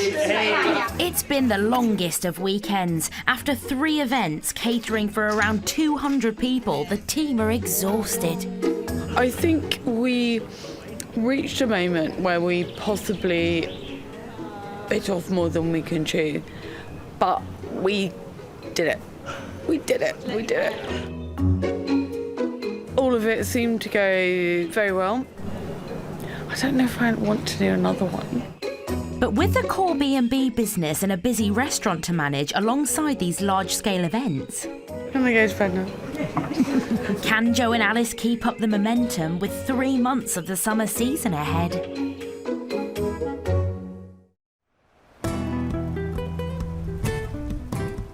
In Tarifa, Kevin and his instructor, Rich, have spent a week trying to teach holidaymaker Steve the art of kite surfing. It's our last day. We won't be surfing tomorrow, going home tomorrow. And today is the repetition of the practice of all the things I've learned, put all together. Now, I'm not expecting massive runs or anything like that, but I've learned a lot and I'm putting all that to practice. He bought a lot of gear before we came here, and I think if you don't make it this holiday, if you don't get up and riding, I think he'll jack it in, to be honest. So this is make or break this holiday for him. Meanwhile, Kevin is hoping to give 6 other advanced customers a holiday to remember with a 7-mile journey downwind. You learn to ride upwind, but as soon as you can, people want to do downwinders because then you can play in the waves, you can jump. It's not easy. It's another skill to learn. Where we live in England, there's Grimsby and Hull, it's called Spurn Point, and it's 5 mile. So if I can do 7, I'm definitely going to be able to do it back at home, aren't I? So yeah, it's going to give me some good minerals to get out there and do it back at home.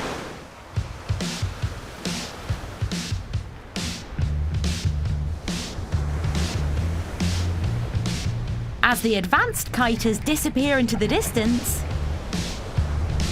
Steve gets some last-minute tips from a clean-shaven Rich. Steady kite. Get the board on. Low and go. Yeah. Ready? I am. If Steve can get onto the board and ride for just a few seconds, it will be a huge achievement and make his holiday complete. Without any exaggeration whatsoever, it's probably the hardest thing I've ever done in my life. So many things to remember. And then you've got the waves, and then you're sinking back and you're getting salt water in your mouth and up your nose and in your sinus, and you're fighting everything. It's just all a matter of time. He will go up and he will ride when he's ready. And while others make it look like child's play,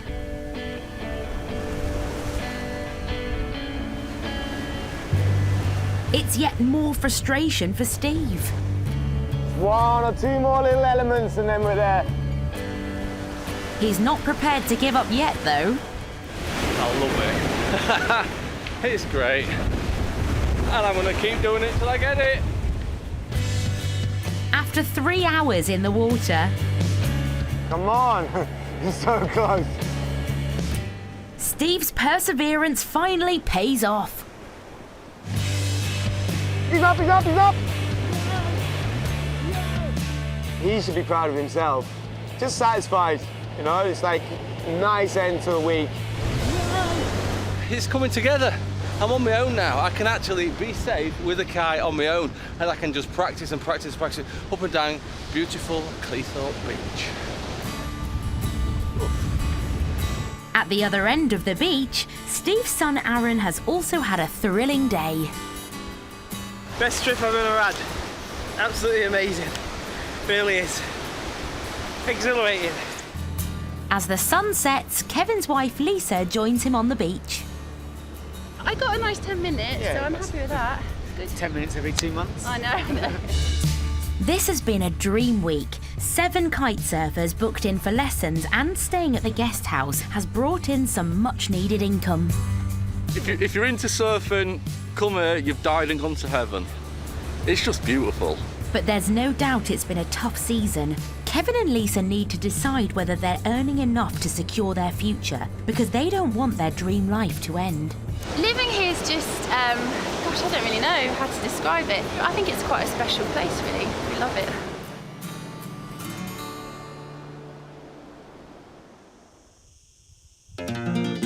On Millionaires Row in Frigiana, Spain's newest holiday hosts, Donna and Derek, right, should we take the luggage in? Are welcoming the first ever guests to their luxury villa. Come on in.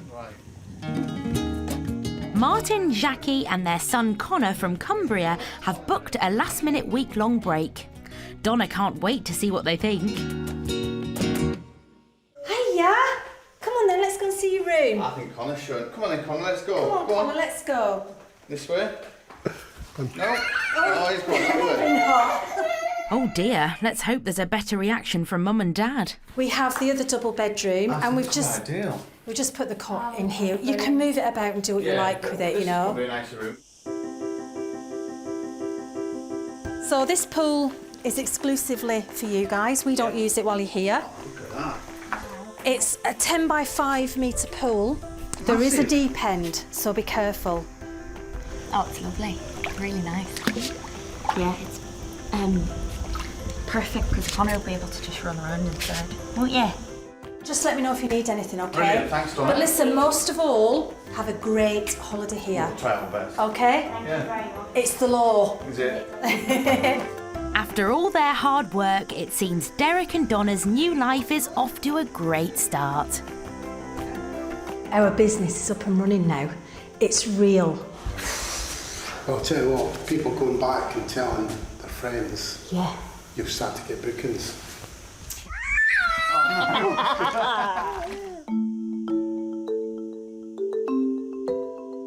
A few days later, Donna and Derek have decided to celebrate the launch of their new business. They've invited their friends Mike and Debbie and their new guests to a barbecue by the pool. And there's plenty of food to go round. These are spring onions. They're like them clackers you used to get. Do you remember them, Deb? Them clackers. They're like them, aren't they? It's the first time cooking for guests, and it seems Martin and Jackie's expectations could be high.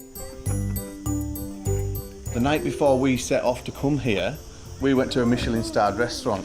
So we'll see how good his cooking is. We know exactly what level he needs to be at to impress us anyway. Pressure's on Derek, who's cooking up a traditional Spanish feast. I'm going to do patatas bravas. So they basically will just do away themselves, really. Big chunks of onion for the barbecue. The little onions I will put in the paella, so not waste anything. Derek seems to know his way around the cuisine. His kitchen hand, however, less so. Just a dash of Worcestershire sauce. Yeah, just a dash. No! You asked me how to make the tomato sauce. Oh, you've ruined it, that's it. I have not ruined it. Right. Get out! Right, Worcestershire sauce. You've even put that in it. Hang on. It's not a disaster. What's wrong with that? This is why I don't cook. The food cost Derek and Donna €90, but is at a discounted rate to their guests tonight. In the future, however, it's a service they could charge more for.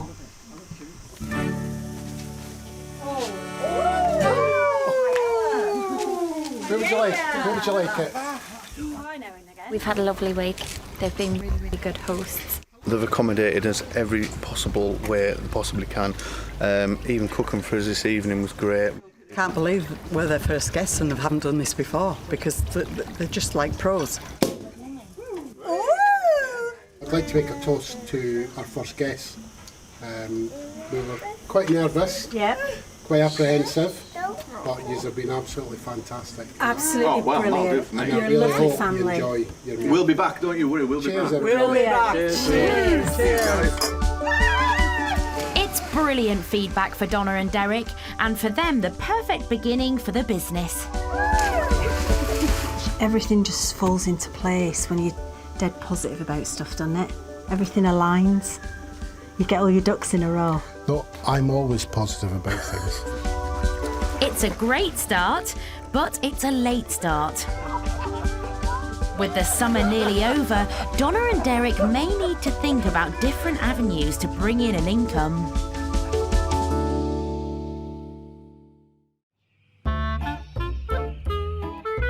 At Alice and Joe's restaurant and B&B in the peaceful French countryside, it's several weeks since they hosted 2 parties on the same day.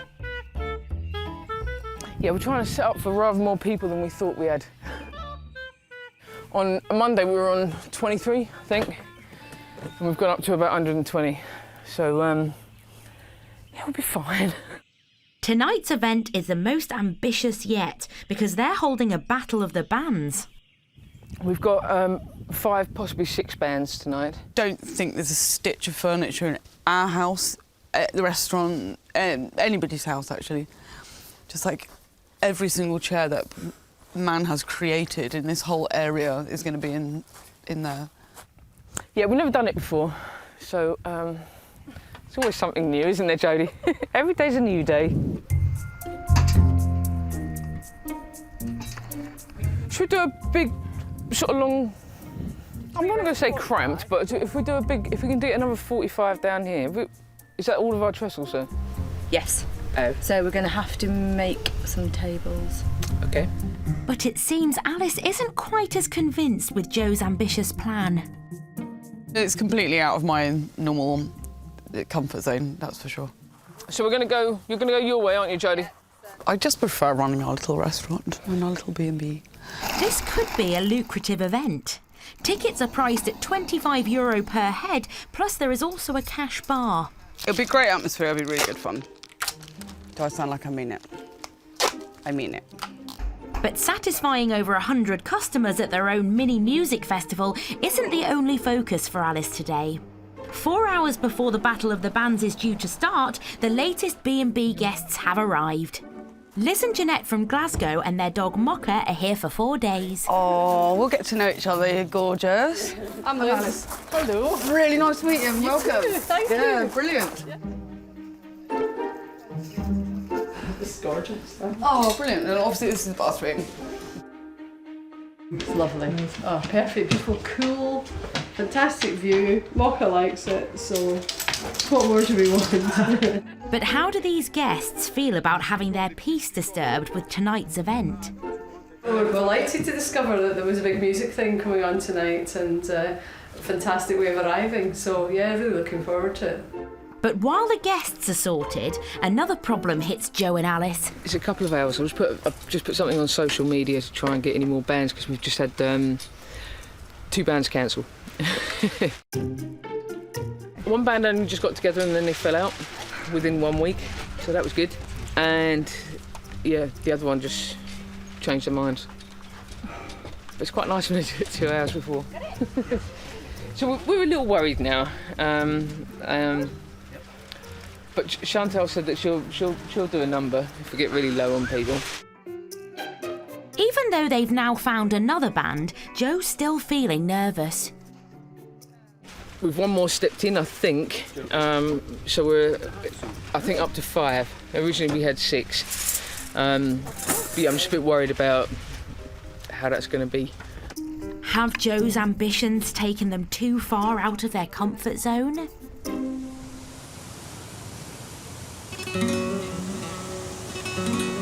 For Kevin and Lisa Mitchum, it hasn't been the best of summers. At the beginning of the season, business at Kevin's kitesurfing school suffered because of problems with his website, and some extreme weather has affected bookings too. It's been the worst summer wind-wise that Tarifa's had, like, ever, I think. Even the locals are really in shock by how much strong wind there was. It reaches a point where it's just unkiteable. We always get a spell of 2 or 3 weeks of crazy wind like that, but often it's in February or October, and then you can just travel and find a better spot. But in the middle of the summer, you're stumped, really. All Although Kevin is the main breadwinner in the kitesurfing season, Lisa also runs a language school to help bring in extra cash to cover the leaner winter months. Begonia, do you want to start with this one? She can remind us. Remind? No. What's Remember. Good, well done. But this year, things haven't been going well. We just need to practice maybe doing it a little bit quicker. So we had 2 or 3 weeks where it was really quite stressful. We were thinking, well, you know, we're going to have to ask for a loan from the bank or maybe like ask family or something again, which we don't really want to do. With some uncertainty in Tarifa, Kevin needs a plan to secure their future. And now he thinks he has one. It's a plan that's taken him almost 6,000 miles south to Kenya. This is Diani Beach on the Indian Ocean, 35 kilometres south of Mombasa.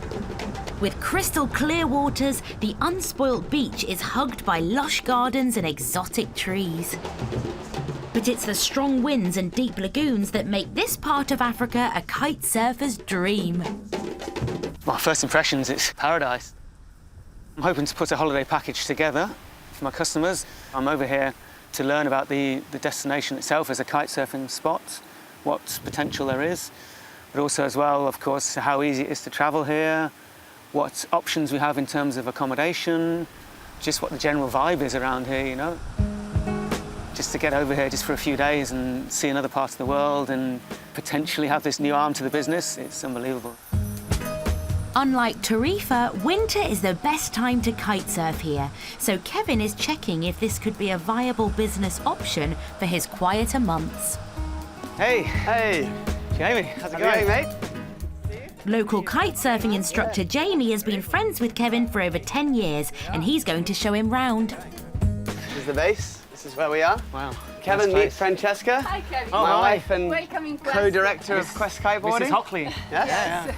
Jamie's kite surfing school is purpose-built and is in the grounds of a top-class hotel right on Diani Beach. Built it all yourself? But, not ourselves, but we built, the design was ours, and they built it for us. Yeah. Just through here we have our storeroom, Wow. all our equipment that we use. So you can see predominantly we're based as a kite school, teaching various types of kite surfing. It's cost Kevin almost €1,000 for this trip. He needs to find out as much as he can about its kite surfing potential. We have this reef that stretches pretty much from Somalia all the way down the East African coastline. So we've not got super high and super low. We've got this average tide going on, which makes it perfect for kite surfing. Though this is not the best season for surfing in Kenya, Kevin still wants to try the waves. It's pretty light, you know, as we expected, but we're going to get out a couple of big boards and see if I can get going. It's going to be touch and go. I'll probably just fall on my face or something because it's so light.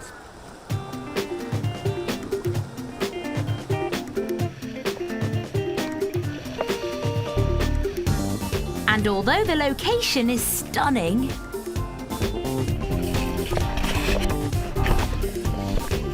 without the wind, it's not the most exhilarating of rides.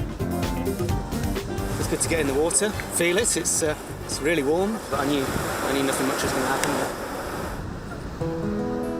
While the surfing's a disappointment, Jamie has another treat up his sleeve. All right, my love? Uh-huh. Watching the sun go down at one of the area's most stunning beaches. My clients will be happy to come. From what I've seen so far, it's pretty special and very different to Europe, of course. So part of the idea of doing something like this is to run a real adventure. So the setting's a hit, but Kevin still would love to experience the full-on kite surfing. It would be lovely to get out on the water, just kiting board shorts, you know, beautiful hot water, which we don't get at home. So if that happens tomorrow, there's a slight chance it's going to be stronger, it'd be fantastic. If the wind doesn't pick up tomorrow, then his 12,000-mile round trip could be a big disappointment.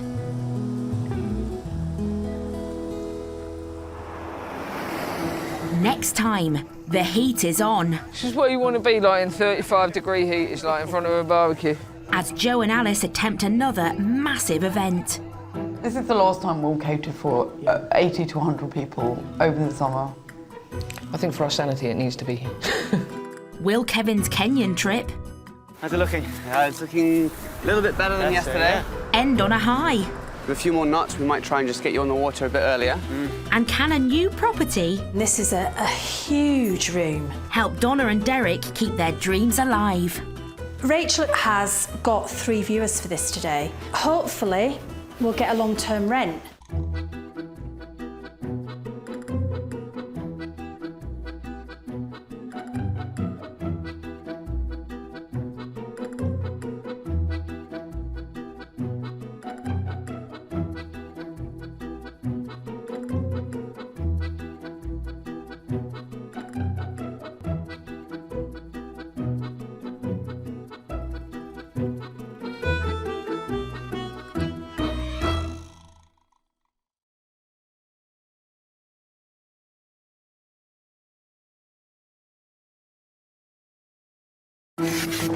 A new life in Europe, a dream chased by thousands. I don't really think you can better it. It's just amazing living in Spain. With sunny days and a great way of life, it's easy to see why. But this doesn't come for free. To come up with that money out of thin air is quite difficult. So to fund this life, Oh my God. expats are setting sail He's out. He's gone. and setting up businesses. There's mushrooms growing on the wall. Okay. On this series, we follow these enterprising expats, Every day's like this at the minute, it's just non-stop. Run, run, run. launching paragliding and restaurants in Spain, I think there's a future in this for us. B&Bs and villas in France. Look at that, like a Ferrari toilet. But will it be profitable There was a lot of happy people here. or simply painful? I want a piece of Spain, not a piece of Chernobyl. And can the new expats really make their new life in the sun pay? Job well done. I'm so happy. Today, the heat is on.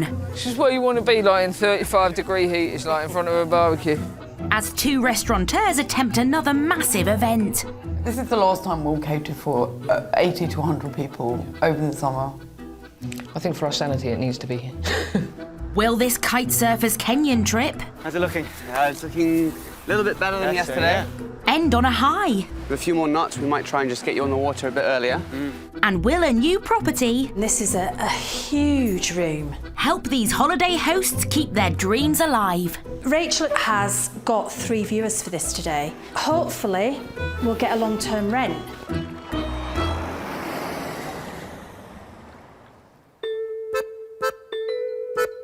The Dordogne in southwest France, where weekly food markets can be found in almost every town and village. Selling everything from fruit and veg, meats and cheeses, they are a paradise for food lovers. Alors, 24,50. And for chefs like expat Joe Gell, they're the perfect place to stock up on the freshest ingredients. Come dressed as a chef, and they tend to even knock a bit of money off, or just chuck a couple of extras in. She and her partner Alice are in the 2nd year of running a restaurant and B&B near Fertiac. And this season, they have branched out into large events. Tonight is their biggest party to date, the Battle of the Bands. But with customers due in 2 hours, Joe has hit a major hitch. It's hot and we're still down a band or 2. 2 bands have pulled out at the last minute. Alice is keeping well out of the way. I'm getting loads of phone calls for restaurant bookings as well, so you kind of have to remember that you do the same thing at the same time. I've got check-ins and check-outs tomorrow, so I'm kind of focusing on that, which just gives me a really good excuse to just avoid what's going on in the garden. Monitor 1, check.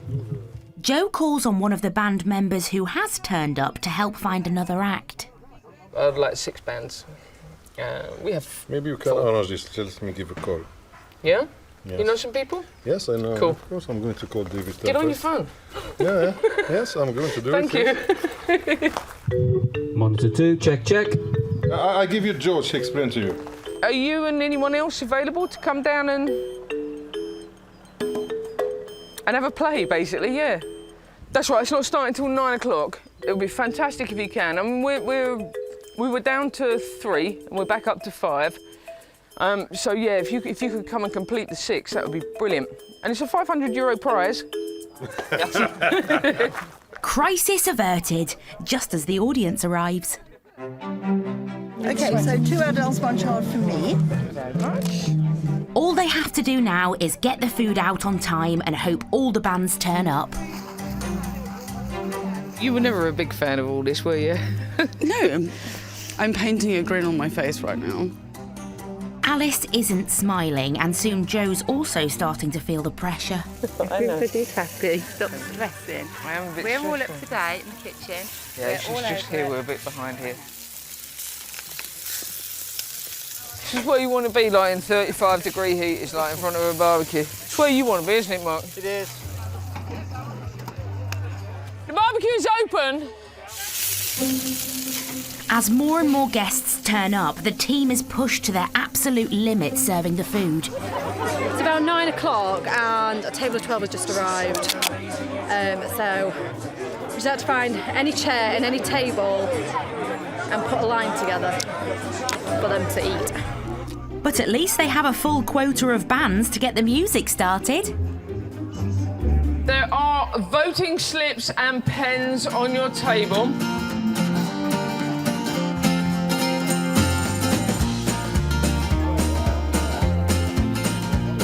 Tonight was wonderful, but the actual haute cuisine definitely kicks it up a notch. But with the addition of the music, it definitely kicks it into extra game. A couple of them actually hit the right note because they got everybody up dancing. And at the end of the night, that's what they'll go home and remember, is the dancing. So yeah, it was good, really good. We heard of this and it's been lovely. We've had some great food, great views. It's been beautiful. The final band has played and all the votes have been counted. It's time for the sponsor, local estate agent Joanna Leggett, to announce the winner. It is exciting. I'm so excited. So we do in no particular order. Okay. Third, second. There is a particular order, though, right? Oh yeah, there is a particular order. We should do second and When third. you say we start with third, it's a particular order. 500 euro prize goes to... Are you ready for this? Enzo! Oh, look, big old winner. Yeah, thank you to all the people who voted for me. Alice and Joe have pulled off another successful event. I think we're going to give it up for Joe and Alice for putting on a great night tonight. So But now they need to weigh up whether hosting large parties are worth the hours of hard work. So we're going to have a big old chat about whether this works or not for next year. I think it's, I mean, for me, I love this, and I think it's a big old conversation to have. But not right now because I'm really tired.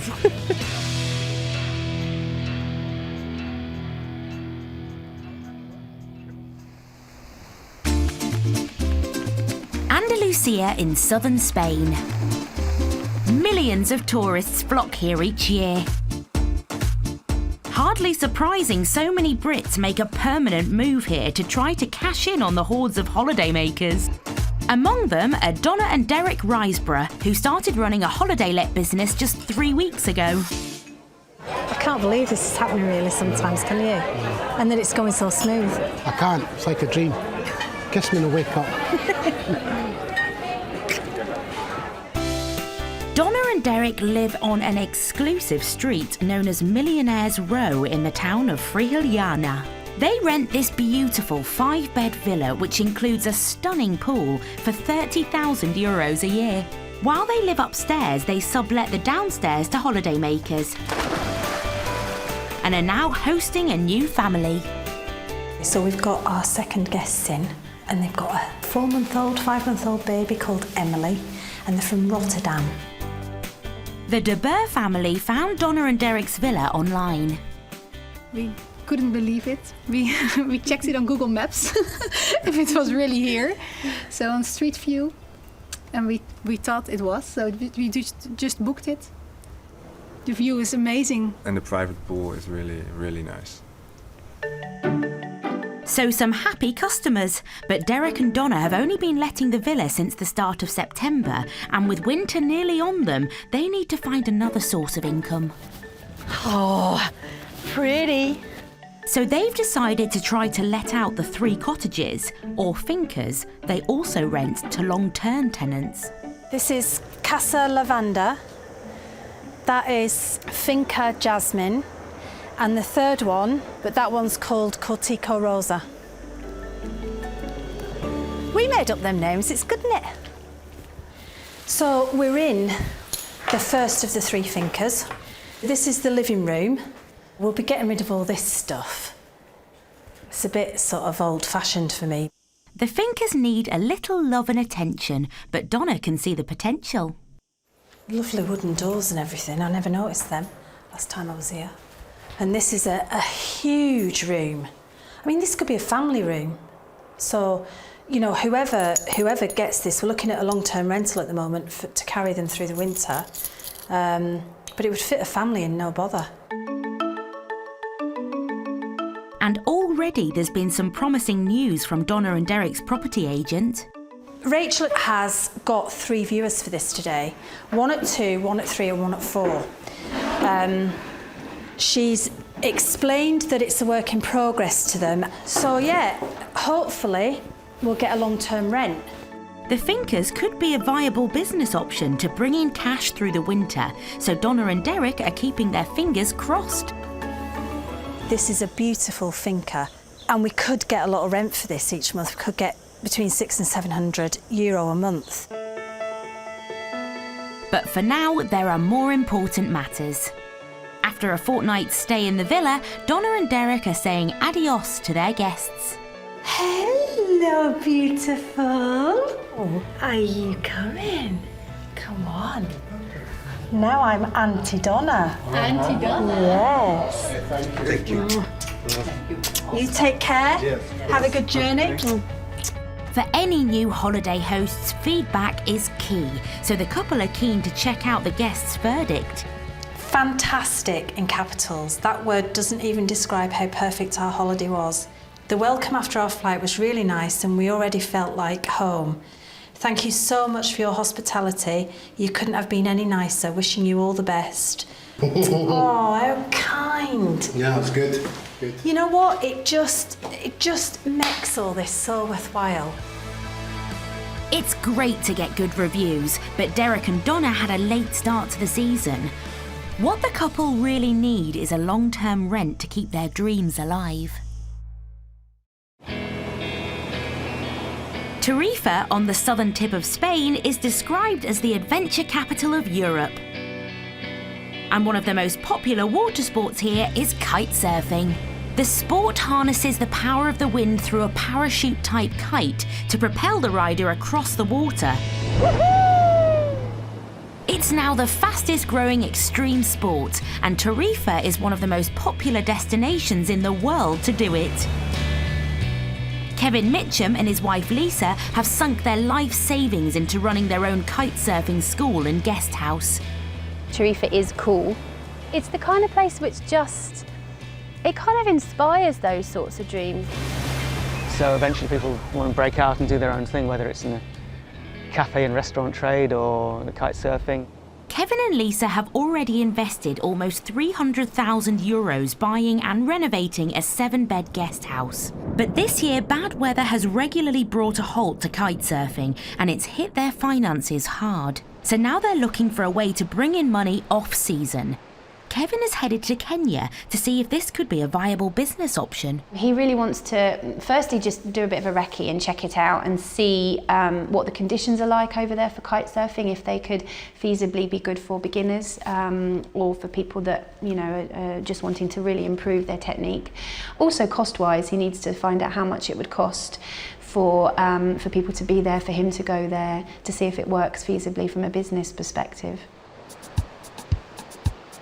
Kevin has come 35 kilometres south of Mombasa to Diani Beach.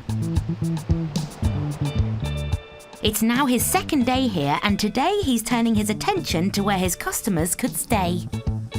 Karibu. Hello, thank you. How are you? Good, good. Good. Welcome. This is the villa.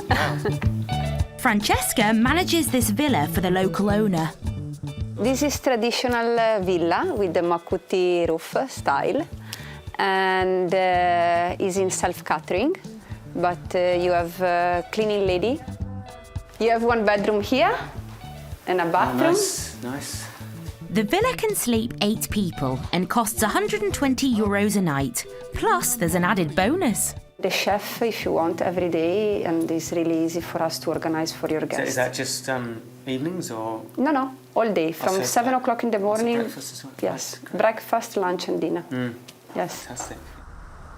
It's similar to what we do back in Tarifa, like we have the house and all the guests share the house together. They're not shut off in their own hotel rooms and things. So, this is going to be a trip with everyone mucking in together. So it's nice that we've got the option of a place like that where everyone's mixing. Yeah, I like it. I'll be seriously considering it. Next stop is Diani Beach.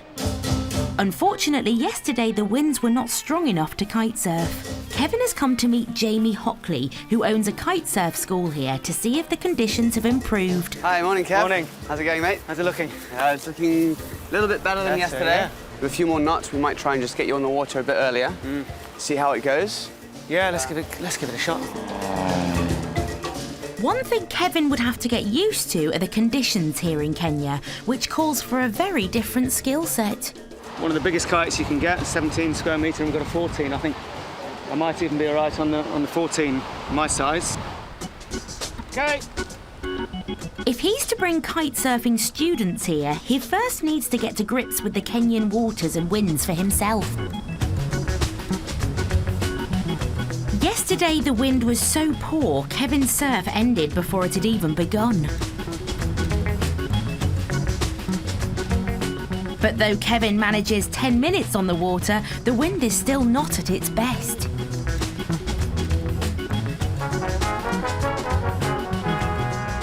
It's nice just to get out there and just have a feel of kite surfing, just in board shorts, no wetsuits. We occasionally get that in Tarifa, summertime. I think we're going to go and check out this other spot, but Jamie's in contact obviously with his guys on the ground, so if the wind comes up we can always come back and have another try.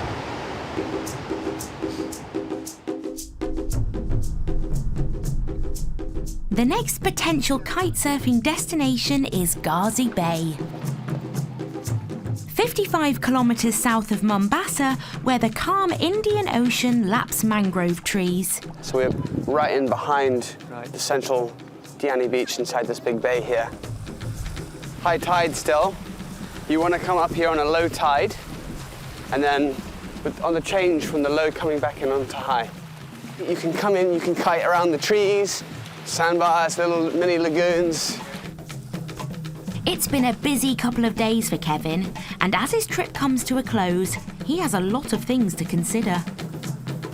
Quite a whistle-stop tour, but we've seen a lot in a couple of days.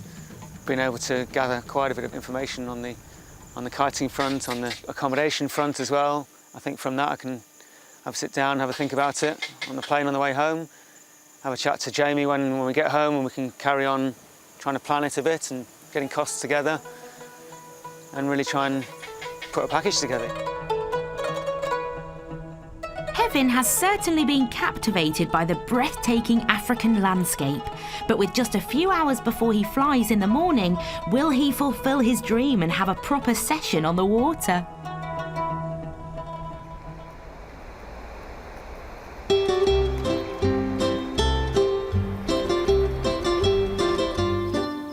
Nestling amongst the rolling hills and sun-dappled vineyards of rural France are some real property bargains. Places like this one in the Dordogne, with 8 bedrooms and an acre of land, which would set you back about €450,000. In the south of the UK, you could expect to pay almost double. Or just a little further south, this 4-bedroom house set in 4 acres with a pool and outbuildings was recently on the market for €625,000. This would easily cost $1 million back in Britain. I think you get very good value for money because there's so many properties on the market at the moment. The prices are good. You can be as isolated or as busy as you want to be. Oh gosh, it's hot. It's hot. It's beautiful. It was the great property prices that persuaded Derek and Debbie Shooton to move to the village of Coué from Surrey, where Derek worked in engineering. Are we there yet? And Debbie worked in an office. You can taste the fresh air. Yeah. When we get off the plane in England and you go back to visit, or you get out into where my parents live, and you can taste the pollution. It's just fresh air, isn't it? We walk the dogs in the morning and... I used to ride my bike 2 miles to work sometimes, and I can guarantee there'll be someone hootering, or you'll be in their way, or they won't let you cross the road. And here, there's nothing. Absolutely nothing. Derek and Debbie own a 4.5-acre property that cost them just over €330,000. There are 2 detached houses in the grounds and 2 barns, as well as a large wood and a swimming pool. The difference in between here and England is incredible. We had a 3-bedroom mid-terraced house, which was 4 times as much as this 6-acre field and 3-bedroom detached house, and it's just, it pales into insignificance, the difference. There's no comparison at all. No. The value for money is incredibly good. Derek and Debbie have been renting out one of their properties to holidaymakers for 3 years while living back in the UK. This season, they're moving over permanently, but to survive, they need to renovate another gîte, and they're doing all the work themselves. This is the old part of the barn, so this is going to be the bathroom in here. Behind it, walk-in wardrobe, and then on that side is going to be the bedroom. I'm fed up with looking at this mess. I just want to get finished and the floor fixed and the roof done, and then we can build the bedrooms, and it's got to be ready for paying guests coming in. And there's the kitchen to finish too, and to add to the pressure, they've got guests arriving in just over a month. We've spent probably 6 weeks doing this. The first bit of plasterboarding, rewiring, putting the electrics in, finding the old French wiring and making sure that it works, because I've got 2 switches here. One should do a fan and one should do the electrics, but they both do the fan and the light, so I've still got a little bit of sorting to do on that, because it turns the fan on. Yeah, dodgy electrics and wiring, yeah. But competition in the gîte business is fierce, so they need to stand out from the crowd. They reckon an archery range and mini golf course will appeal to the family market, but first Derek must tackle the dreaded mole. Well, there are signs of it everywhere, but you never find one, you never see one. Derek's vision is that when it's finished, the golf course will have 4 holes. The first green will be about here. Looking back, so that's about 90 yards from where we were. So that'll be the first green, in between the molehills here. So I've got to make this flat, level, smooth, and then find a supplier of pins and holes for it. All this means the couple are going to have their work cut out for the next few weeks, juggling renovations in one gîte and looking after guests who come to stay in the other. Derek, can you help me make the bed, please? Yes, darling. My favourite job. Shall I do my shake? Go on then, do your shake. Do my shake. Shaky, shaky, shaky. Their guests this week are the Collette family from Surrey, who were here last year and couldn't wait to come back. Well, nice to see you. Did you have a good trip? Yes, good, thank you. Yeah. There's plenty of room for everybody, you don't feel overcrowded. And then, yeah, with additional activities and obviously like bikes and stuff like that, it's pretty much set out for everybody, really. Put Darcy's bed somewhere. It's perfect for us because of the kids and stuff, so we can go in be in the pool. We haven't got to worry about a hotel room or anything like that. It's like a home from home. It's perfect. See you later. Might see you. See you later. It's great feedback, but with more guests booked in and a stack of building work still to do, can this couple really hit their tight deadline?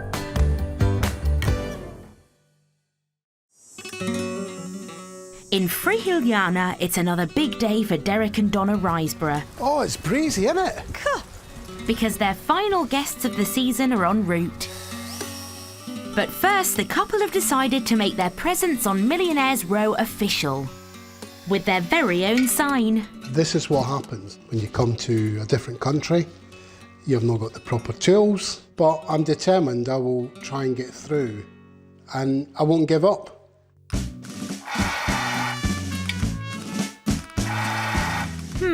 Perhaps a little research is what's needed here. Let's go and have a think. Cup of tea. Cup of tea. Have a brew. And a think. Before you even contemplate getting your drill out, it's a good idea to understand what you're up against. Well, that's always useful. Always use a good masonry drill bit.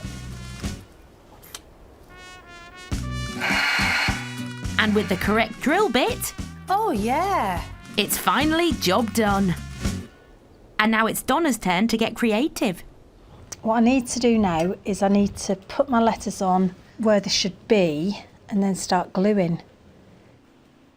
They'll be coming from far and wide to see this sign. It's all going swimmingly. Oh! Or maybe not. Honestly. Wow. Hey, that looks good, doesn't it? Yeah. Finally, the sign has pride of place, leaving just enough time for some last-minute jobs. A couple of bugs having a swim. I won't charge them this time. God, there's loads of them. And the work is finished just in time. Right, quick! Deke! As their guests have arrived. Nice to meet you. Nice to meet you too. Hello, hi. Nice to I'm meet you. Donna. Nice to meet you. Hello. The Huizinga family from the Netherlands are here for a week. This is the double bedroom, and there's a bathroom with that bedroom as well. Oh, great. Okay. Wow. This is the living room. Beautiful. And in the fridge, we've put in some milk and bread and eggs. Thank you. Amazing. Yeah, it's unbelievable. She found it on the internet and it was already looking good, but when you are here in real life, that is definitely good. The girls, when they heard they had their private pool, they really went crazy. They were like, what? So. More satisfied customers. Marking a short but nonetheless successful first season as holiday hosts. That's a deep sigh. It's been absolutely mad, hasn't it? What a mad summer. Woo! And even though they've started their new venture late, they've now received news about the villa that will almost certainly guarantee their new lives on Millionaires Row. Another reason why we're drinking a celebratory drink is we've secured a long-term let in the bottom part of the villa for the winter, which is fantastic news for us. We only got the word yesterday. Instead of it lying empty and getting no income, we're getting an income from it. Somebody will be living in there for 7 months. And the good news keeps on flowing. Derek and Donna have also managed to secure a long-term rent for 2 of the fincas, bringing in even more money throughout the winter. We're actually in profit from day one. Yeah. We're actually making money right through the winter months, right through the spring, which is really good for Spain, because most people make the money during June till September. I think things are pretty good. And Derek and Donna are so confident that they're now looking to expand their property portfolio. Welcome to Rio Chilla. They're currently in negotiations to take over this 3-bed villa in nearby Rio Chia. I think being in the letting business in the UK for 8 or 9 years has taught us valuable lessons. We hope to be able to do that in Spain as well. If all goes to plan, they'll be ready to open for the next season. On the business side of things for us, the expansion has happened very much sooner than we thought and had planned for. And with a successful first year under their belts, this couple are confident that they're here to stay. I'm really happy here. I've made up my mind. I love it here. I don't think we'll be back in the UK to live. Here's to our first successful year. And our new life in the sun. Cheers. Cheers.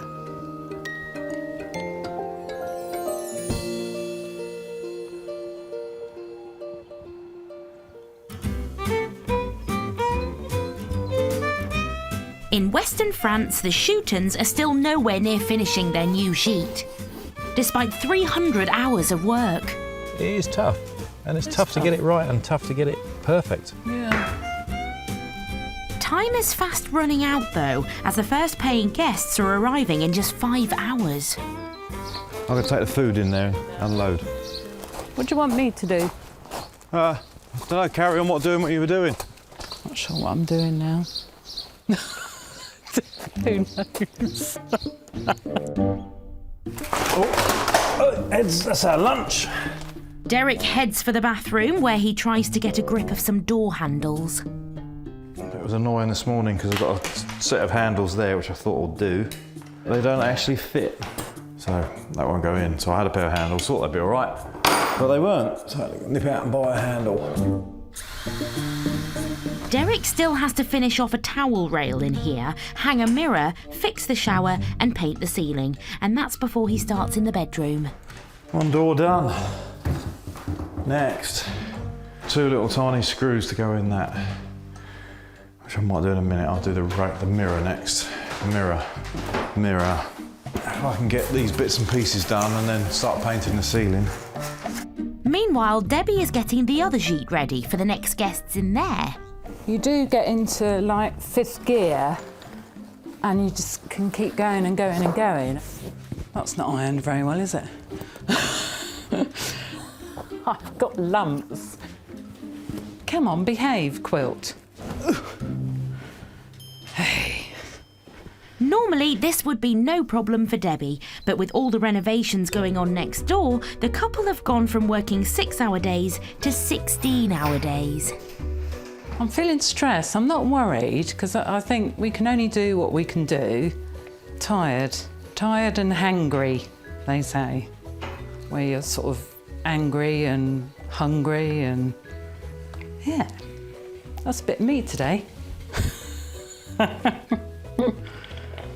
And I hate ironing, especially when it's lovely weather outside. Pillows and then we're done. All done. Ta-da! Right, next job.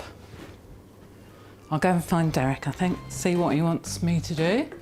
In the bathroom, it's 2 steps forward. Perfect. Oh, 1 step back. Oh, door's not on. Bedroom next, but there isn't a bed in there at the moment. That's in the barn. Needs a white, really, before we take it in the house, because it's just going to make the house mucky. Oh, I thought you had it. Oh. The guests are due at any moment. The jeet is still a work in progress. Mind the bottles. And the bed isn't even made. Literally. You're right, yeah. Might have been better if we'd cleared this corner first, mightn't it?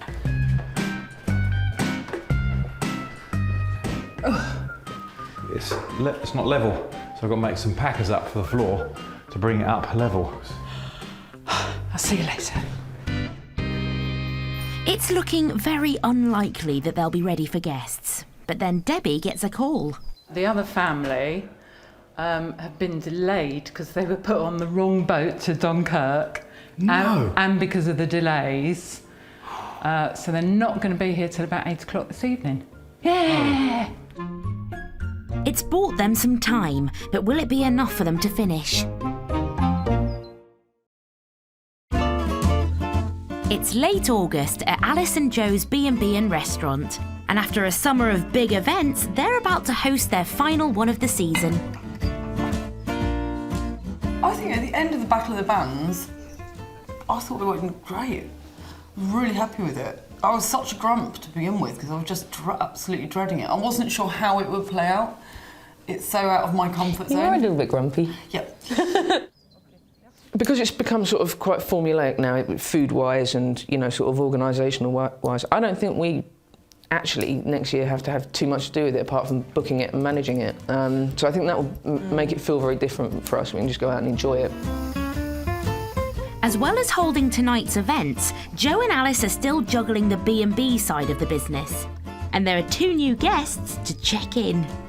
Julia, come and look at this. Isn't it just beautiful? Right. So what time does it all happen? About 7? 7 o'clock. 7 o'clock. 7 o'clock everything starts. Wonderful. So a nice little read. Yeah. So obviously the bathroom is through The there. bathroom is there. Can we have a little peep? Ooh. Gorgeous. Oh, this is what Adele said, the view.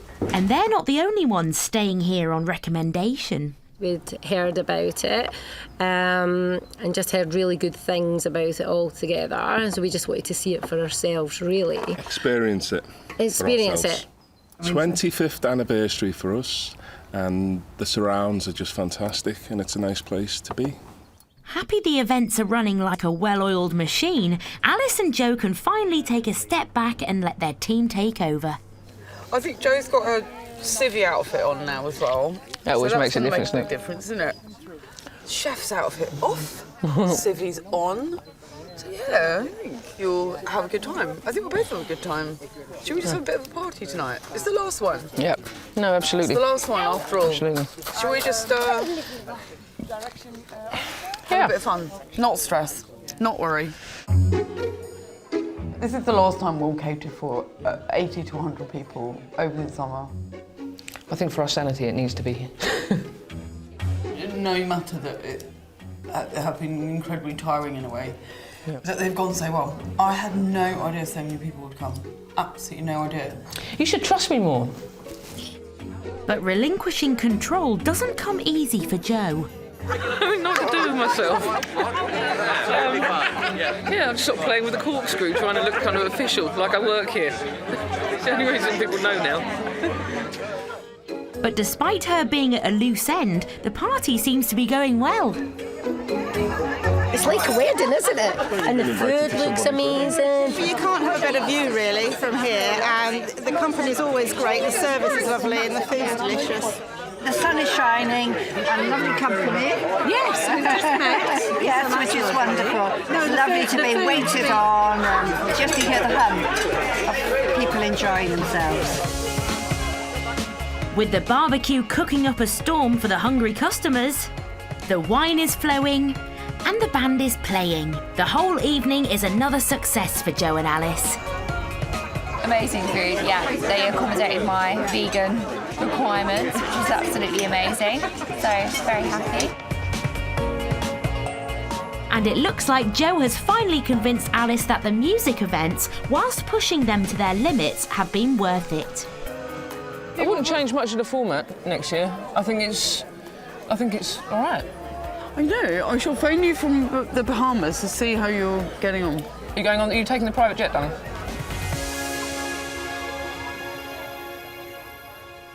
But then, just a couple of weeks later, disaster strikes. A massive storm has hit the region and their outdoor marquees have bore the brunt.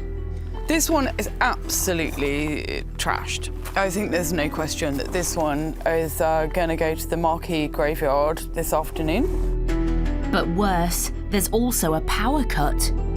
Who knows what's going to happen tonight? Yeah, that's We'll get through the day. I mean, hopefully the electric's never been out for this long. I mean, my big worry, apart from anything else, is that I've got fridges full of food. But with a full B&B and restaurant of customers to serve, how will Joe and Alice cope? And could a great season be marred by Mother Nature?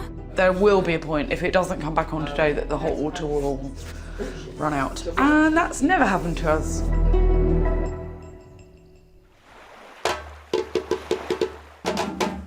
Just south of Mombasa on the Indian Ocean, Kevin Mitchum is at the end of his 3-day fact-finding mission. He's checked out a villa for customers to stay and some potential tourist trips, but low winds means he hasn't had chance to experience the best kite surfing. But now, just hours before he flies home, the wind is absolutely perfect. I'm really happy to get out, going to the airport in about an hour's time, so I'm gonna have one more quick ride. Kevin's guide Janie is relieved that he's finally getting to experience the best of Kenya's kite surfing conditions. I've been all around the world kite surfing, and for me, Diani is one of the best spots I've found. Very, very safe conditions to learn, great conditions to improve, fantastic conditions for people that want to come here and just see the scope of what Kenya has to offer. It's the perfect end to Kevin's trip, and it's convinced him that this could definitely be a viable business opportunity. To get out and ride properly was lovely, yeah. It's like riding in the bath, the temperature is gorgeous. But like having, I had dolphins in my bath. There's a couple of dolphins out there that I rode around a little bit, so that was amazing. If he can make the numbers work, this will be a great alternative during the Spanish off-season. Occasionally I get some people coming over the winter time to Tarifa as well, but it's very ad hoc and I can't budget for it really. I don't know when people are coming, so I've just been trying to put a few little figures together here and see if the costings come out as a package that people will be keen to go for.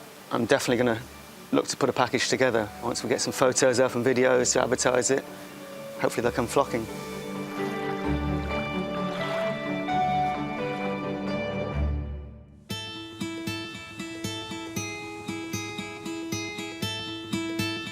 It's now the end of the summer season, and back in Tarifa, These are just some of the pics from a few of the locations in Kenya that we went to. Kevin's talking through his ideas with wife Lisa. This is the main Diani beach area where we'd probably do a few days general kiting. It's beautiful, isn't it?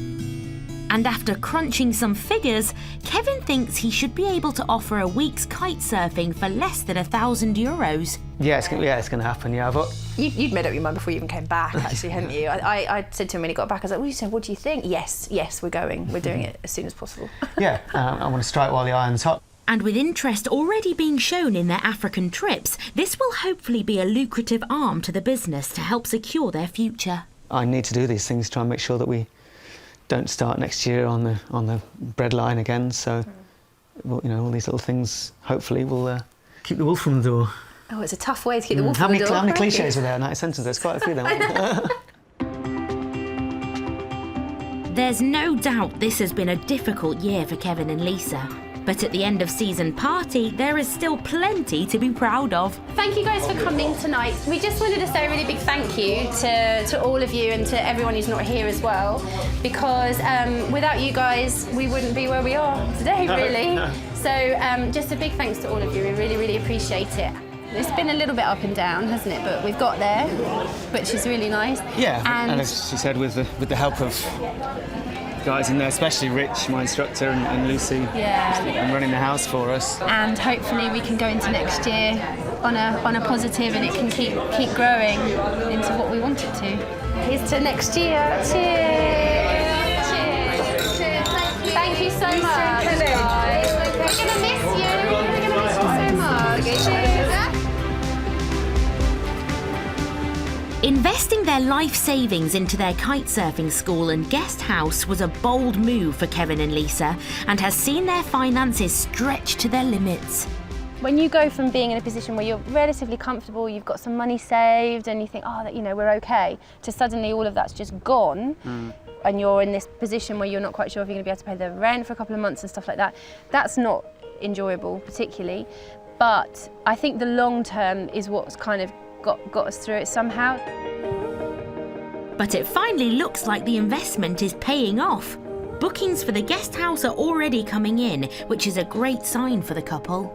Virtually everyone that comes loves the situation in the old town. They love the way that we've decorated it. They love the communal atmosphere. People's feedback has been popular and made us realise that we've probably done I think we've done the right thing.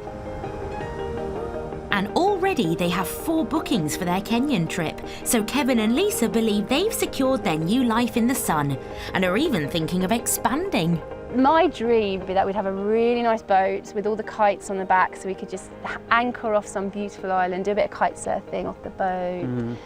Learn to sail first. We've got to learn to sail, yeah. But just head into the Mediterranean, you've got so much, all different countries and islands. Yeah. But realistically... we could do it. What are you talking about?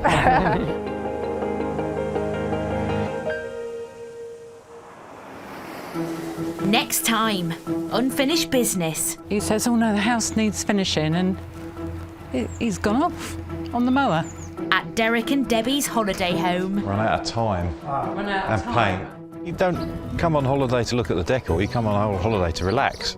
Can Joe and Alice check-ins now. handle arrivals with no power. So have you got electricity? No. Excellent. It should be on by the end of the day, we believe. And 2 Brits ready to start their Spanish dream. We arrived here yesterday at 3:30 with nowhere to stay. But will they fall at the first hurdle? I do not want to be staying in a tent on the beach while we're running a business.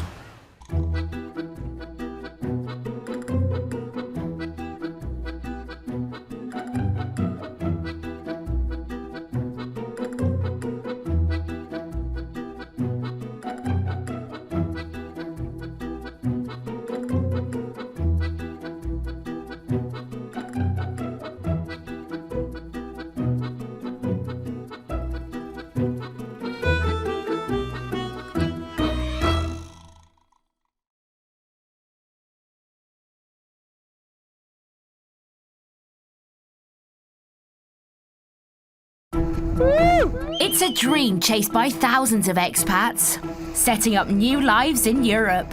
It couldn't be any different than Scotland. I feel like I've just been born. There's great weather and property is amazing value. Something like this in the UK would be well out of our reach. But nothing in life is for free. Look at that swimming pool. Yeah, wow. it's way too much money. So to pay their way, enterprising expats are aiming high. That was amazing. And going into business. Oh, you've done brilliantly. On this series, we're with the brave Brits. I think we just have opened a flower shop. Setting sail and serving up in Spain. Always happy customers here. Running fishing lodges and B&Bs in France. Oh, door's not on. But will business boom? Or go bust? We are quite literally dead in the water. And will these new expats find happiness in the sun? So proud of you and what you're setting out to do.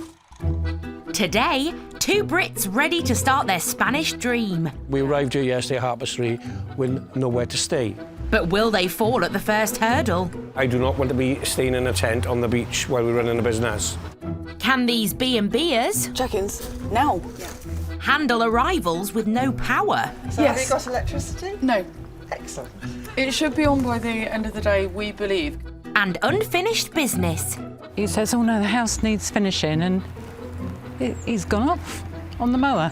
At a new French holiday home. Run out of time and paint.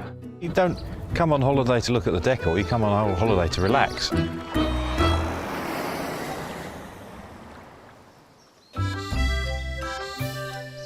If you want value for money with your property, there's no better place than rural France. It's a huge draw for thousands of expats. Expats like Derek and Debbie Shooton. Carry on, my love. Don't miss England one little bit. Miss people, but we don't miss England at all. With the space we have here, we would never be able to afford this in England. Yeah, we love it. Yeah, definitely. Derek and Debbie bought 2 detached houses just outside the town of Coué, 2 hours north of Bordeaux. With 4.5 acres of land, it cost just €330,000. It would be well over $1 million in their home county of Surrey. They're hoping to rent both to holidaymakers. One is ready, but they're now racing to complete the other in time for their first guests. It's all a bit frantic at the moment. Ideally, this should have been long done. But to say the couple are behind schedule is somewhat an understatement. I think we're going to be another hour doing this, and if Debs wants the ceiling painted. Just a coat of paint. Might be a bit longer. Just fed up with painting. Tired now. Had enough. Luckily for Derek and Debbie, their guests have also been delayed, meaning at least some jobs can get finished. Feel really sorry for them. Yeah. Great for us, because I can fix the toilet on the wall now. It's a bit dirty, isn't it? Oh, there's a hoover. It's been in the back of a dirty old car. Yeah. I think 2 more sunbeds. 2, 4, 6, 7. Yeah, 2 more and we're there. Derek and Debbie don't know exactly when the guests will arrive, and Derek seems to be distracted from the job in hand. He says, oh no, the house needs finishing, and he's gone off. He's gone wandering on the mower. What are you doing? Opening the park. Why? Because it needs opening. It's just been through the woods. It's urgent. It's urgent. Must be urgent. Needs doing. I had 5 minutes out of the bathroom. And I shouldn't have done, really. Because the grass can be done tomorrow. No, I'm going to do all the ironing and cleaning with you. No, I don't think you are. And then I'm going to do the painting. You're not going to be able to do it all, are you? And the to-do list doesn't seem to be getting any shorter. Up. Have I got it all then? You're helping me, but I've got the whole thing. Have you got it now? I've got it, yeah. Flipping it. These are clean. Takes so much effort, time. I think I've got like wiper's wrist. Where does the time go? Where do the hours go? Just been at it all day and it's quite difficult. But finally, they've decided they've done as much as they can. And we can go and feed the dogs. Because the guests stopped off en route, Derek and Debbie have arranged to leave a key, meaning that they can at least get cleaned up and have some food. I love you. I love you too. What a hard week. Yeah. Don't Blood, sweat and tears. No. But despite all their endeavours, it's fair to say that there are still a few things left unfinished. Long day, 12-hour day? That's 12 hours. The shower room upstairs looks very unfinished, doesn't it? But, you We'll know. just apologise. We couldn't do any more, and if they don't like it, Yeah. I'll be surprised. I'm not proud of myself, but I'm totally proud of Derek. Shame it's not finished. I think good High team. five. High five. I know I High can't. five. I'm tired. High five. I want to go home. Let's go home. So do I. Come on. Come on then.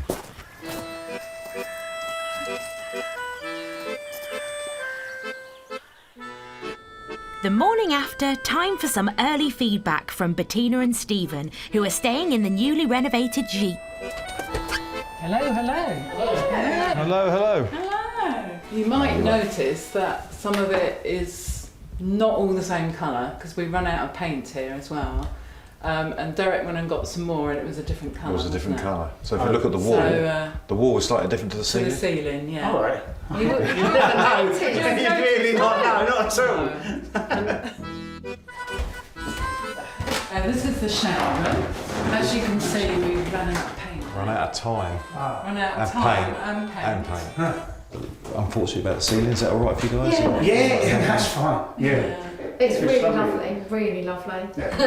Okay, so have a good holiday, and if you need us, give us a shout. Thank you very much. It's really lovely. The decor may not be up to Debbie and Derek's usual standards, but Stephen and Bettina couldn't be happier. For us, it wasn't really an issue. It is a tidy sheet, it's clean. It is. I didn't even notice the ceiling because it wasn't something I was going to look at. You know, we've been in far worse than this, so, so I mean, it was kind of like, it's just an old house, and you expect from old houses, you know, just part of the character and the charm, really. You don't want everything perfect, I don't think. You don't come on holiday to look at the decor, you come on holiday to relax and enjoy yourself. And and you don't really look up, do you know, if you're going to worry about a bit of paint missing, you know, it's a nice that's a bit room. picky, isn't It's it? But it should have been finished. When the house is empty, we'll get it finished quickly. Snagging list aside, both properties are now up and running with bookings in the diary. But Derek and Debbie can't rest on their laurels. Not with a golf course and an archery range to build.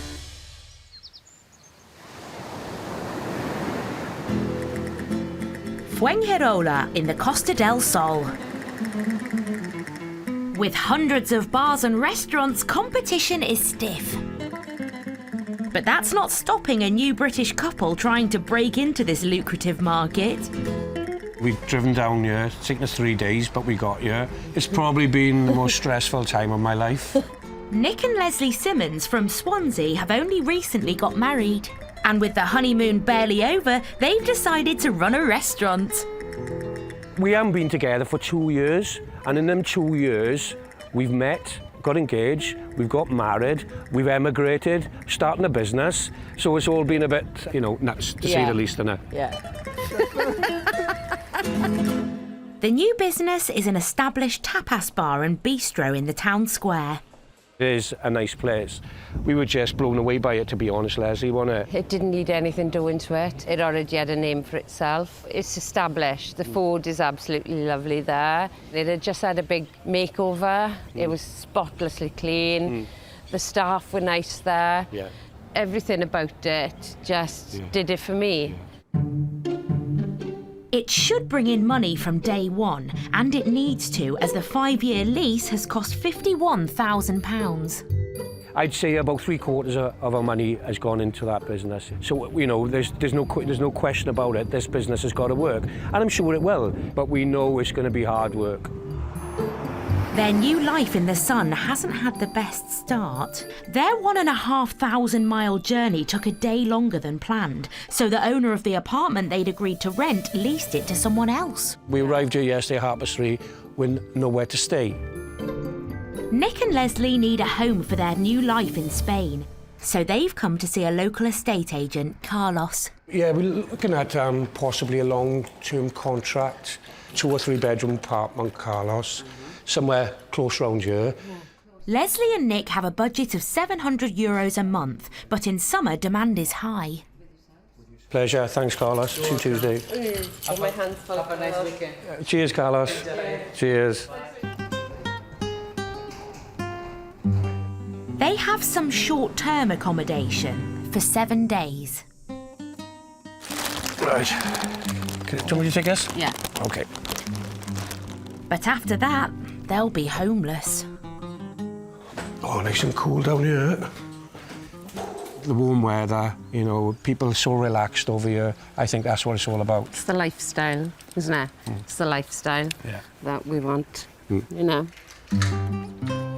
But their euphoria doesn't last long. Has anyone got a long stick? We're having problems opening the gate. The lock to the gate is sticking, so we probably have to ring the agents. Lucky I have a sense of humour. Maybe it needs a feminine touch. Well done. Oh, it's a hero! Yes. Phew, finally the couple can unpack, for a week at least. Have you seen the view? Let's have a look. Amazing. Oh, this is a dream, isn't it? It's This fantastic. is stunning. This is Absolutely stunning. I think we couldn't have dreamed this, could we? Especially over the last couple of days. It's been so, you know, stressful. And it's nice to know now we've got a place to stay for the time being. It's going to be comfortable. Definitely does it for me. And me, yeah. Happy days. But they need to find a permanent solution fast, or they'll be homeless just as they take over their new bistro.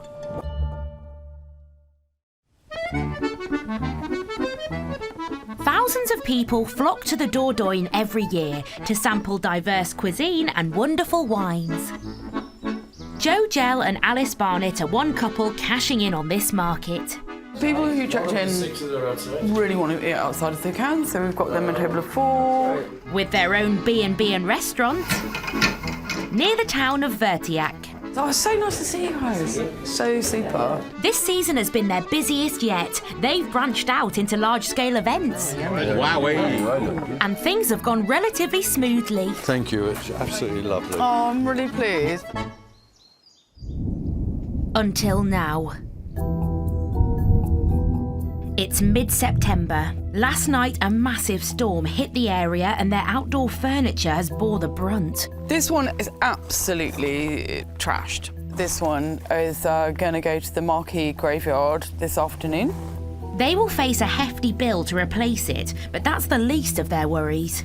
The storm's also knocked out their electricity supply. It rained all night, but the actual storm, it blew up so fast. It was 20 minutes. But to take all of our marquees down, everything in the garden was knocked over, and then no power. We live in rural France, it does happen. It's happened to the whole of the southwest of France today. The B&B and restaurant have been without power for almost 2 hours. We've got no electricity. I've got baguette though. We've got bread. Yeah? With guests booked in, more due to arrive and a full dinner service, it's not good news. Cooking on gas. We are cooking on gas. Breakfast will be fine because we still have gas, so we can make our coffee Our main concern is tonight we have 35 people booked in for dinner. So breakfast will be fine. With so many customers depending on them for both the restaurant and the B&B, the power cut is becoming a real challenge. L'électricité. Je pense que je vais en retrouver, oui. I can put candles in people's rooms, that's no problem. We can try and make it look lovely, but there will be a point, if it doesn't come back on today, that the hot water will run out. And that's never happened to us. 3 hours later and there's still no power in the area. And now the latest B&B guests have arrived. Check-ins? Now? Yeah. Great, no electricity. I just said to them I did warn them, but it's all gone a little bit mental. Okay. I believe you've had some fun here. Nice to meet you. Time for Alice to break the news. So Yes. have you got electricity? No. Excellent. It should be on by the end of the day, we believe, because every other village near here had theirs turned on by 10 o'clock this morning. Right. We have loads of booze and we have can a still brew. make tea and coffee. Oh, That's the main that thing. coffee is important and wine is important. Tea and All of those things we can still provide. well, that's Excellent. marvellous. Luckily for Joe and Alice, their new guests are very understanding. Bathroom in the dark, that's okay. I know where everything is. As long as I can have a drink of some description, that's absolutely fine. Should we kick off with tea? Yeah, good one. Yeah. Regular tea or a coffee? Coffee, please. Regular One coffee tea and for one me, tea? Yeah, Yes. thank you. That can be arranged. Yeah. In fact, Bill and Kate seem to be enjoying the peace. There's no noise, No, it's really which is hushed, fab, isn't it? Yeah. It's not relaxing for Alice, though. Wednesdays, for some reason, really, really busy. The restaurant is almost fully booked and she's now worried about no-shows. I don't think everybody that's booked will come tonight. I think probably a lot of our customers are having the same problems with us, and I think they'll probably be trying to deal with their fridges, their freezers, everything going on in their own house, shopping for candles and all of that kind of thing. Is Alice and Joe's great season about to end on a low?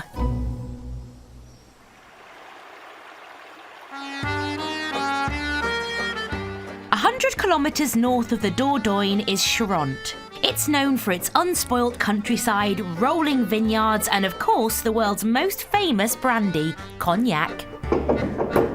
16,000 Brits call this area home, and for those looking to escape to a more laid-back way of life, this is the perfect place to be.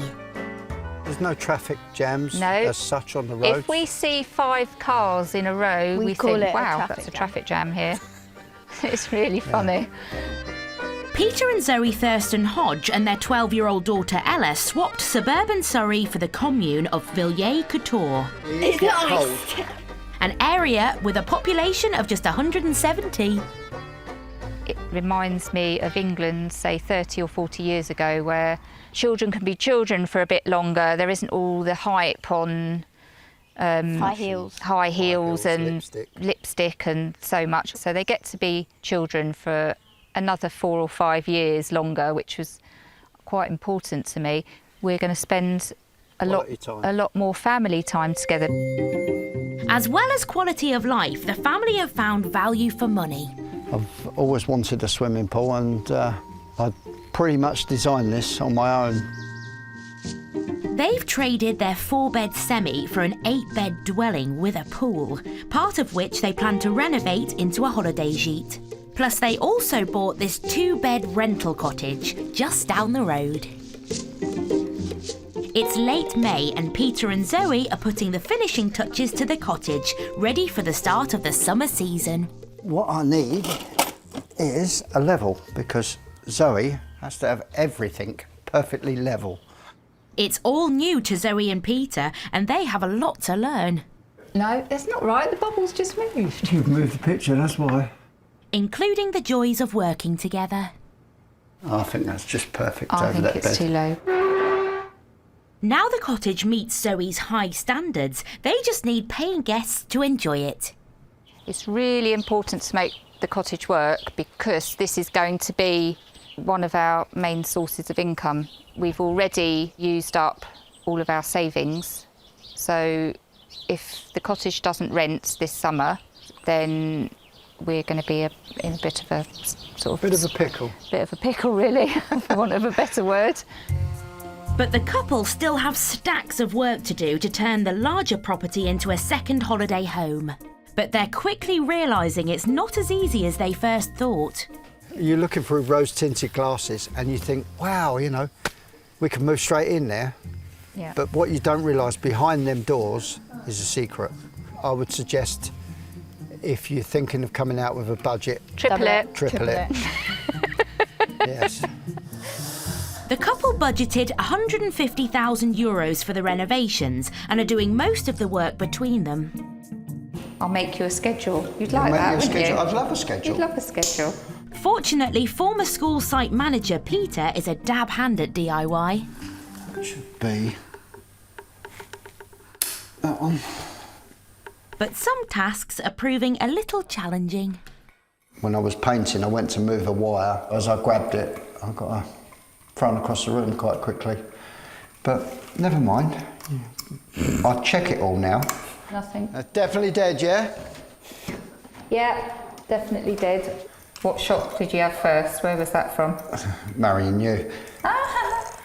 While their cottage is ready for guests, they need to finish the gîte renovations to cash in on the summer season. Yay! We need to get it ready to photograph really in the next 2 weeks. We need it rented, otherwise we won't be able to buy food this winter.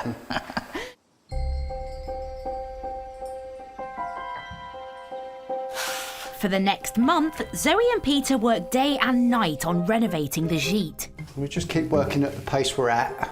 It'll all come together. And finally, by mid-July, they've crossed the finish line.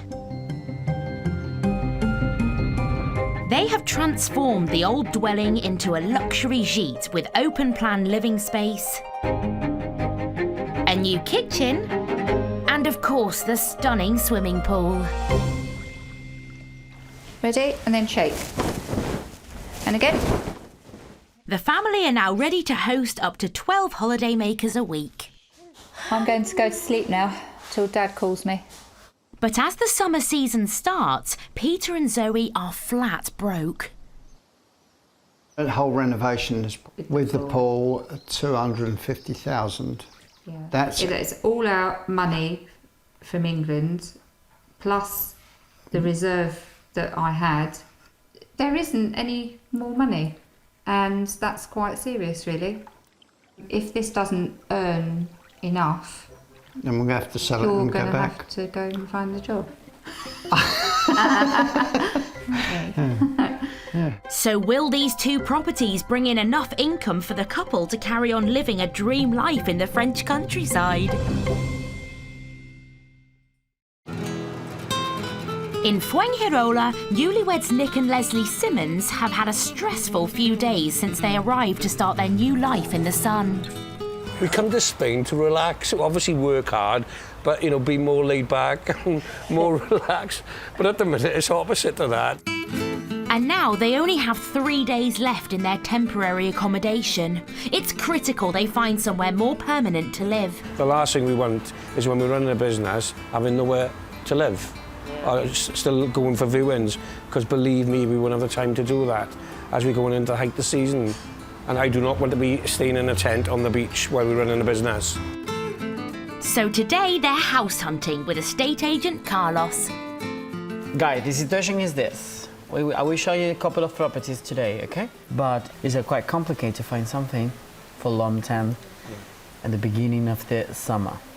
Here in Spain, everything is really busy. So I've been talking with one of the owners of this property. He's open to rent for short term, at least 4 or 6 months. Let's do it. Let's do it. Thank you. It's the start of the summer season, so decent apartments are scarce. But Carlos has found 2 properties to show them. The property is over there, on the first floor. Oh, first floor. Property 1 is a 2-bedroom, 2-bathroom apartment in the pretty town of Calahonda, 12 kilometres from their new business. It comes with parking and a shared swimming pool. It's nice and cool in there. Lovely size, isn't it? Do you have the master room is connected with the bathroom? You have a wardrobes? Yeah. Nice size kitchen. It's got everything that we want. What do you think? Yeah, what do you think? It's not doing it for me. Yeah, I quite like it. I think it's spacious, big balcony. It's ideal. It's situated in a quiet place. Lovely facilities. How much is this place? 700. 700 euros, right. Yeah. It's right on their maximum budget of £600, but Leslie's still not sure. Well, I think from potentially sleeping in a car to this is paradise. So I'll take this now, that's my view. Maybe the next apartment can do better. It's situated in Fuengirola. Okay, guys, come on. Okay. Just a short walk from their new bistro. You have, this is the first level.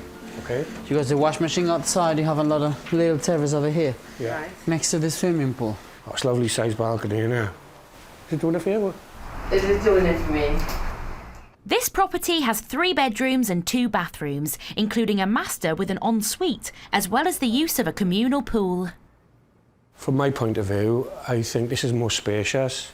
I think it's very got Spanish theme to it. It's perfectly situated. It's quiet, but is it within budget? Okay, guys, we have here another 2 rooms. Okay. With another bathroom. About half in the bath. Lovely. Give me a bath.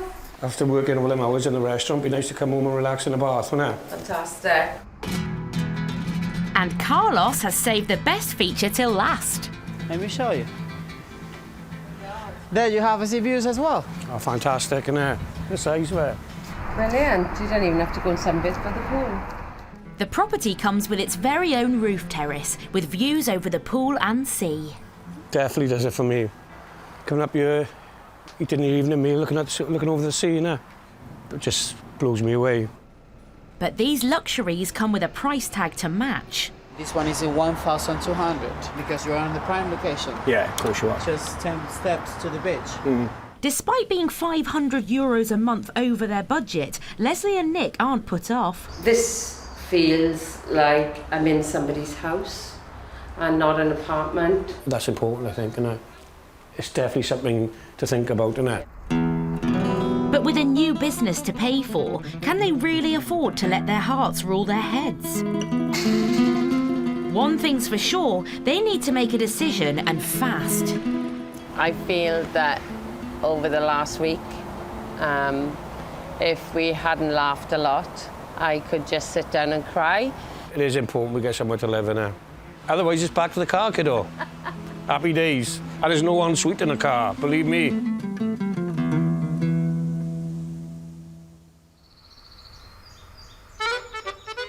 Near the town of Coué, Derek and Debbie Shooton have been thinking long and hard about how they can attract more guests this summer, because the gîte business is a very competitive market. I think we worry because we've both obviously given up our jobs and we've still got to help our children back in England, and it's all about not really digging into our savings, and that's the worry. Neither of us have a pension. One way they hope to find a niche in the market is by offering more activities to their guests, like archery. And luckily, Derek has had some previous experience. I remember doing it fondly as a child, as a young man, in the Scouts, and with my uncle, and I won't have a go at it. So the archery will be here. I'm going to start reading up on it, and we'll have kiddies archery and adult archery here, so I can teach them, and I know the principles of it, the safety and what the protective equipment you need is. So I'll be just doing supervised shoots here. So I don't think the insurance company would like it that much, but if it's supervised and proper and we're doing it away, then it's at people's own risk, but it should be safe as houses. A few days later, and Derek's homemade target stand is beginning to take shape. Sort of. I've got to drill some holes in it, put some pegs, and then I've got to get them together somehow. I haven't quite worked out how yet. That should sit. It should sit somewhere like that. holding that in place. A few more days later, and Derek is finally ready to test out his DIY archery range with Debbie. It's very windy. No. I think you need a bit of string. We're going to hold it there then. Hold it. No, you hold it. No. It's a bit rubbish, isn't it? Derek hasn't fired any arrows since he was a Boy Scout, but will it all come back to him? Oh, you're not getting anywhere near the target. You make it look very easy though. I keep pulling to the left. To the left. So if you aim more to the right, Yeah, you should hit the target then. Yeah, nearly went in the field. So no points on the board so far, and to make matters worse, he's lost most of his arrows. I can't believe it's gone missing just like that. Definitely went past the target, didn't it? That is absolutely mad. And after finding most of the arrows, Debbie is up next. Well, that's got a bit I higher. hit my nose then. Where did it go? About halfway. Nil. Oh, nearer. Why do I keep hitting my face? An hour later, there are still no scores on the board, and lost arrows are nearly in double figures, when Debbie gives it one last go. Am I gonna, is he going to be beaten? That's better! Hey! High five! And you're in the ring! I'm in the ring! Shall I put your score down? Look at that. Well in.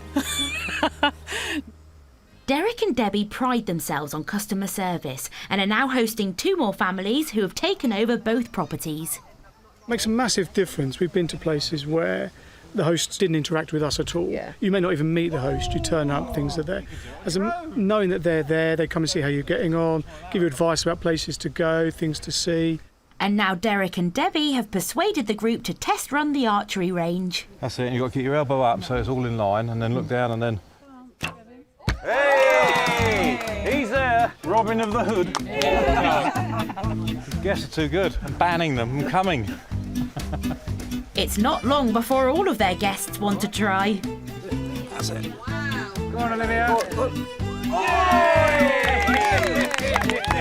That's how you do it, okay? Yeah. He's been good, wasn't he? Was that my tuition skills? The tournament is an unqualified success. Oh, it's great fun. It sort of gets everyone together because everyone can have a go. Olivia's about to go, and in fact, she is shooting some more. She feels part of it, and it just gets all the different people together. Just having extra things you can do within the grounds and not having to go anywhere is a really, really nice thing to have. Oh, that was so well done. It was a success. They want to do more, we want to go home. We need a rest, we're tired out. It's good that they're sort of more keen than us now. People having fun, doing something you can't do at home in your back garden. And that they keep wanting to have it. Yeah. They want another go all the time, don't they? A bit of competition, they all liked it. Debbie and Derek will definitely be adding archery to their list of activities on offer. But their development plans don't stop there. The next step is a golf course.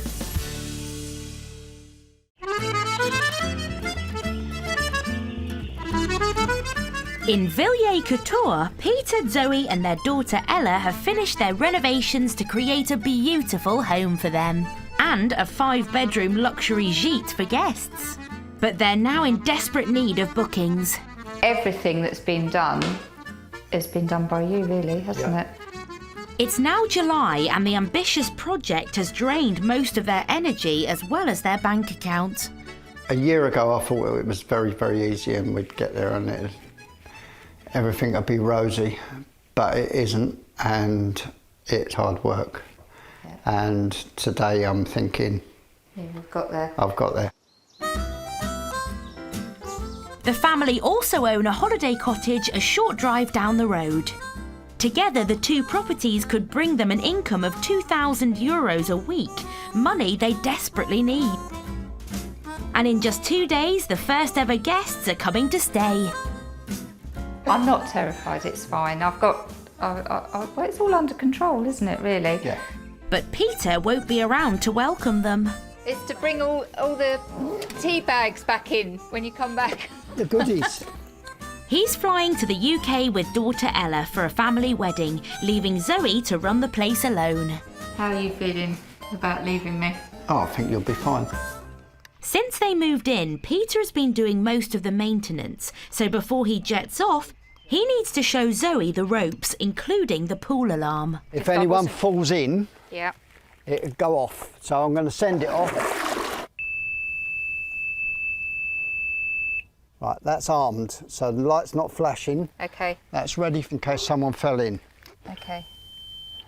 That's on then. That's armed. 6 feet, yeah. Okay. Okay. Yep. So that's the easy part of it all. And the hard part? I'll get it with my hat, that's it. Just tap it on the side.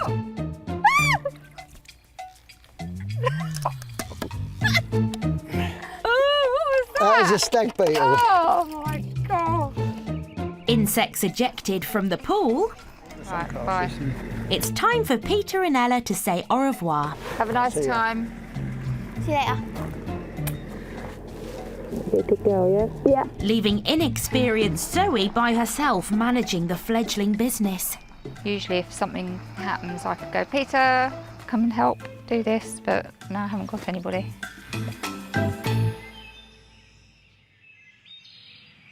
Two days later, and with the first guests due to arrive in a couple of hours, Zoe is sorting the finishing touches.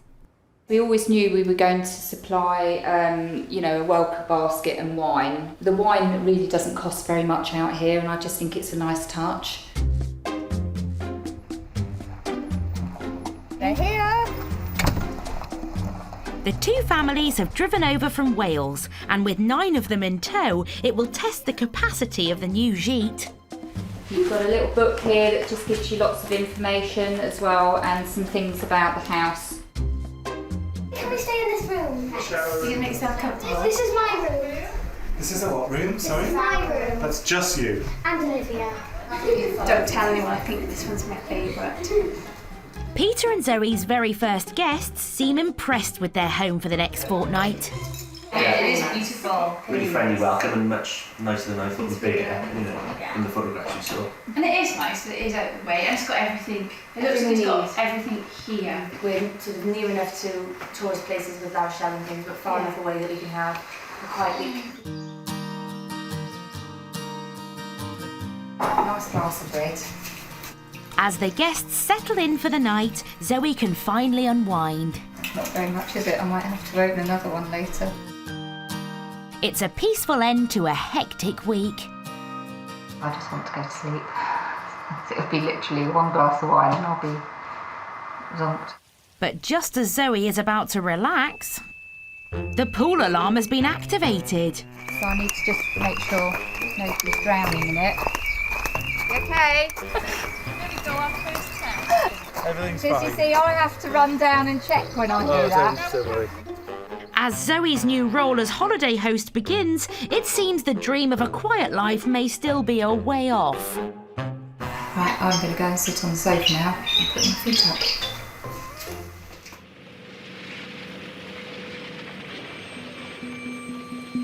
Just outside Vertiac in the Dordogne, restaurant and B&B owners Joe and Alice have a major problem. We're definitely cooking on gas today. Can't believe this happened today. But I don't quite know how I'm going to serve from here in the pitch dark. Their whole area has had a power cut and been without electricity for more than 12 hours. Often you have a storm and the power gets knocked out for a few hours. It's not normally really long and people do take it seriously and the power company comes out really, really fast. Because there's so many businesses relying on the power. But yeah, this one seems to have gone on a bit longer, which makes me think maybe it's a little bit more serious. With a fully booked B&B and dinner service, Joe has had to think hard about the menu. We're just going to have to change it around a little bit. This week the menu is celebrating the oyster because it's September, and that's the first month that the oysters sort of come back. But then I was going to do deep fried oysters with an Asian salad. Obviously the deep fryer is probably not going to be working, but I can set up a fryer on the stovetop. We can do it. One of the people that are staying here has just offered me a head torch, so maybe I'll go miner style. Joe and Alice know closing tonight would be bad for business, so they're pushing on regardless. But then, just as they've given up all hope... We have light. Electricity. The electricity is back. No, we're over the moon because, well, we could have done it and it would have been romantic and lovely. We're very, very pleased to have it back on. Just makes our lives a little bit easier. We can use like deep fat fryers and ovens and stuff, you know. The storm may have blown away their marquees after a busy season of events, but at least their restaurant in the French countryside can keep trading. And you feel responsible. You feel responsible for the weather. It's like, you know, when did I become Michael Fish? Later that evening, with the power back on and a busy service, Alice and Joe are settling back into their stride. We've got a fully booked restaurant. Every single person's turned up. We didn't actually think a lot of people would because of the power cut. Some people that are dining with still don't have any power in their house. So it's kind of amazing that everybody arrived. Our rooms have hot water and lighting, and it's a great atmosphere. We're packed. It's lovely. Will you be coming again? Oh, certainly. And there's good feedback from the guests. I'm 71 and it's my first oyster. How good is that? An excellent start to the holiday, yeah. We're just really glad it all came back on and everything was good. There's no doubt Joe and Alice have successfully expanded their business and can now look forward to next season. Some days it's a good question what keeps us here, because some days you're so tired and you're really up against it and you're just like, why am I doing this? And you think of, you know, your past life when you were sitting behind a computer and, you know, earning so much an hour and going home at 5 o'clock and having weekends off and being able to attend functions or have a social life. But you get up every morning and you look around you and you just think, this is stunning. It may have been a hard slog, but with the help of their new team this year, it's been made possible. Grab on! So today, they want to take them out to celebrate. It's a bit woggly, isn't it? Jodie, Chantal and Ange will still be with us for the whole winter, but various members of our team are leaving for the winter, so it's really great to hang out. I like this game.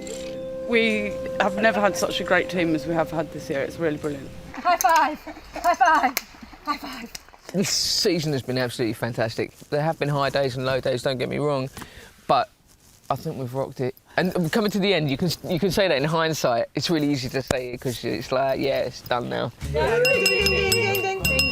I'd just like to say a massive thank you to everybody for this year. Everyone's worked their socks off. Can you all come back again next year, please? We don't know. Cheers, everybody. Well done. It's been, without a doubt, a hugely successful year, and now Joe and Alice are already planning for the next 12 months. We've got some massive refurbs to do in November. We're moving the kitchen, doing the bathrooms and the rooms, and so we'll be closed down for November. And then we will be back into full swing in December, and we're already fully booked for Christmas. So, yeah, not too much rest for people, a little bit.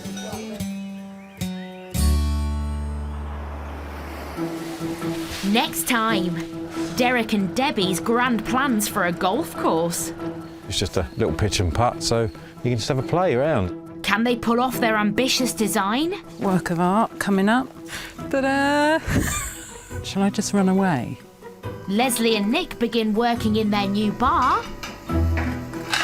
Go on, Bennett. Can they stand the heat? I didn't think it was going to be this difficult. And a late night pool party. 11 o'clock at night, they came back and swam. Gives Peter and Zoe a challenging dilemma. This could be a bit awkward because it might turn into an argument.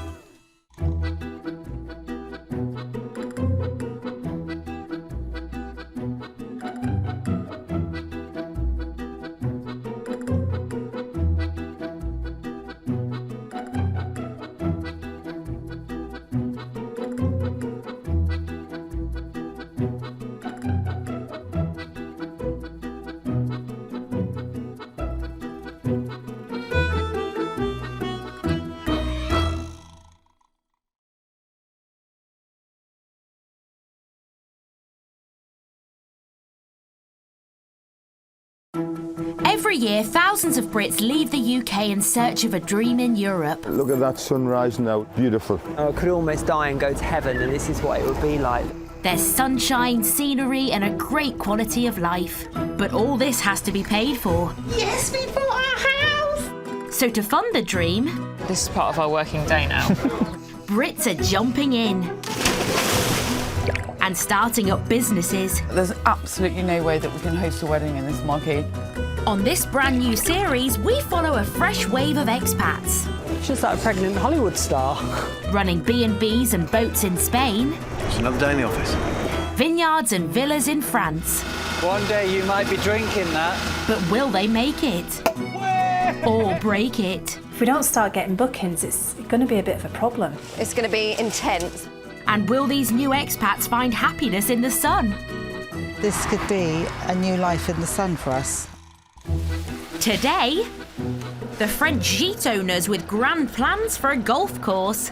It's just a little pitch and putt, so you can just have a play around. Can they pull off their ambitious design? Right, work of art coming up. Ta-da! Shall I just run away? Go on, Bennett.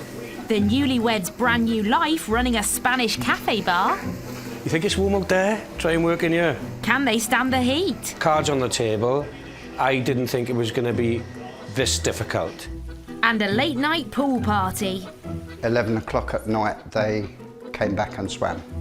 Gives the rookie B&Bers a challenging dilemma. This could be a bit awkward. This could be the end of our first B&Bers because it might turn into an argument.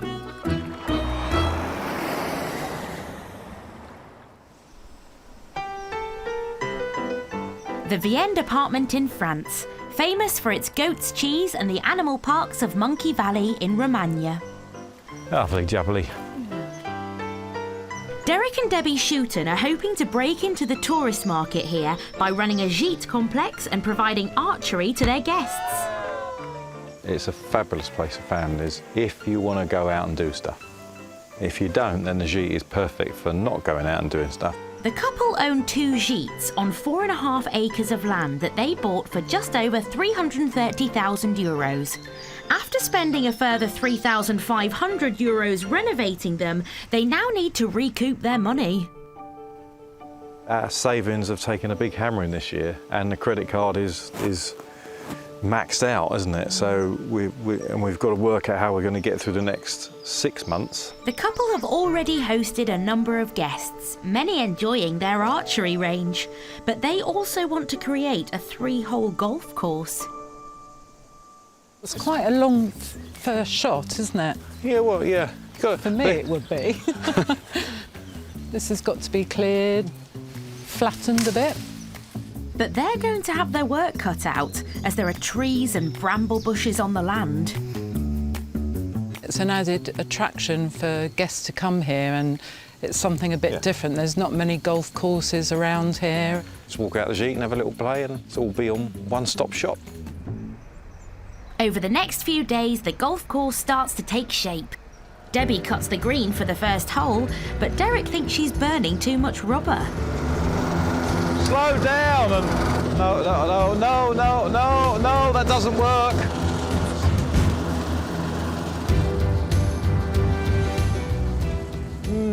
Bit of a way to go yet. Next, Debbie starts to make some signs to put next to the tees. Right, work of art coming up. That's going to look like 240 yards, isn't it?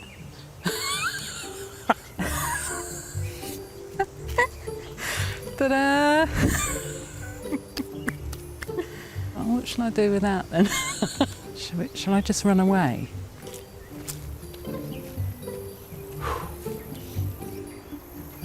What is that? She's hidden in the trees, is she? Because that's a... I think I need a new stone. It looks like 240 yards. I suppose I can go and buy some with the money we haven't got left over.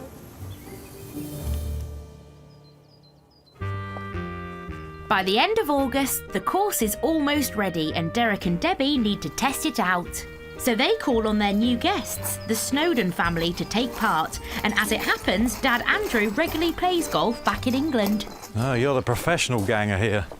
Well, we've not opened the course yet, and the green's not good. No. Debs has just painted up the yardage, so I've got a set of clubs. You can help yourself. That's in the bunker. At least the bunker's in the right place. After keen golfer Andrew sets the pace, it's the turn of Mum. You've never hit a ball before? No. Whee! But as the family play, there are clearly a few teething problems. That's 4. I think we definitely need to get rid of them brambles around the back of the green. Yeah. I've noticed a proper error here though, because there's so many brambles around. As soon as the ball goes out of bounds, it's gone forever. So they're going to lose a hell of a lot of balls. But despite the prickly issue, how have the golfing guinea pigs enjoyed the experiences on offer? The activities, they're brilliant. Tonight we're going to be playing archery. So I see how good I am at that, hopefully better than golf. It looks like Debbie and Derek's range of on-site activities are a winner. Hey! And with plenty of bookings this season... There's more balls in the bag if you lose more. Derek and Debbie's first year living in France is turning into a great success.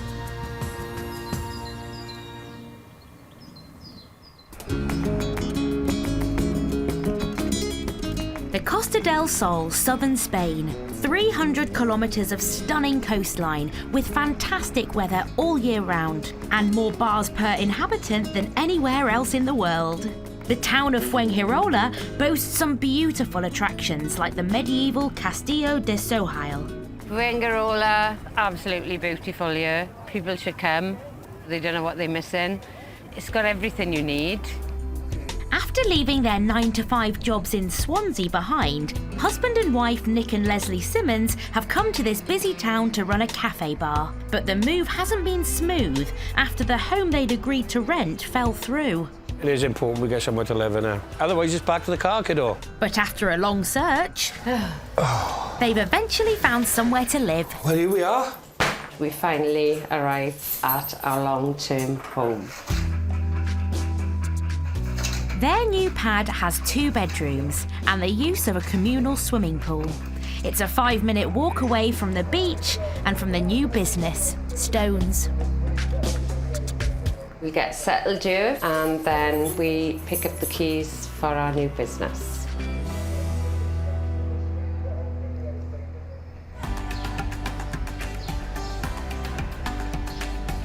It's 6 days later, and after collecting their keys, it's Leslie and Nick's first day on the job. I think this is probably the most physical part of the day, because believe me, them tables weigh a ton, absolute ton. Oh. But we get to have a coffee after this, so.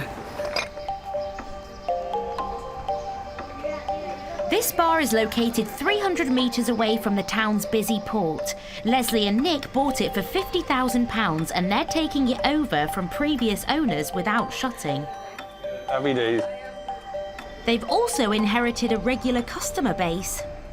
Table 3, that's your next one. Okay. Bacon, jack and potato. After years spent working as a trade union rep and a care worker, will they adapt to their new life as bar owners? I've never cooked in a cook's kitchen before, not in a catering one anyway. So many tools. It's, yeah, it can be daunting. Oh, Gordon Bennett. The couple had planned to alternate cooking shifts in the kitchen, but the huge workload means that novice Nick doesn't feel confident enough to run the kitchen by himself.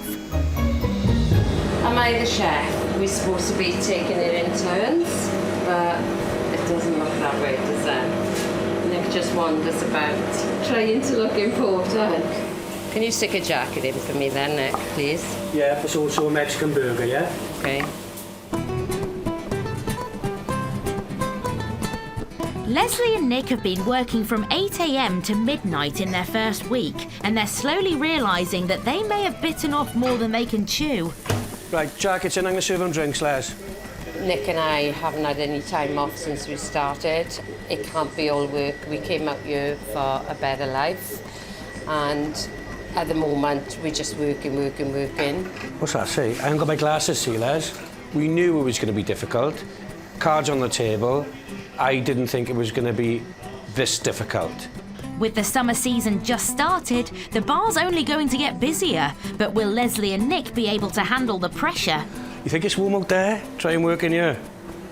We're working together, starting a new business together. If we get through this, we get through anything.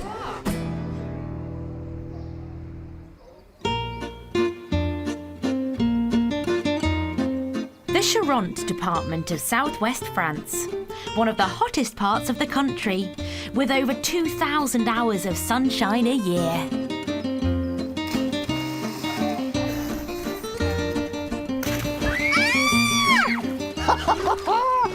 It's one of the many reasons Peter and Zoe Thurston Hodge made the move here with their 12-year-old daughter Ella. They have a holiday cottage and are renting out part of their own home as accommodation. Days like this is why you move to somewhere like France, for the warmth and the pool and everybody just being able to have fun. They've been able to keep their gîte and holiday cottage fairly full over the summer. It is beautiful. Really friendly welcome and much nicer than I thought it was bigger. And it is nice that it is out the way and it's got everything here. The guests we've had have been very, very nice. But having paid €200,000 to renovate, they need other ways of getting in guests. Their minimum stay is currently a week, so now the couple are considering offering shorter breaks as a B&B. I've got some bed and breakfast people coming in tomorrow afternoon. Luckily the afternoon, not the morning. They'll be our last guest. Quite sad, really. Happy birthday, dear Zoe. Happy birthday to you. But for a few hours at least, today they can relish that life in the sun they came to enjoy as they celebrate Zoe's birthday with their friends. It's a bit like a dinosaur cake. Oh. No, it's fine. It's a beautiful cake.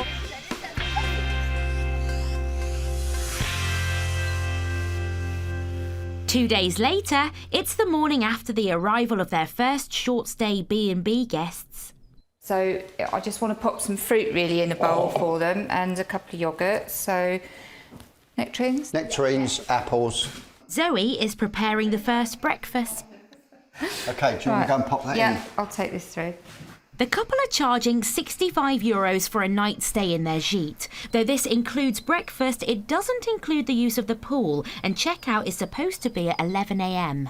Yep, they do want to use the pool. Trouble is, if you give use of the pool, they could hang around here all day, and B&B is not an all-day thing. But it seems there's been a misunderstanding, and Zoe and Peter aren't happy with their guests using the pool at night. 11 o'clock at night, they came back and swam. OK, so this could be a bit awkward. This could be the end of our first B&Bers because it might turn into an argument. Not looking forward to it. It's down to Zoe to have a chat with the customers. Luckily it went OK. She said, oh, was it in the book about the times for the pool? And I said, yes. I said, I'm sorry, I didn't put the book in last night. I said, but yeah, it's 8 till 8. But they've taken it on board. Yeah.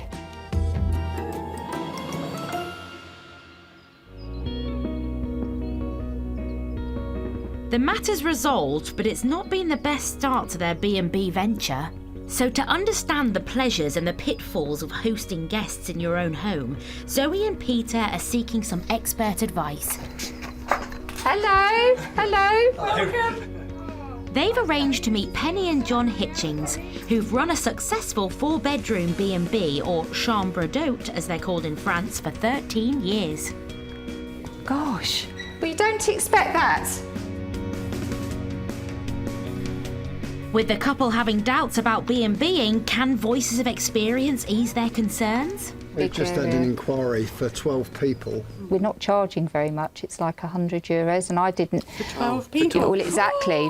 You won't even cover your costs. So is there any suggestions you could give us? The best bit about the business is the guests, the worst bit about the business is the guests. Yeah. Have your own space, somewhere where you can go and hit your head against the wall on frequent occasions. Food for thought from Penny and John. Peter and Zoe now need to make some important decisions about the future direction of their business. Bye! I think we can just advertise it in a different way. As an apartment rather than calling it a bed and breakfast. The couple hope by offering the gîte as an apartment and locking off rooms that there will be less cleaning for Zoe and Peter to do. In France, it's the end of August. Debbie and Derek Schuten's offering of activities at their gîte complex has been popular this year and secured their new lives in France. Today they're saying goodbye to the Snowden family, who've spent a week's holiday here. Thanks ever so much, Debbie. Oh, pleasure. Brilliant to see you. Had a great week. We'll be back. Yeah. Although they've never had a bad review, Derek and Debbie always feel nervous before checking the guests' comments book. What a fantastic place to relax. Debbie and Derek have thought of everything. Kids love the pool and games. We hope to be back. Archery was great fun too. When you get something like that, it makes it worthwhile. Yeah. With summer almost at an end, Debbie and Derek need a big marketing push to secure guests for the winter season. They think their region has plenty of draws for tourists. So we want people to come out and enjoy the Christmas fair. Bordeaux Christmas Lots fair of is Christmas fabulous. fairs around here. It's really nice, actually. So why have a holiday in the summer when it's so hot, when you can have a great holiday here in the winter and still be reasonable weather? So you put pictures of the golf course on there. Yeah, and the archery. And the archery. Derek and Debbie are considering putting special offers on their website to tempt potential guests. So where do you put special off-peak offers? It says there, 1 night minimum stay. Yeah. Minimum stay varies. Perhaps we should do that. Yeah. Because we've got minimum stay 7 nights, and we don't want that. We want 2 days will do to give us a bit of money. Yeah. The couple are keen to do all they can to bring in more guests, and now they believe they have a great way to market their gîtes by providing a bird's eye view.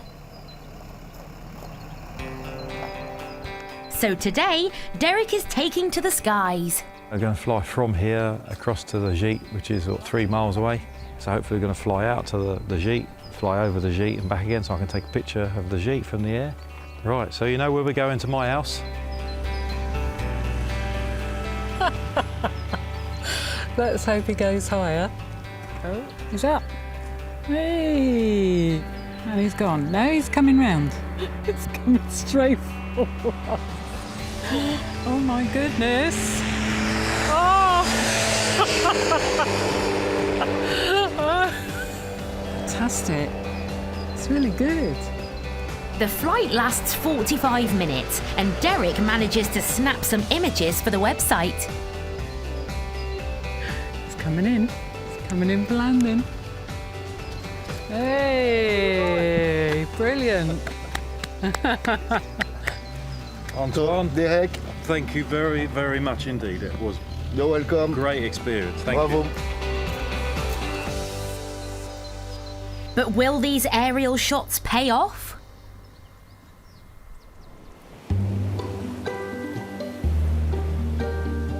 Fuengirola on the Costa del Sol.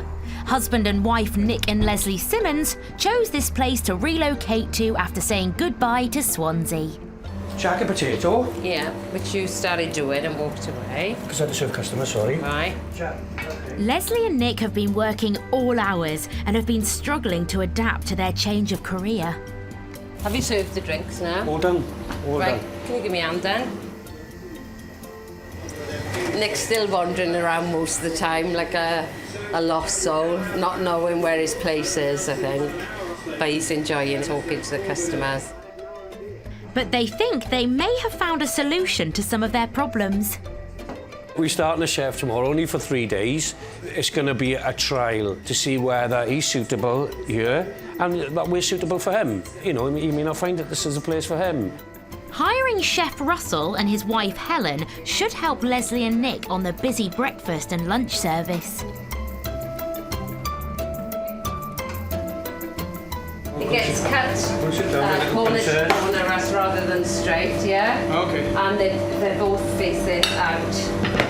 It's down to Leslie to train the new chef.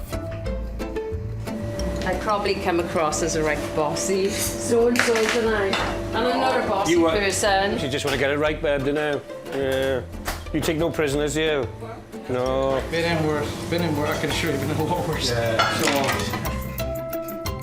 With lunch service about to start, Russell gets stuck in. Hey, he's on the ball, isn't he? Oh, we got an order, Russ. Ready to go. What does it have? It's 2 bacon and tomato ciabatta. Oh, right.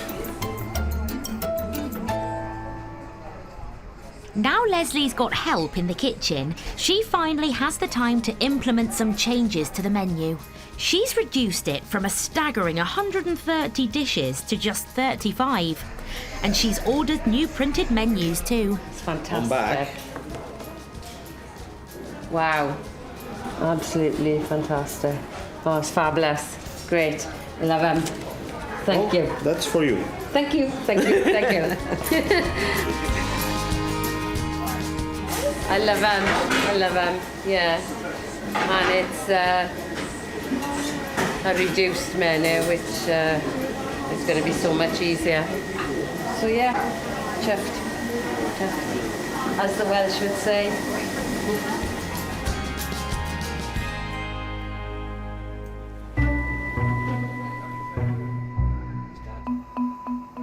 But 3 weeks after taking on Chef Russell, Leslie and Nick have worked out that their takings aren't quite enough to sustain the extra expense.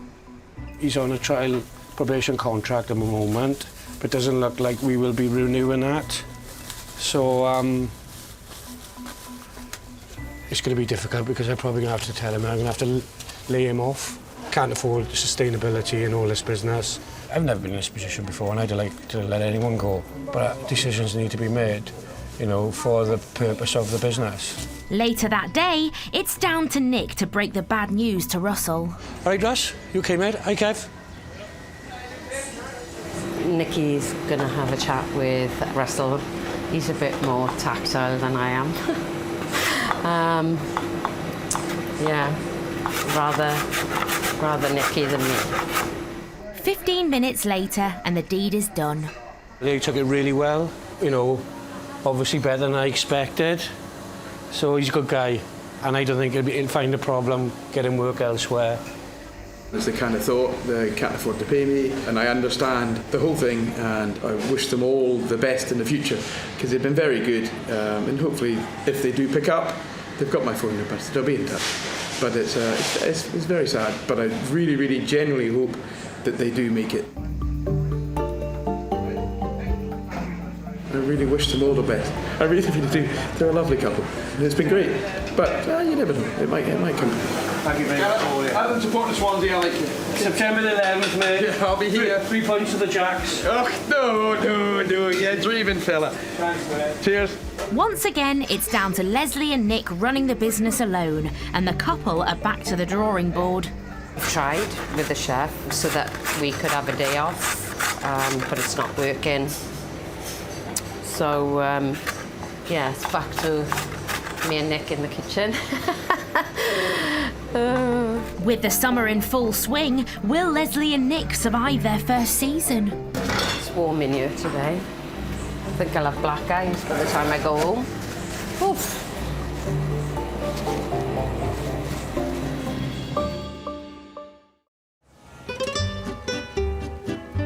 In the goat's cheese-making region of Vienne, it's the end of the season for Derek and Debbie Shooton. Such a lovely place. Beautiful. It's been a successful season with bookings already coming in for next year. So Derek and Debbie have decided to invest in another house that they could convert into a third gîte.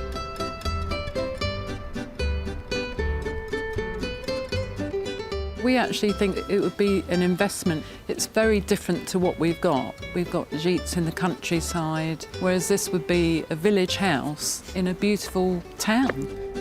They've come to the village of L'Île-Jourdain to meet local estate agent Steve, who explains some of the attractions of this area. On July the 14th, they have the big fireworks, you know, Bastille Day, Right. and here they do it all along the viaduct. Wow. From the viaduct? From the viaduct. It's pretty Fantastic. stunning. Have a look inside then. Yeah. Steve shows them a 3-bedroom property on the market for just over €55,000. It's a really nice kitchen, actually. Like this. Yeah. Nice little wood burner. Bit of damp here and there, but nice view from the bedroom. Yeah. Isn't it? Yes, that's a good view.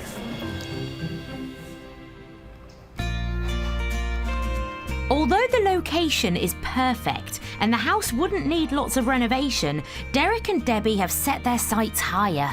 The house we really like is that cream one on the end, the last house in the village. The garden is all to the right in the sunny side of the house. A little bit of river frontage, needs a bit of work, but that is a beautiful location. A nice looking house, I think. The property is on the market for €165,000 and Derek and Debbie decide to make an offer, but it's €30,000 less than the asking price. If it comes around, we're not going to spend too much on it because we've got an upper limit and we've offered that. And if it comes around, it comes around. If it doesn't, we'll look for another village. To something else. As they wait to hear back from the house owners, Derek and Debbie have decided to throw an end-of-season party for their friends. Chicken in the oven at 1, barbecue lit at 1, so that'll be 20 minutes before the barbecue's ready. Come in and have a drink. Bonjour. Bonjour. Oh, merci beaucoup. Even the mayor of their village and her secretary put in an appearance. Drink. Lemonade, vin blanc, vin rouge, vin... Water. Water! Oh, yeah, oui, oh. And they seem impressed. It's beautiful. Yeah. Oh, thank you. Merci. As the Shootons and their party guests celebrate the end of their successful season, there's more reason to rejoice.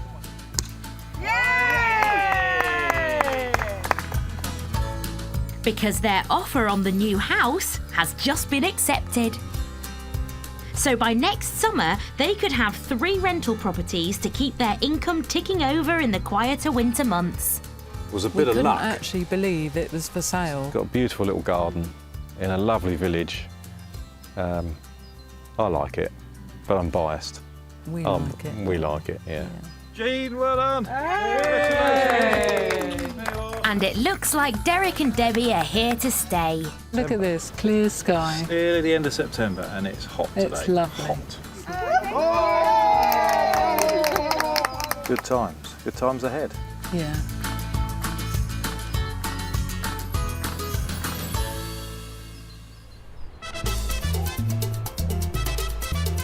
In Fuengirola on the Costa del Sol, the summertime is almost at an end, and it's a busy time for Leslie and Nick Simmons, who run a bar 5 minutes away from the beachfront. OK, fantastic. What's your pipe? Gracias, my friend. Thank you. At the start of the season, Leslie and Nick hired a chef and a waitress, but then they had to lay them off when they found out their takings weren't enough to pay their wages. It was not working out. Unfortunately, it's just not right for our business, and we have to do what's right for that. We finish with the eggs, Les? But by letting their help go, Leslie and Nick are once again working 17 hours a day and 7 days a week. Burning my fat, Jade. I what? Burning my fat, you turned the frying pan on there. I didn't. And the punishing hours and stress has led to some big arguments. There's been times where we just felt like walking away from each other. To the point where I packed my suitcase. Yeah. That's how close. Very, very close, guys. And walked out of the apartment. It's never worked so hard. But the couple have since regrouped and worked out a bold strategy that they hope will enable them to take better control of their business. Leslie and Nick need their bar to become even busier to allow them to take on extra staff and reduce their own workload. OK, nice to see you, buddy. Nice to see you. Yeah, you bigger? So they've enlisted the help of marketing experts to look after their social media profiles, which is vital to attracting more trade. The biggest problem is that, unfortunately, Spain's long working hours, and the last thing that's on your mind is how do I update the social media side. Here's your video for Stones, which has gone on YouTube as well. They've designed a bespoke social media page with promo videos and photos. We've had 66 views since yesterday, because it only went up yesterday, so obviously 66 people have been viewed that. And Gary thinks that exploiting their resources better is key to the success of Leslie and Nick's business venture, starting with the function room behind the bar. Here's the pictures of the function room. I think the pictures come out fantastic. Sells a back room, that's what we need. Also some lovely pictures of the lighting of the bar. I think, that's what we need to promote. Nick hopes the bar's new social media profile might provide the income boost that this couple needs. Not a lot of people know about the back room, so once people go in, I think they're blown away by it, to be honest. But it's getting the word out there, and whether that's through social media, word of mouth, it needs to happen. And hopefully, with regular functions, will be regular income. With any luck, the couple will see a return on their €250 investment for the website revamp. A few days later, and the first signals are encouraging. Yeah, it's getting busy out there. Sun's out. We're always busy. Right, how much is it, my friend? 67 and 65. It's taken a bit of time, but I think slowly it's getting there. I'll fetch you a glass full of ice now, right? Are you okay with that, guys? Good. It's how we react to what's thrown at you is important. Will the rest of the summer season be a success for Leslie and Nick and their new business? It's September, just outside the village of Villers-Couture, home to Zoe and Peter and their daughter Ella. After a tricky experience with their first B&B guests, they've been considering whether this business move is worth the hassle. Not the easiest people in the world to deal with. Yeah. In that situation, you just have to put your professional hat on and grin and bear it. And a constructive online review from their guests is the final nail in the coffin for this idea. She thinks it's better just as an apartment, and then she said you could just put the tea and coffee and wine out and some milk in the fridge. But then the whole point of it is that I didn't want people using the kitchen. So if it's booked as a B&B and you don't earn as much money, you then don't want people coming in and using the whole house, because if they've started to use the cooker and the electricity and they're using everything and then they won't clean it because it's a bed and breakfast, you've got all the cleaning then to do, it's just not worth it. Zoe and Peter don't believe running a B&B is for them. But in the meantime, even though the season is drawing to a close, they're still getting bookings for their 2-bed cottage. Our last guest at the cottage, but our first guest that's ever bought a pet. So I've got no problem with pets, only that I hope that the owners are responsible, as in, they don't let them jump all over my furniture and ruin the beds or chew anything.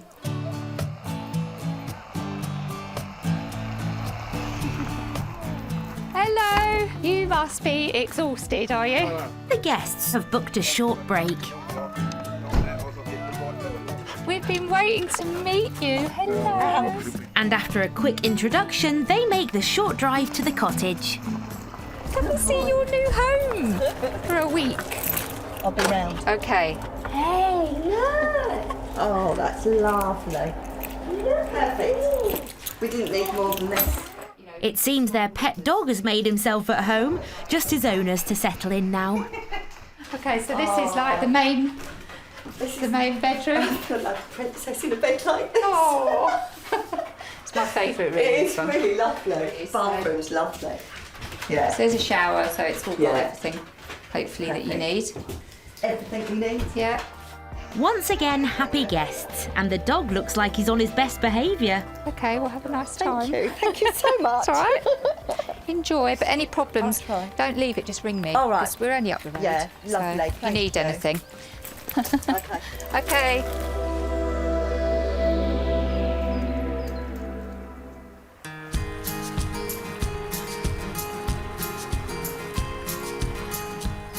A week later, and their guests are getting ready to leave. There always seems more going in than there was coming out. Marking the end of the summer season for the family. Yeah, it's a bit sad really. It's going to probably about another 4 weeks and we'll put the winter cover on. And that'll be that. And the final guests seem more than happy with their last-minute break. There we go. Come on then. Suits the dog, suits us. It's nice and Nice and peaceful. Yeah, it's peaceful, it's quiet, and typical France. But they do have a little feedback. When you're reading the contract, it's very harsh, and it doesn't come across the same way as Zoe. You must do this, and you must do that, and you must do this. It's very, very draconian. Like leaving the property ready for the next guests. And we always make sure that we leave the place clean and tidy. But it says if you don't, you're charged €50 for the cleaner, which I think sounds a bit... But apart from the book of rules, it's been a satisfying stay. Good time? You're good. Very nice, thank you. Good. Yeah, very good. I just wanted to confirm about the deposit. So what I'll do is, in the next couple of days, I'll just come back and I go around the cottage cleaning it. Well, you don't want to go, do you? And if there's any problems, then I'll just email you, but I'm sure there won't be, and then I just send your money back straight into your account. Perfect. Okay, lovely. Okay, Yeah. thank you very, very much. Paperwork So, then. darling. Oh, Thank you. There's no doubt this has been a testing first season for the family. First there were the expensive renovations, and then the issue of running a business they knew nothing about. All this thing about coming over to France and you've got no experience in doing it and you don't know the language. It's a big step, but also I think, you know, we were a bit naive in that respect, that we thought, oh, it'd be fine, everything's going to work, and it doesn't. I think people need to be more aware that it's not that easy. But with bookings already coming in for next season, Peter and Zoe believe they are definitely over the worst and in a great position to continue with their new lives in the sun. I love my life here. I feel healthy out here. I do feel very healthy. I feel very relaxed now I've finished all my work, and I hope these two do as well. Definitely been the right decision, hasn't it? We've got a beautiful house now with a pool, good weather in the summer, the winters aren't too bad, and just a nice, quieter pace of life. It's fab. It's a new life. A new life in France. Yep.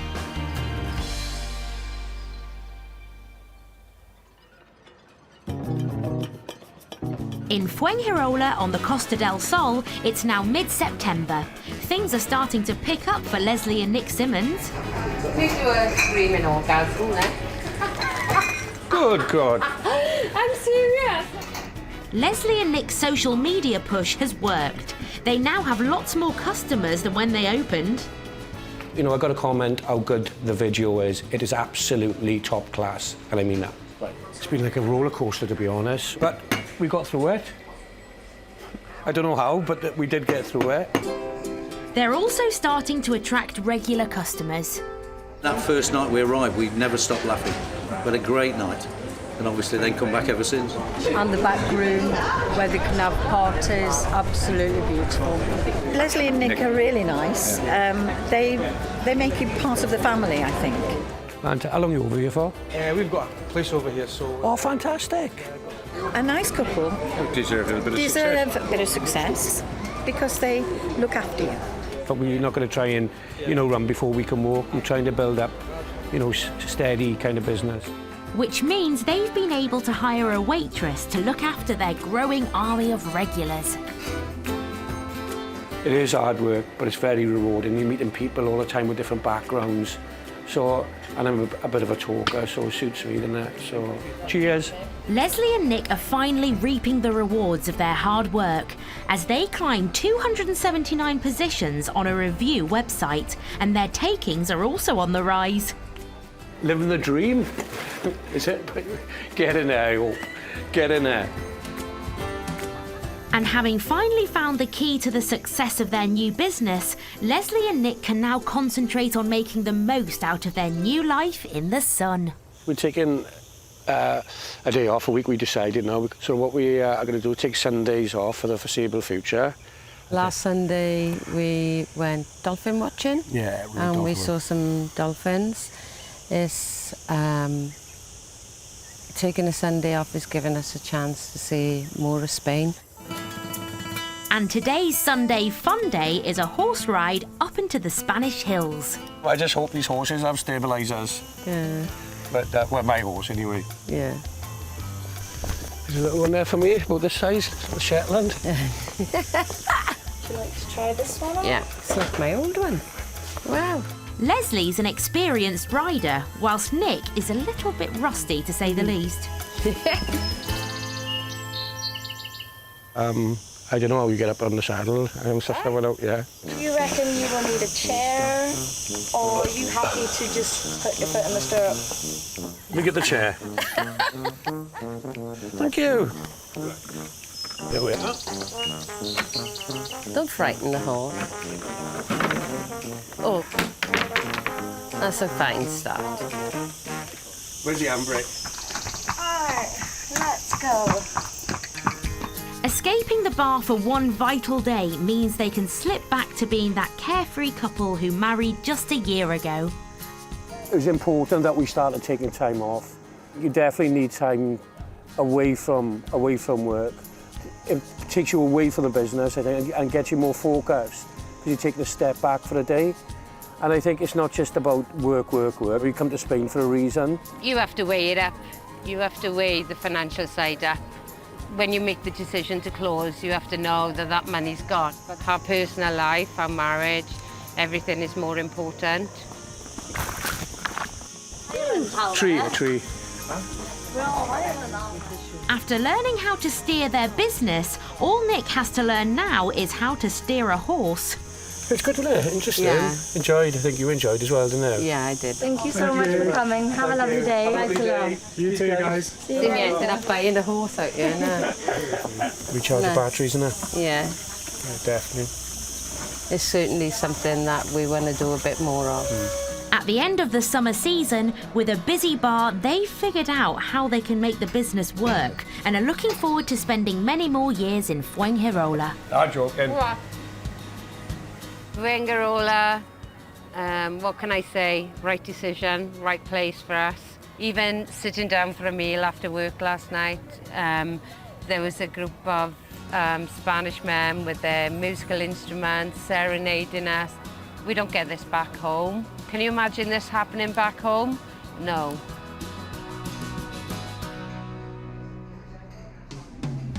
Peter and Zoe continue to push for out-of-season trade and are getting a number of last-minute weekend bookings.